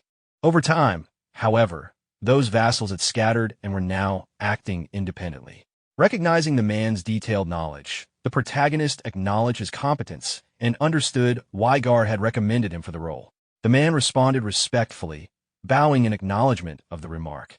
After some time, as they approached the large castle, the man in red continued explaining the situation ahead. He stated that the final destination, Lord Gavrel's domain, still required 3 more days of travel and that the route would pass through 2 additional territories. One of those territories belonged to Lady Isindra, the eldest daughter of House Archibald. By tradition, the rightful heir to the Archibald family should have been the firstborn Lady Isindra. Although legitimacy rested with her, Lord Gavrel currently held the strongest power. The unusual circumstances surrounding the Marquis's fall from authority had created the ongoing conflict between them. After hearing this, the protagonist acknowledged the explanation and reflected inwardly on the realities of the world. He understood that bloodline and rank determined authority, and using Balmont as a pretext to punish a direct heir of the Marquis family would not be simple. He also considered how, in warfare, captured knights and nobles were usually released after paying ransom, showing how firmly class structure governed justice. With these thoughts in mind, he decided that meeting Lady Isindra personally would be the most appropriate course of action. He then ordered that a messenger be sent ahead to request an audience. The soldiers acknowledged the order and carried it out. Inside the castle, Lady Isindra was informed that a knight from outside sought to meet her. She was told that the visitor was Eugene, a man accused of seizing 2 villages that had belonged to her late brother, Lord Bemis, and of taking control of the Nadir silver mine by force. Sitting calmly on her throne, she recalled hearing about him from Templars who had come from Biagalin Barony. According to those reports, he had succeeded in subjugating threats within the ruins of Biagalin. However, one of her noble attendants dismissed these claims as unreliable rumors, noting that no one had seen the corpse of the wyvern or any physical proof of the event. Despite this skepticism, Lady Isindra ordered that the visitor be allowed to enter. The nobleman expressed concern, warning that the visitor might have been acting under Lord Gavrel's direction and that caution was necessary. He also reported that the messenger had described the force accompanying Eugene as numbering around 100 men. Although the full size could not be confirmed due to terrain, the presence of several knights indicated that it was not a minor group. Lady Isindra responded calmly and instructed that the visitor be allowed to enter alone. She stood from her seat and expressed curiosity about the person who had shown such boldness. While preparing herself, she dismissed excessive worry and indicated that she wished to see the individual personally before forming any judgment. Sir Gecko, the nobleman attending her, emphasized that her safety remained his highest priority. In response, Lady Isindra reassured him that as a direct heir of House Archibald, she was capable of handling such a situation, especially with trusted retainers present. She also explained that she preferred to judge matters directly rather than relying solely on the words of others. She intended to determine for herself whether the rumors surrounding Eugene were true and to separate fact from exaggeration. After receiving confirmation of the meeting, the protagonist entered the palace alone to meet Lady Isindra. The scene then shifted to the dining room inside the castle, where the protagonist sat across from Lady Isindra at a grand table. Lady Isindra observed his appearance and remarked that he looked much younger and more refined than she had expected, mentioning that there were many rumors surrounding him. The protagonist responded calmly, acknowledging her remark with a faint smile. Lady Isindra continued by noting that, seeing him in person, those rumors seemed even harder to believe. She referred to stories that described him as someone who ate people and mentioned the claim that he had slain a wyvern. The protagonist responded with a serious expression, dismissing the rumor about eating people as going too far, while confirming that the part about slaying a wyvern was true. He then pointed out that the wyvern story was not the real reason she had agreed to meet him. Hearing this, Lady Isindra showed visible surprise. One of her knights reacted angrily to what he perceived as disrespect and attempted to draw his sword. However, Lady Isindra quickly stopped him and laughed, clarifying that the wyvern story was indeed not the reason for the meeting. She then addressed the protagonist again, stating that she liked him after hearing his introduction as Sir Eugene. The protagonist replied that he had not intended to make her like him, but appreciated the sentiment. Lady Isindra then directed the conversation toward the main purpose of the meeting and asked why he had requested an audience. The protagonist explained that he had both a request and a proposal for her. Hearing this, Lady Isindra reacted with surprise and assumed that he might be asking her to officially recognize his ownership of the villages he had taken. When the protagonist questioned whether such recognition was possible, Lady Isindra responded with anger, stating that such a demand would be seen as provoking a conflict. Remaining calm, the protagonist clarified that he would instead present his actual proposal. He explained that he had captured Balmont, the bandit leader who had occupied the Nadir silver mine. Balmont was identified as a murderer responsible for killing his employer, a noble. According to Balmont's confession, he had been encouraged by a knight named Andre, who had promised him not only forgiveness for occupying the mine, but also the reward of knighthood. The protagonist added that Sir Andre was known to be a knight serving under Lord Gavrel.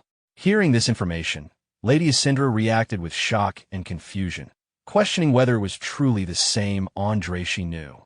The protagonist confirmed this and stated that he also possessed notarized documents obtained from the Mofern Guildmasters. He explained that if he handed Balmont over to her, it would significantly strengthen her position in becoming the Marquis. In exchange, he requested that she fully recognize him as a legitimate lord, presenting this as the core of his proposal. Lady Isindra responded with a smile and laughter, apologizing for her earlier sharp reaction. She admitted that, in the middle of the ongoing succession chaos, the protagonist's request to recognize land ownership had initially sounded like a provocation, which led to her misunderstanding. As compensation for her reaction, she offered to provide silver coins along with the certificate. The protagonist calmly acknowledged that, regardless of his circumstances, the legitimate claim ultimately belonged to her. Hearing this, Lady Isindra praised his understanding and began explaining the broader political situation. She revealed that she could claim the position of Marquis whenever she chose, but the situation had become complicated due to the royal family's growing interest in the Kalsbegan Peninsula. She explained that even the royal family could not freely control powerful nobles in major cities, so they waited for opportunities to expand their influence. In this situation, Gavrel had become their chosen point of influence, and there was a possibility that the king could grant him an official title if events unfolded in his favor. She further explained that even if she became Marquis under these conditions, her authority would be divided, leaving her in a vulnerable position under royal pressure. For that reason, she believed the affairs of the Kalsbegan Peninsula should be resolved internally by its own people, with House Archibald standing at the center of that resolution. She described this approach as a matter of duty, which was why she continued trying to persuade her brother to change his stance. While rubbing her head in irritation, she complained about Gavrel's greed, mentioning that he had even demanded control over the family's dungeon. Hearing this, the protagonist reacted with surprise upon learning about the existence of a magic zone. Lady Isindra casually confirmed that such a dungeon existed and explained that she needed to clear it quickly. However, the main difficulty was that the territory of her fourth sibling, Idrike, blocked the road leading to the magic zone. She explained that a Drake demanded a toll for anyone passing through his land to join the subjugation party. According to her understanding, he appeared willing to support whoever ultimately gained power, but avoided openly choosing a side because he feared creating an enemy of the opposing faction. The protagonist interpreted the toll as a deliberate signal that a Drake had not taken her side. He then asked about the toll amount. Lady Asindra answered that the cost was 10 silver coins per person, noting that it was a considerable expense. She explained that after paying daily wages for knights and mercenaries, very little would remain, making the arrangement impractical. As she continued speaking, she placed her hand on the table and slid it over the protagonist's hand while expressing frustration toward a Drake, recalling how much she had done for him when he was younger. She then tightened her grip around his fingers. In response, the protagonist withdrew his hand and shifted the discussion back to the main issue, asking whether she would allow him to take responsibility for clearing the dungeon. Lady Asindra responded with a smile, pointing out that he already commanded over 100 troops and that the toll required to move such a large group would be extremely costly. She implied that the only way to avoid such expenses would be to do something as extreme as entering alone. The protagonist immediately stated that he would go alone. Hearing this, Lady Asindra and her knight were visibly shocked and remained silent for a moment while staring at him. She then questioned his decision, wondering whether he was often considered reckless. The protagonist calmly denied ever being called that. The scene then shifted to a location near a large bridge connecting different territories. As the protagonist arrived with his cavalry, a man representing Lady Asindra explained that this bridge marked the boundary where the territories of the Archibald direct heirs met. Beyond the bridge lay the domains of Lord Gavrel and Lord Drake. Nearby, Galfredick, seated and observing the situation, warned the soldiers not to cross the bridge under any circumstances, explaining that doing so would give the opposing side a reason to act. The soldiers acknowledged the warning and confirmed their understanding. The protagonist then instructed Galfredick to remain there with the troops until his return. Galfredick acknowledged the order and asked when he planned to depart. The protagonist explained that he would leave once Sir Gecko returned with the entry permit and confirmed that he would handle the magic zone alone. Galfredick responded with confidence, expressing familiarity with the protagonist's usual decisions. As the group waited, Baron commented on the decision to proceed alone, while Partek questioned whether he was worried. Baron clarified that he was not worried personally, but was concerned that mercenaries who had never seen the protagonist fight might begin to doubt him. Partek suggested that Baron speak to the mercenaries directly, noting that they would likely trust his words more. As Baron moved toward the soldiers, Partek advised him to handle the situation carefully to avoid complaints. Baron accepted the responsibility and proceeded to carry out the task. While observing this exchange, the protagonist reflected inwardly that the mercenary captains were likely manageable, leaving the volunteer knights as the remaining concern. At that moment, Mirian approached and directed his attention toward a group of knights who appeared visibly upset, suggesting that he address their concerns. Looking toward them, the protagonist recognized that the unpaid volunteer knights posed the greater issue. He reflected that, although he felt inclined to discipline them forcefully, he understood the importance of restraining his true feelings, especially as even minor lords maintain composure in such situations. With this in mind, the protagonist approached the group of knights and acknowledged their efforts, recognizing the physical strain they had endured and expressing appreciation for their continued support. One of the knights stepped forward and responded respectfully, explaining that since Sir Eugene had asked for their support, they had naturally followed him without hesitation. However, they admitted that it was disappointing to hear that he planned to clear the magic zone alone, as it made them wonder whether he considered them unworthy of accompanying him. The protagonist reassured them that this was not the case. He expressed that having capable individuals like them by his side was something every lord desired, and added that Lady Asindra also held high expectations for them. Hearing this, one of the knights reacted with surprise and asked whether Lady Asindra truly felt that way. The protagonist confirmed that she did and stated that she had spoken highly of men who chose to follow him based solely on their own conviction. He then instructed Luke to distribute the prepared item to the gathered knights. Luke complied by opening his backpack. The protagonist directed him to give each knight 50 silver coins, describing it as a small token of goodwill from both Lady Asindra and himself. After receiving the silver coins, the group of knights became visibly pleased. Observing their reaction, the protagonist reflected inwardly that the coins had all been provided by Lady Asindra and recognized that volunteers could be useful, which was why he intended to keep them within his ranks. He then asked Mirian to remain behind and keep watch over the area for 3 to 4 days. Mirian responded with amusement, commenting on how skilled he had become at presenting himself convincingly. The protagonist replied that this situation provided a suitable opportunity to demonstrate the knight's dedication and spirit to Lady Asindra. The knights responded with renewed enthusiasm, expressing their determination to give their full effort. Some showed emotional reactions, moved by what they perceived as the trust placed in them.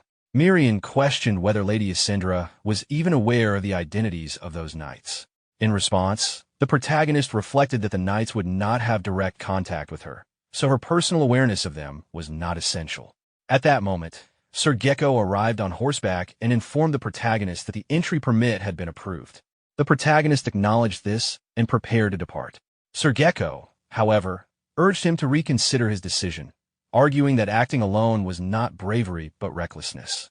He questioned who would handle the defeated monsters and transport the byproducts afterward. As he moved forward, the protagonist explained that those matters would be addressed through negotiation. Sir Gecko then warned that he would wait no longer than 3 days and emphasized that there was still time to change his mind. The protagonist continued forward on horseback and assured him that he would return. Soon after, Mirian appeared again, speaking energetically while urging him to proceed. The protagonist responded with visible irritation and instructed Mirian to remain quiet and return inside. Mirian reacted with continued excitement as the protagonist set off on his journey. Lord Adrike was known for his cheerful nature and his habit of looking after those beneath him. In his own thoughts, he reflected that this reputation was not self-praise, but how he was genuinely viewed across Kalsbegan. If he had any flaw, he believed it was his lack of luck when it came to family matters. For years, he had been caught between his sister Asindra and his brother Gavrel. He had always believed that no matter who inherited the title, he would still remain a lord, so enduring the conflict had seemed like the best option. However, he now felt that yet another crisis had arrived. The scene then shifted to Lord Adrike's castle. Inside the dining hall, the protagonist stood before him. Lord Adrike rose from his seat and questioned whether the protagonist had received a proposal from Lady Asindra. The protagonist confirmed this and explained that she was concerned about the growing number of monsters emerging from the magic zone, fearing that Lord Adrike's territory might suffer damage. Hearing this, Lord Adrike reflected inwardly on the unusual situation, noting that the entire matter had begun because of a strange knight who claimed he would clear a dungeon alone. Despite his thoughts, he laughed outwardly and invited the protagonist to sit, mentioning that a feast had been prepared. The protagonist declined the offer politely, explaining that he did not have enough time but appreciated the gesture. Instead, he requested a favor. This request caused confusion in Lord Adrike's thoughts, leading him to wonder whether the protagonist was secretly working with Lady Asindra on some hidden plan. The protagonist then explained that he required monster dismantling specialists and porters. Lord Adrike questioned the request, noting that he was asking for laborers rather than mercenaries. Inwardly, Lord Adrike considered that even the most skilled knight would not survive entering a magic zone alone. The protagonist clarified that the workers would remain outside at the entrance, and once the clearing was completed, they would enter afterward to dismantle monsters and collect materials. Hearing this explanation, Lord Adrike became deeply unsettled in his thoughts. He questioned whether the protagonist had lost his sanity and began to suspect that the situation might be part of a larger scheme. He considered the possibility that Lady Asindra was using a reckless knight as part of a calculated move. If the knight caused trouble within his territory, he would be forced to respond, and if the knight died as a result, it could later be used against him politically. He also remembered that Lord Gavrel had instructed him not to allow anyone into the magic zone until the succession conflict was resolved. However, he knew he could not directly oppose Lady Asindra either.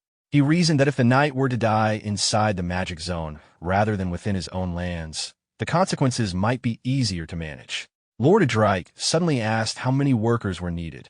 The protagonist replied that 5 dismantling specialists and 5 porters would be sufficient. At that moment, Mirian appeared and reacted with surprise, noticing how smoothly the discussion was progressing. Lord Adrike then declared that he would send double the number requested and promised full support. He also suggested writing a letter to be sent to Lady Isindra before departure, confirming that the protagonist had been well received at his castle. The protagonist agreed to this suggestion and reflected that leaving a good impression on Lady Isindra's brother would be beneficial. After Lord Adrike then called for attendance, ordering paper and pen to be brought and instructing them to prepare 10 monster dismantling specialists and 10 porters, along with a managing mercenary and the necessary supplies. A servant arrived with the requested materials and confirmed the order. While writing the letter, the protagonist reviewed its contents and concluded that it would successfully convey the intended message. Afterward, Lord Adrike reacted with visible satisfaction, celebrating the arrangement alongside his nobles. He ordered that the protagonist be guided immediately so that no time would be wasted, and expressed encouragement for the upcoming battle. The surrounding nobles echoed similar sentiments and wished him safe travels. The protagonist expressed gratitude to Lord Adrike for the support provided. Meanwhile, Miriam reacted with confusion, questioning the sudden cheerful atmosphere among those present. Despite his outward display of generosity, Lord Adrike inwardly revealed satisfaction at the situation, hoping that the protagonist would not return from the magic zone. The scene then shifted to the entrance of the magic zone. Outside, 2 servants opened a large door leading into the area. A soldier questioned whether the protagonist truly intended to enter a magic zone he had never visited before, especially while alone. The protagonist calmly confirmed his intention and requested that his horse, Cillian, be properly cared for during his absence. The soldier warned that it had been over half a year since the dungeon had last been cleared and explained that the previous party had failed to return, leaving even their bodies unrecovered.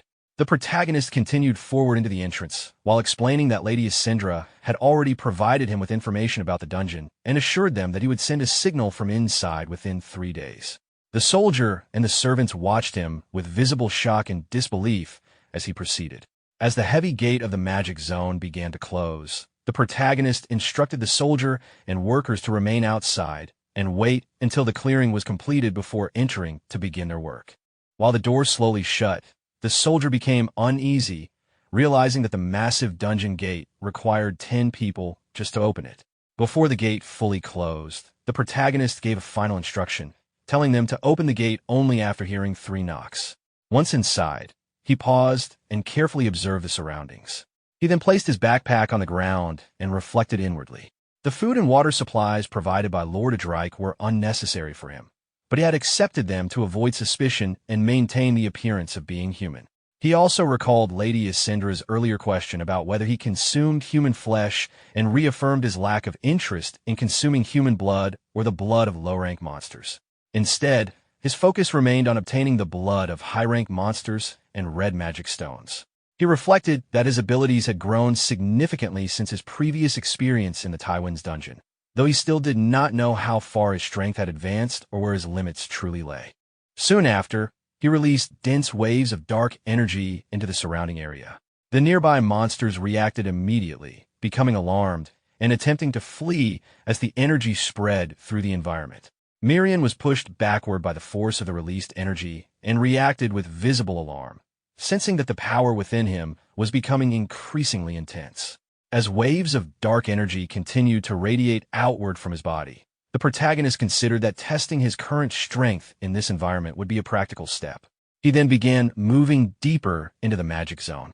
The monsters in the area reacted with growing fear and scattered in different directions in an attempt to escape. Without hesitation, the protagonist accelerated forward at extreme speed and struck down the monsters ahead of him in a single motion.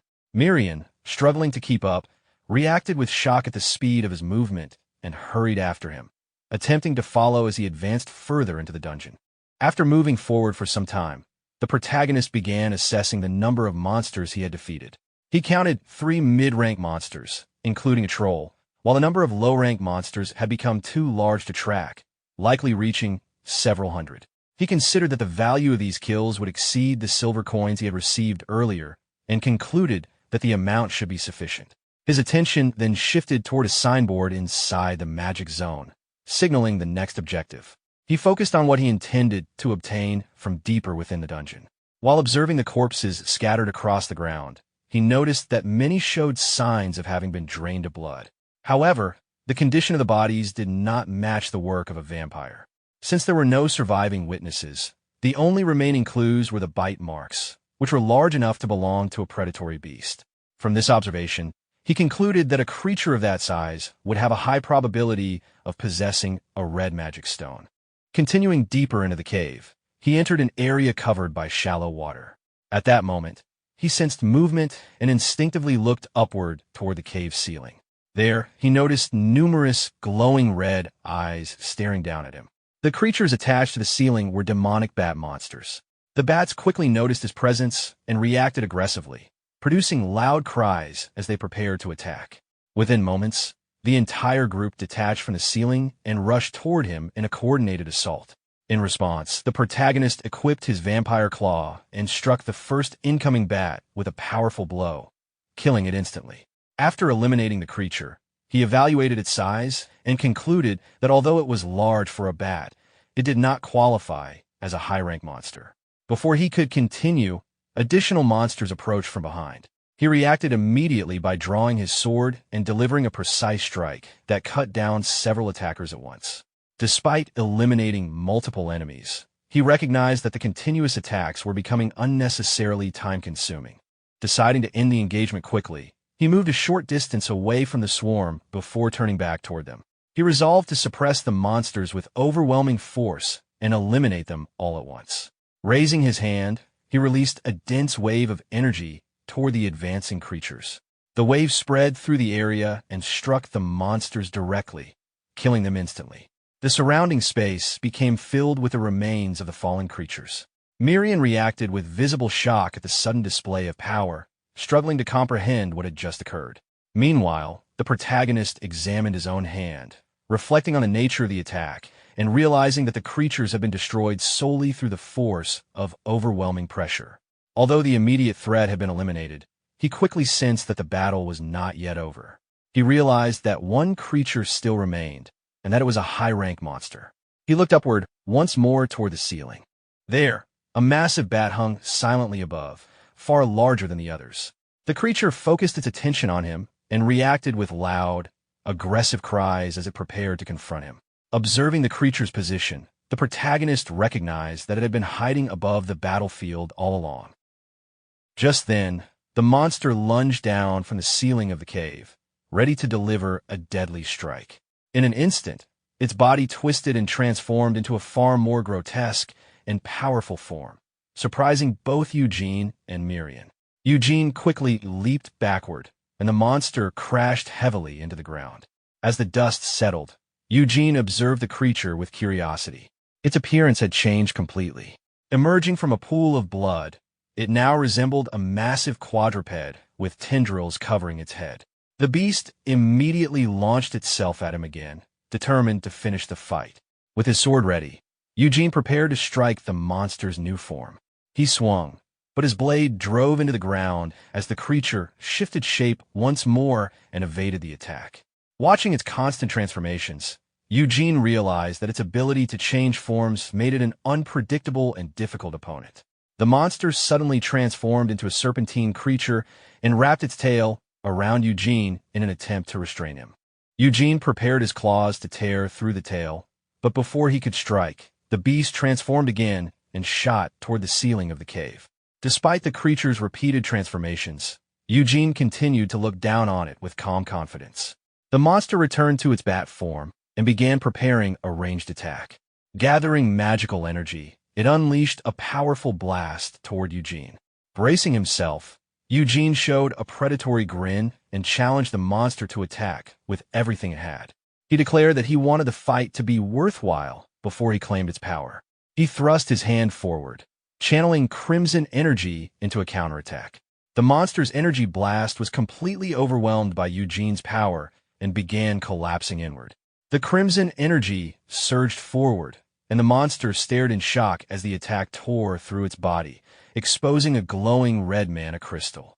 The beast dissolved into nothingness. Miriam immediately flew forward and snatched the scarlet mana crystal from the air. She proudly presented the hard-won crystal to a victorious Eugene. Eugene reflected on how much stronger he had become. Without hesitation, he placed the mana crystal into his mouth and absorbed its power. As the crystal shattered, new knowledge flowed into him. He gained the ability to transform into monsters whose crystals he had consumed, and he felt the new power spreading through his body. Standing within the now silent chamber, Eugene decided to test his newly amplified abilities. He flexed his strength and released a powerful shockwave of energy. As Miriam complained about being blown away by his display, Eugene noticed that his fear ability had grown stronger as well. His senses had become far sharper than before, allowing him to perceive things that had once remained hidden. Suddenly, those heightened senses detected something unnatural. Miriam immediately panicked. Eugene's vision focused on a dark and ominous gateway at the far end of the cavern. Beyond it, he could sense several powerful and unfamiliar presences. Stunned, Miriam looked toward the gateway and asked, "What is it?" Eugene's red eyes glowed intensely as he analyzed the strange energy. Ignoring Miriam's frantic warnings, he began walking toward the source of the disturbance. He entered another cavern littered with bones, drawn forward by a strange, echoing sound. Miriam desperately begged him to turn back, reminding him that he had already obtained the mana crystal he came for. Eugene dismissed her pleas, stating that he needed no reason to investigate something unusual. However, Miriam screamed for him to stop, warning that they would truly die if they went any farther. Eugene replied with grim certainty that something unnatural, something that should not exist in this world, was waiting ahead. When they looked into the chamber beyond, Miriam froze in terror. Inside what appeared to be a throne room, two grotesque, undead figures stood guard among hanging corpses. Recognizing one of them, Miriam cried out in horror. It was the legendary twin-headed ogre, the strongest monster on the surface. The massive, undead creature released a heavy breath, its glowing purple eyes fixed upon the intruders. Miriam realized that it had been resurrected through powerful dark magic and wondered who could have created such a monster. She screamed for Eugene to run. Instead, Eugene charged directly toward the creature. Baring his fangs, he told his panicked companion to stay out of it. Eager to test his new strength, he swung his massive axe at the ogre. The attack glanced harmlessly off the monster's steel-like skin, and fragments of the weapon shattered apart. The ogre barely reacted. It simply raised its own weapon and launched a devastating counterattack. Eugene narrowly avoided the strike as the ogre smashed the ground with tremendous force. Realizing that ordinary physical attacks were ineffective, Eugene noted that the creature's skin was as hard as steel. He unleashed his blood magic, sending crimson tendrils toward the monster in an attempt to bind it. The twin-headed ogre responded with a guttural laugh as it easily endured the restraint. Eugene watched in disbelief as the creature mocked his attempt. With a powerful roar, the ogre shattered the blood tendrils through sheer brute force. The monster then grabbed Eugene in one of its enormous hands. A moment later, it slammed him into the ground with overwhelming force, shattering the earth beneath them. Bloodied and overwhelmed, Eugene realized that he had made a terrible mistake. As the monster raised its fist for a finishing blow, memories flashed through his mind. He remembered his first death and understood that if he died here, his revenge would end forever. The twin-headed ogre's strike came down. The monster stood victorious over what appeared to be Eugene's lifeless body. Lying broken at its feet, Eugene recalled how the scarlet mana crystal had revealed that the people from his memories were vampires. Yet their faces remained frustratingly blurred. He realized that his current power was still insufficient to uncover the truth of his past. If he died here, both his revenge and the answers he sought would be lost forever. As Miriam cried out for him not to die, a violent surge of crimson energy erupted from his crushed body. Eugene burst upward with explosive speed, shattering the debris covering him. Miriam cried out in relief as a fully regenerated Eugene emerged from the dust, his vampiric power surging around him. The tiny spirit flew toward her master, overjoyed to see him alive. She jokingly remarked that she had been worried about who would build her golden castle if he died. To that, Eugene brushed Miriam aside and simply said, "Move." He immediately unleashed his tendrils of power, wrapping them around the twin-headed ogre in a desperate attempt to restrain it. Miriam urgently warned him that his fear ability was useless against the undead and that they needed to run. Ignoring her warning, Eugene stood his ground as the twin-headed ogre charged toward him. Enraged, he narrowly dodged the ogre's devastating strike. The impact shattered the stone floor beneath him, sending fragments of rock flying in every direction. However, the monster continued its assault without pause, swinging again and again. Unable to find an opening, Eugene was forced to parry the relentless barrage of attacks. Then, using his incredible speed, he transformed his great sword and hurled it toward the beast with tremendous force. The ogre managed to dodge. The sword flew past the monster and struck something behind it. Seeing this, Miriam cried out in alarm, believing Eugene's attack had missed its target. At that moment, the twin-headed ogre let out a furious roar. A glowing purple magical sigil suddenly appeared within the archway behind it. As the ogre prepared to attack again, Eugene suddenly stopped focusing on the monster. It seemed he had discovered a way to kill it. Spotting an opening, he ignored the ogre completely and dashed toward another target.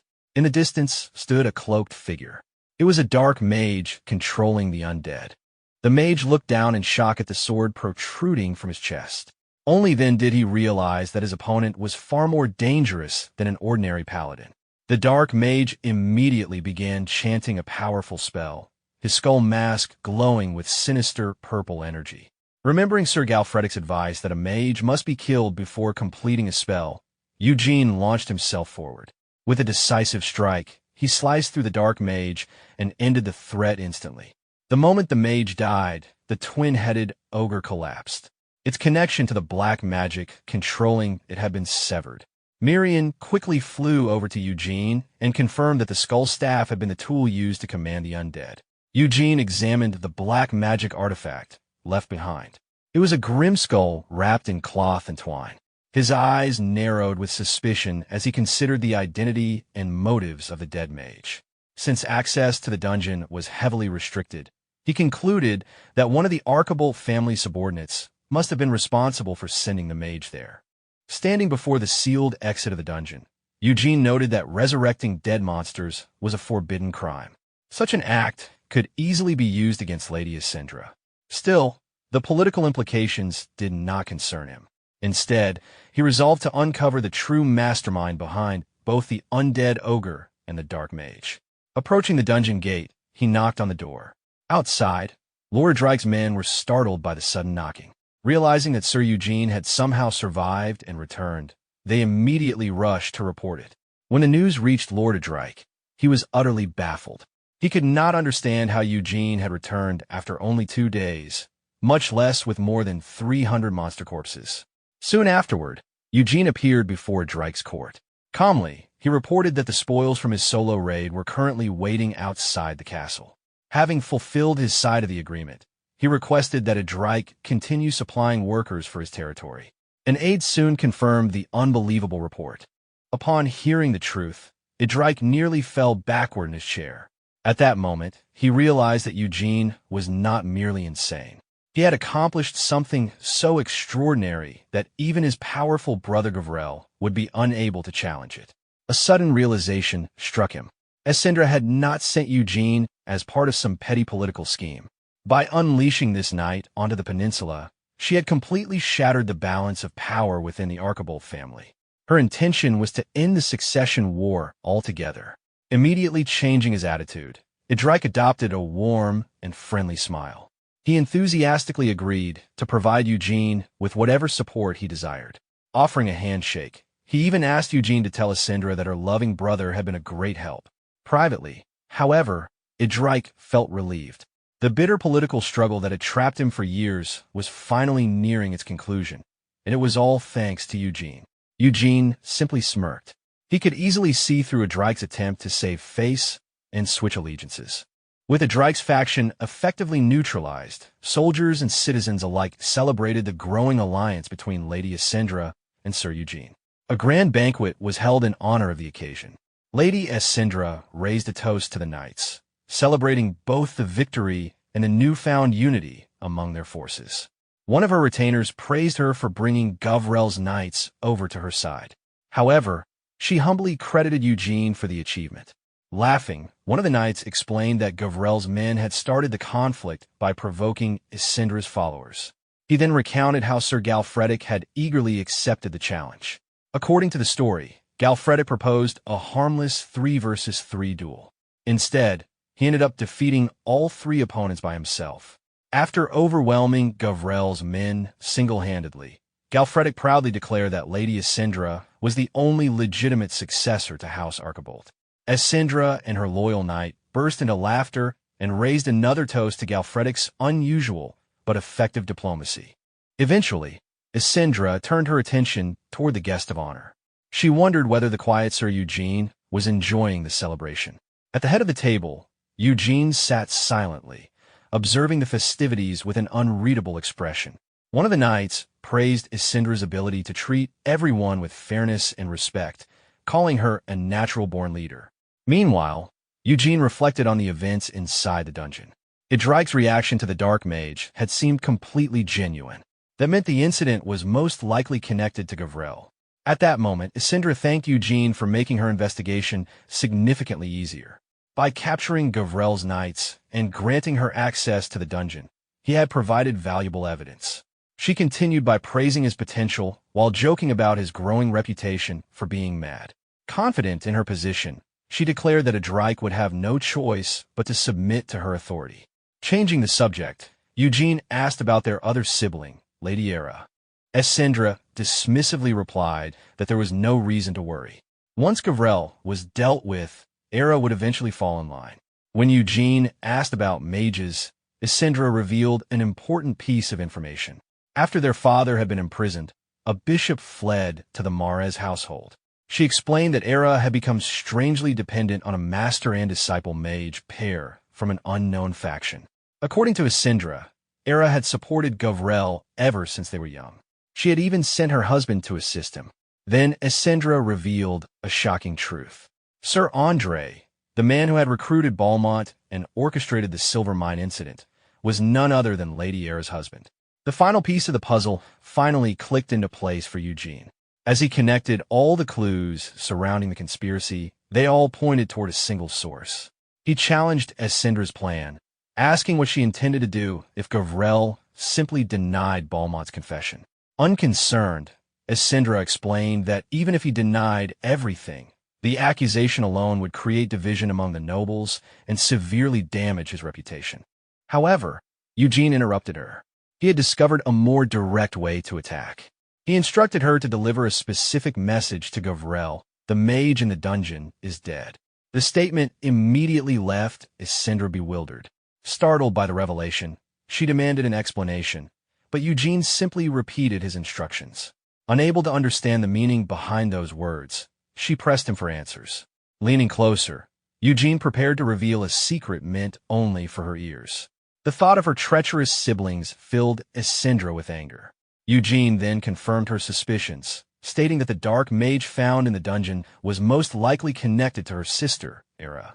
Feeling the weight of the succession struggle, Asindra thanked him for his continued help and asked what he wanted in return for such valuable information. With a faint smile, Eugene admitted that he did indeed have a reason for revealing the scheme. Ready to negotiate, Asindra told him to state his terms, promising to do whatever was within her power. Meanwhile, the lords loyal to House Archibald gathered together.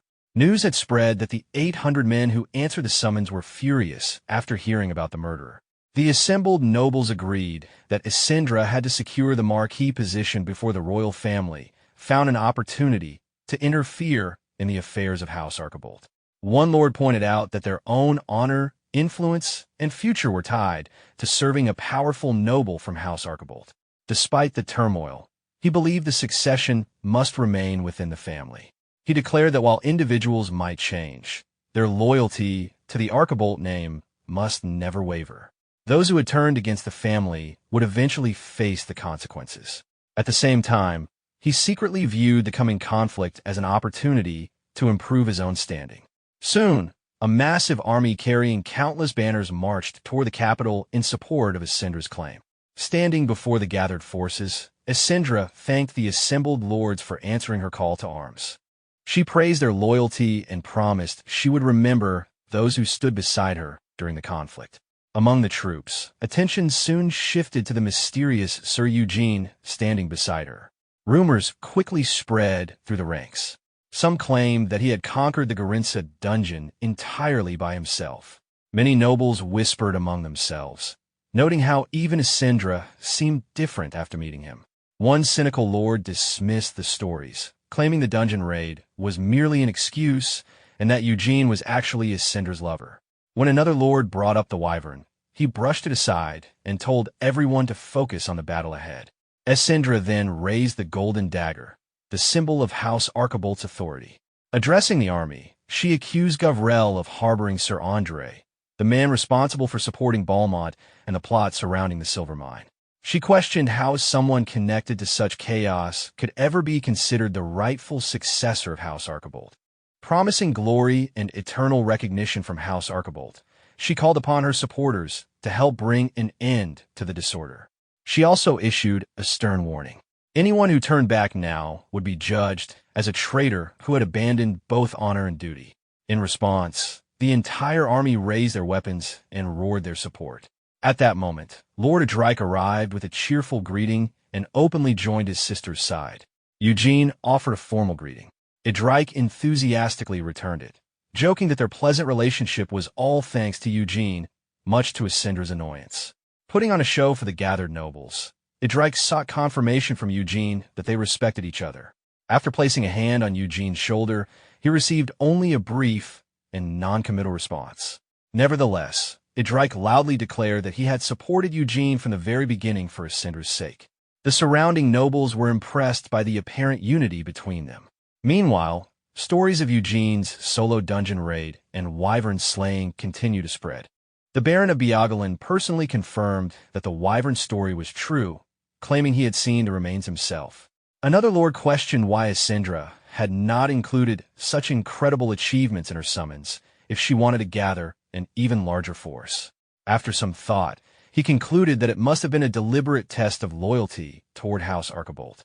Realizing both Eugene's strength and influence, many nobles agreed it would be wise to stay on good terms with him. As Asindra, Adrike, and Eugene stood together, it became increasingly obvious that once Asindra became Marquis, Eugene would possess enormous influence within the peninsula. Miriam noticed Baron Biagalin among the crowd enthusiastically talking about his relationship with Eugene as though they were lifelong friends. While she found it amusing, Eugene paid little attention. For him, only one thing mattered. Asindra had to become Marquis. That was the condition of their agreement.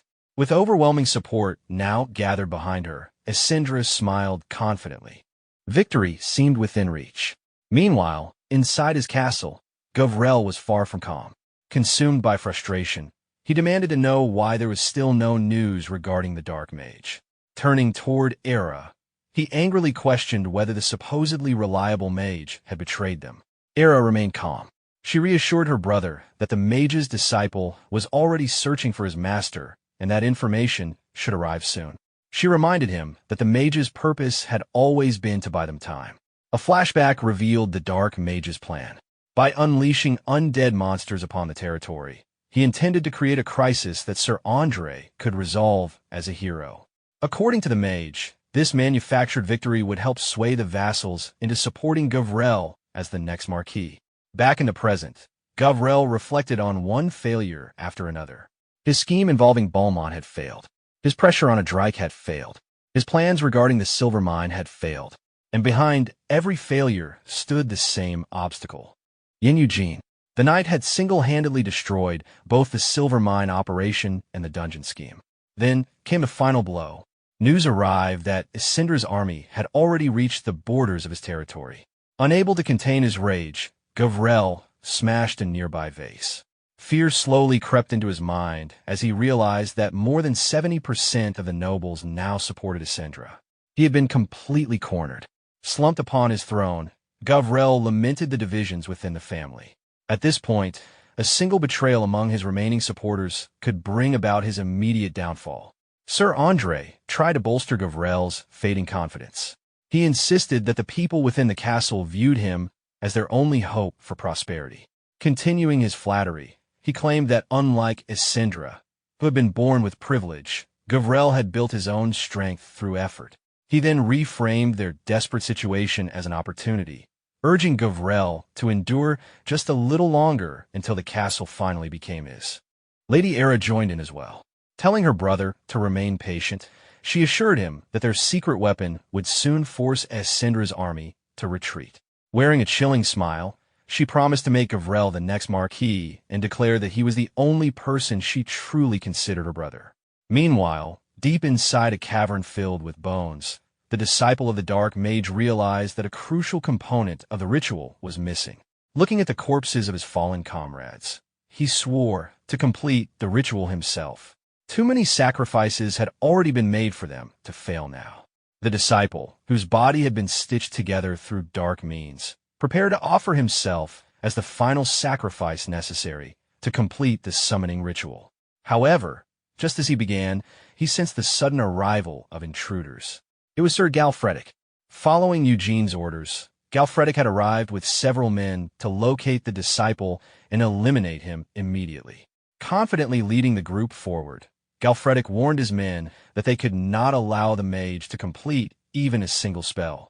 As they entered the ritual chamber, Galfredic speculated about the disciple's mysterious faction while continuing deeper into the cavern.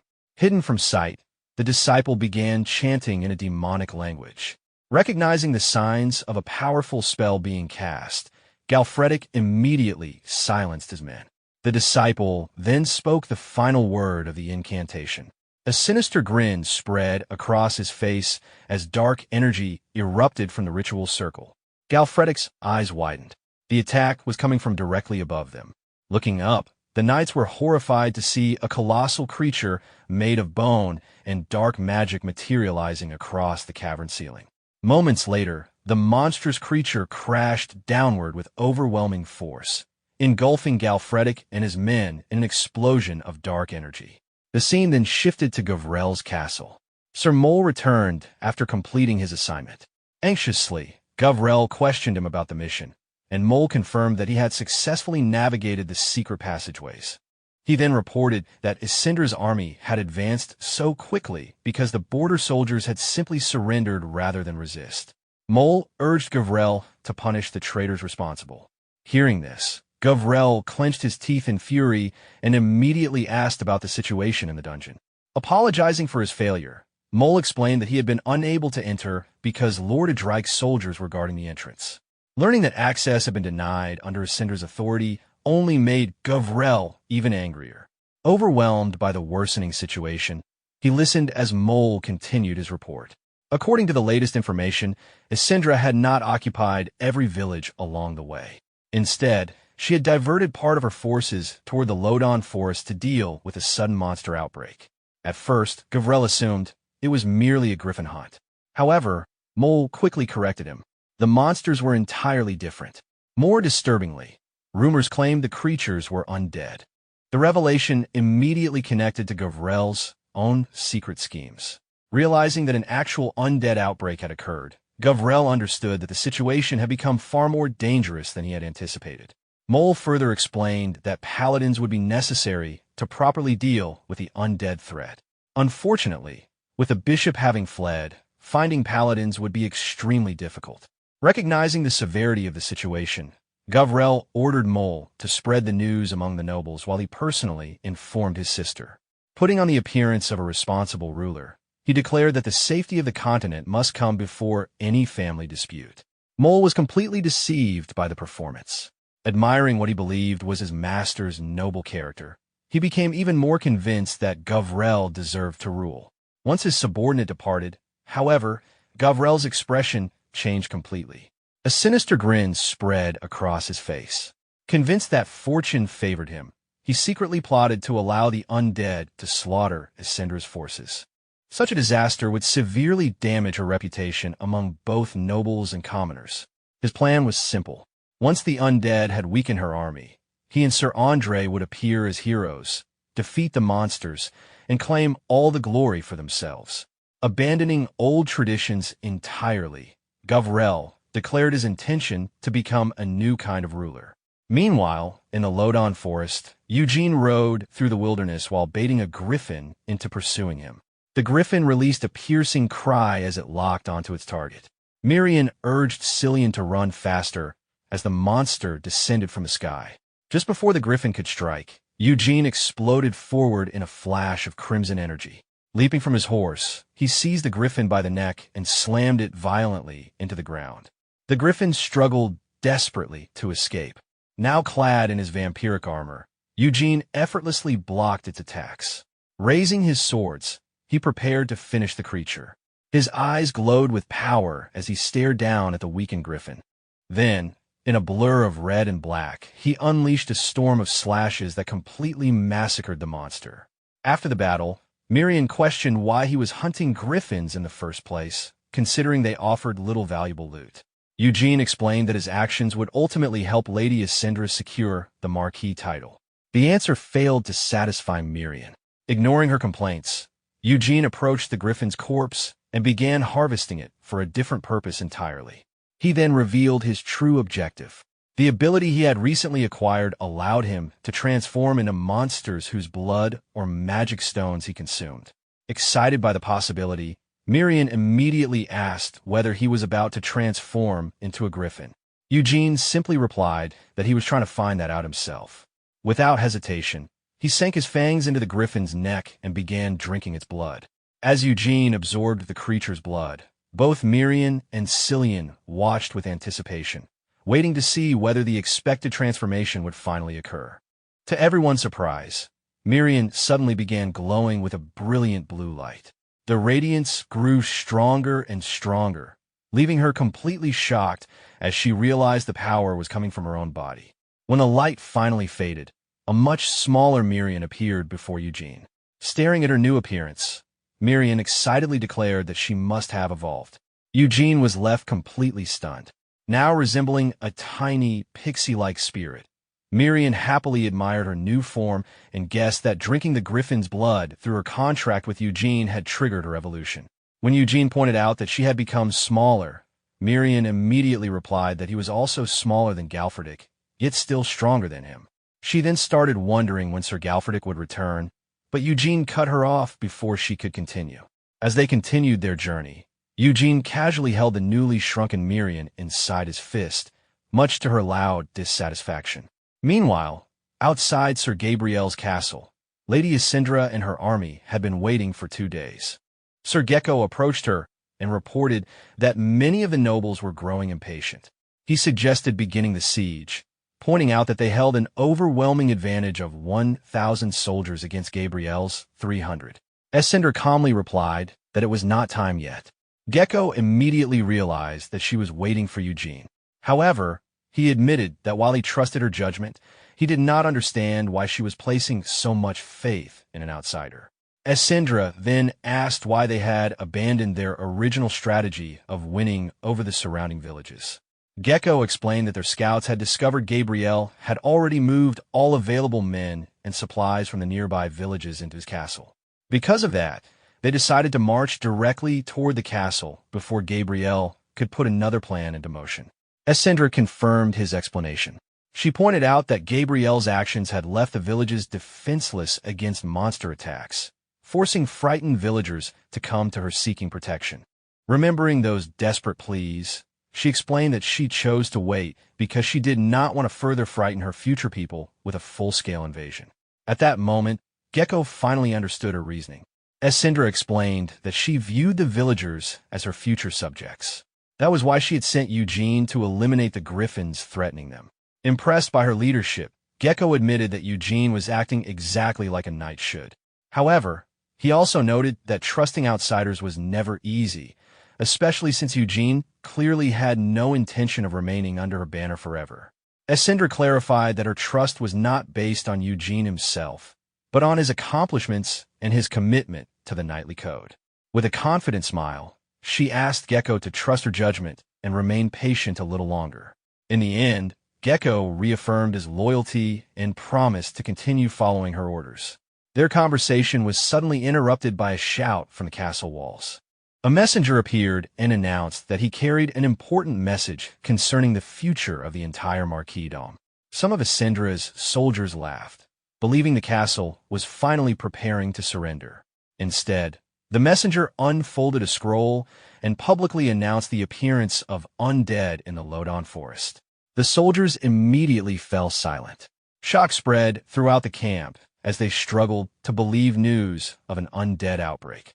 The messenger then placed the blame directly on Asindra, claiming that Gabrielle had intended to send troops to deal with the crisis, but she was preventing them from leaving by surrounding the castle. Asindra became furious as the messenger continued spreading the accusation. Inside the castle, Gabrielle watched the scene unfold from a window. The messenger urged the soldiers to abandon the succession conflict and unite against the undead threat. He called upon everyone seeking peace and prosperity to support Sir Gabriel instead. The speech was a calculated act of political manipulation. The messenger confidently declared that Gabriel alone knew how to defeat the undead menace. Among Asindra's forces, confusion immediately began to spread. Many knights remembered that Eugene and Lord Adrike had departed to hunt griffins, not undead. Their confusion deepened when another soldier reported that Lord Adrike himself had been warning nearby villages about the undead threat, confirming that the outbreak was real. Doubt quickly spread through the army. Some soldiers began questioning whether Asindra had delayed the campaign despite knowing about the undead beforehand. The situation worsened when several soldiers realized the threatened villages included their own homes. They began demanding answers from their leader. Mounted atop her horse, Asindra glared toward the castle, realizing that her brother had finally crossed the line.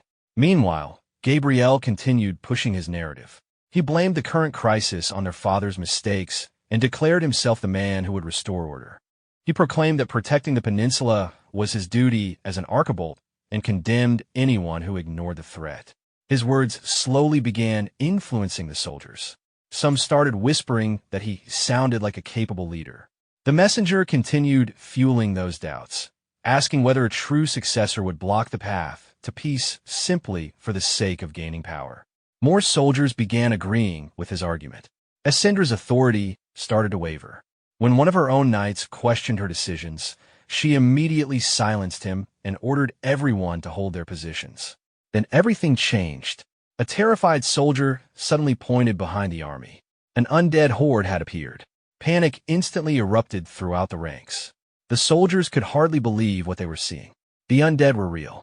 Their worst fears had become reality. As the formation began breaking apart, a massive undead warrior emerged from the horde.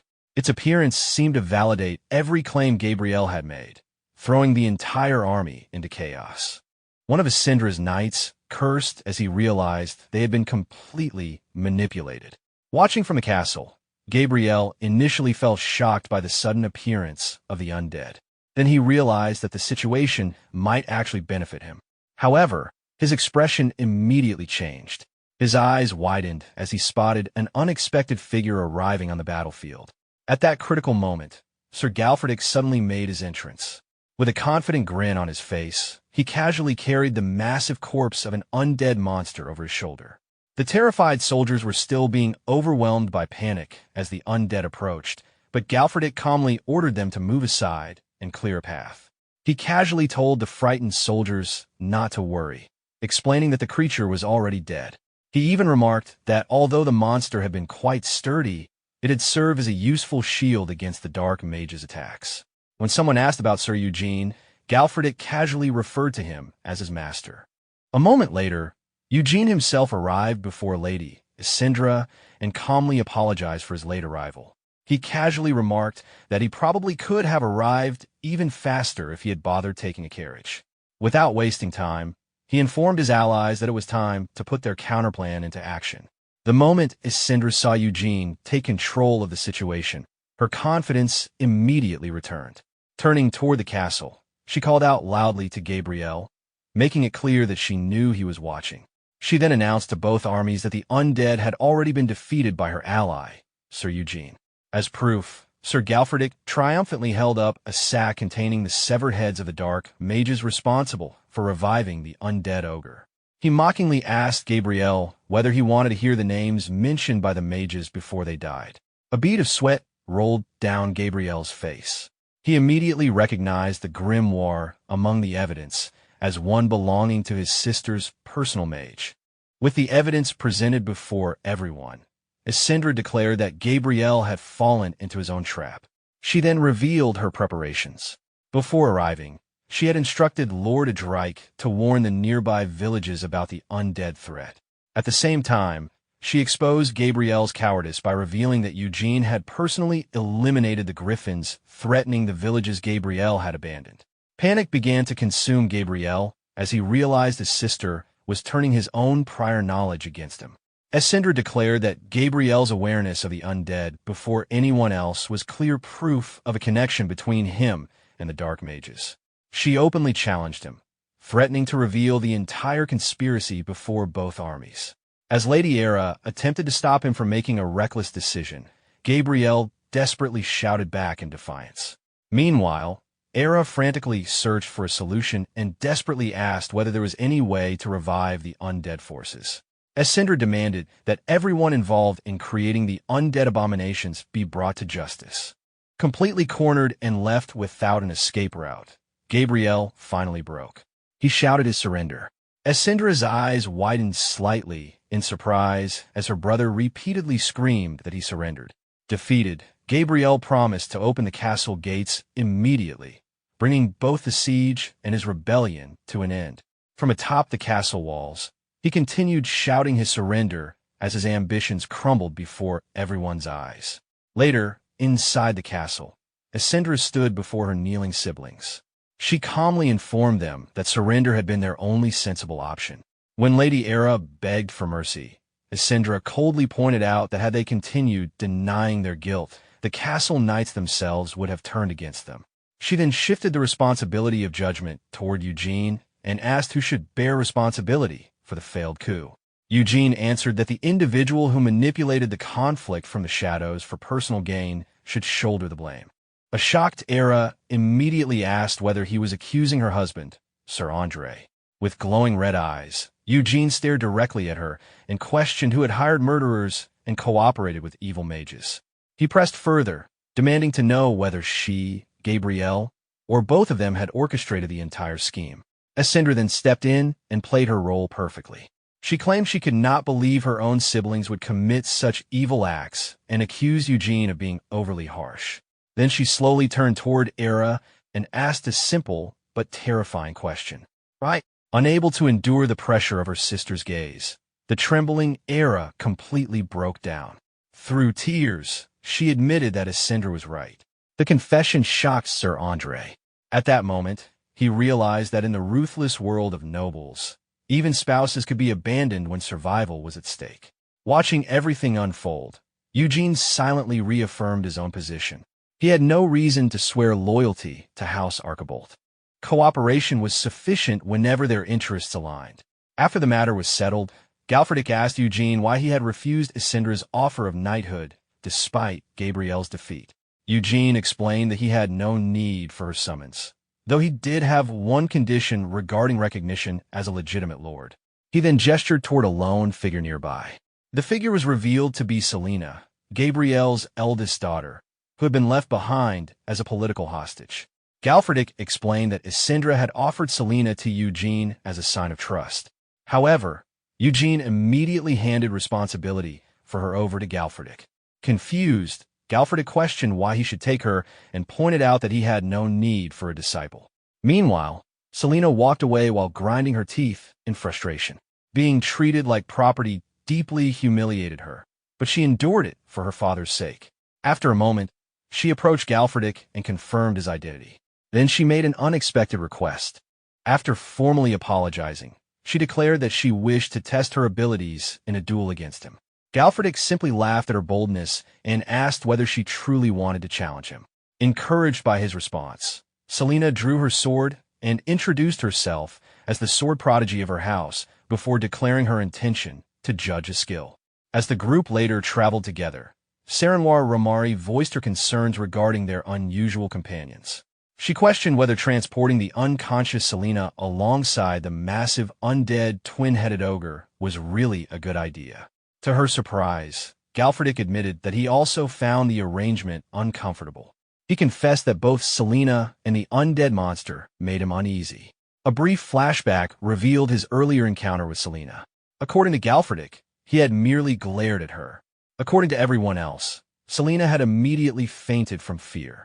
Saranwar quickly clarified that the young woman had not lost consciousness because of anything complicated.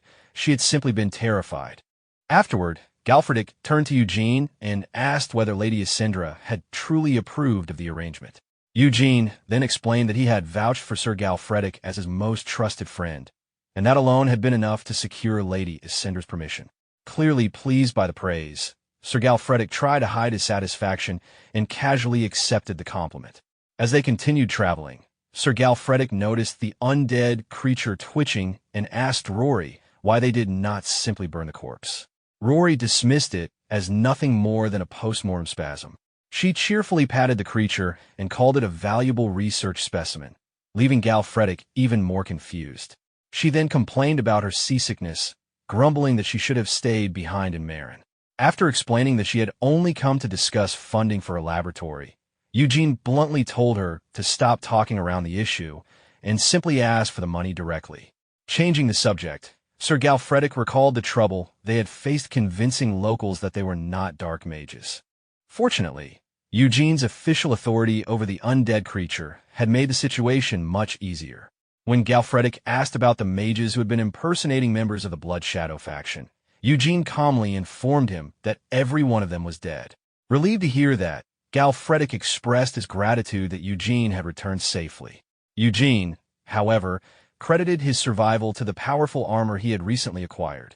The enchanted armor and weapon had been strong enough to pierce stone pillars and withstand the intense flames of a wyvern. The mention of powerful equipment reminded Galfredic of an upcoming night competition being hosted by Count Winsland. Intrigued by the grand prize, a set of top-tier armor, Eugene asked about the influence of the Winsland family.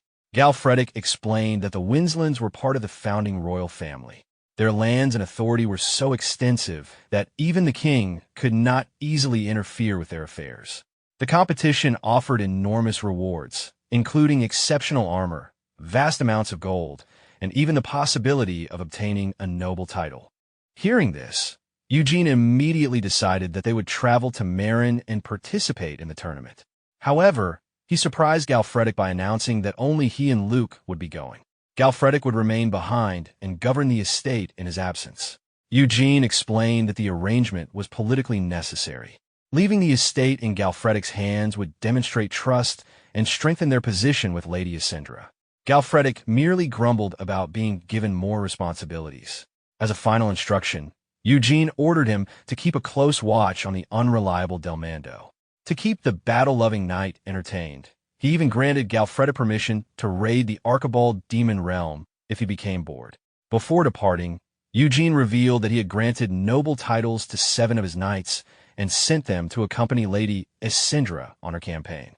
Once the expedition ended, those knights would be stationed throughout his territory to discourage potential invaders. Galfredic burst out laughing when he realized what Eugene had done. By sending the Mafern mercenaries away before payday, he had avoided a major expense while simultaneously helping Asindra. Eugene calmly confirmed that it was simply a practical solution that achieved 2 goals at once. Meanwhile, in Marin, the deputy manager of the Palin Trading Company marveled at Eugene's rapid rise. In a remarkably short time, he had become an independent lord, a mine owner, and a figure of growing influence. Standing beside Luke, Eugene listened quietly as she listed his accomplishments and newly acquired assets. The deputy manager reflected on how unprecedented the situation was. The arrogant Mafern Guild had helped build him a castle, invested in his mines, and even received proper payment for their services. In her eyes, this proved that powerful organizations considered Eugene a rare and valuable individual worth supporting. Assuming their business was concluded, Eugene asked whether their contract had ended. The deputy manager immediately offered to extend it. To her surprise, Eugene bluntly stated that the old contract was finished. For a moment, she was speechless. Then he surprised her again by proposing an entirely new agreement instead. The deputy manager eagerly accepted and promised that the Palin Trading Company would outperform the Mafern Guild in every regard. Before leaving, she requested a few days to prepare the new contract. As a gesture of goodwill, she also offered to repair Eugene's damaged armor while the paperwork was being drafted. She promised that the repaired armor and new contract would be delivered together. Privately, She found it amusing that he had somehow managed to make her company cover the repair expenses as well. Eugene accepted the arrangement and briefly wondered whether his assumption that all merchants were greedy might have been incorrect. As they left the company's headquarters, Eugene noticed Farron efficiently managing a group of workers outside. Curious, he asked how his student had been performing. The deputy manager admitted that Farron was highly intelligent, but had recently neglected her studies. The word neglected struck Eugene unexpectedly. He stopped in place. For some reason, the word stirred something deep within him. He could not explain why, but it felt connected to a forgotten memory. The strange feeling reminded him of the sincere loyalty shown by the followers who had accompanied him aboard the ship to Kalsbegan. Deciding not to interrupt Farron while she was working, he turned away and prepared to leave. In an unusually sincere moment, he thanked the deputy manager for looking after the young woman. The moment he stepped into the street, it became obvious just how famous he had become. Crowds immediately gathered around him. Excited fans rushed forward, eager to see the renowned warrior who would soon participate in a night competition. The deputy manager stood there in disbelief. Eugene had never thanked her for negotiating major business deals, yet he had sincerely thanked her for something as simple as looking after a student. From a distance, two shadowy figures watched the scene unfold. They lamented that Eugene's growing fame would make it difficult to approach him directly. Nevertheless, they remained determined to bring him to their side. Unfortunately, the influence of the Palin Trading Company made any direct contact risky. One of them concluded that another noble family, one that would benefit greatly from turmoil in Marin, might provide an alternative path. Elsewhere, a disheveled Jeven Evergrow sat drinking wine when he received a letter requesting his assistance through his royal connection. Reading the contents, he discovered that his cousin wanted him to recruit the increasingly famous Eugene as a disciple. Already irritated by how often Eugene's name had begun appearing around him, Jeven took another drink. He scoffed at the suggestion, resenting being asked to run errands for a lesser noble. However, as he continued reading, one detail caught his attention. The letter mentioned that Eugene would be participating in the notoriously dangerous night competition. A sinister smile slowly spread across Jeven's face as a new idea began to form. Realizing that Eugene's connection to the Archibald family made direct royal interference difficult, Jeven burst into manic laughter. The situation was messy, but it was also full of opportunities.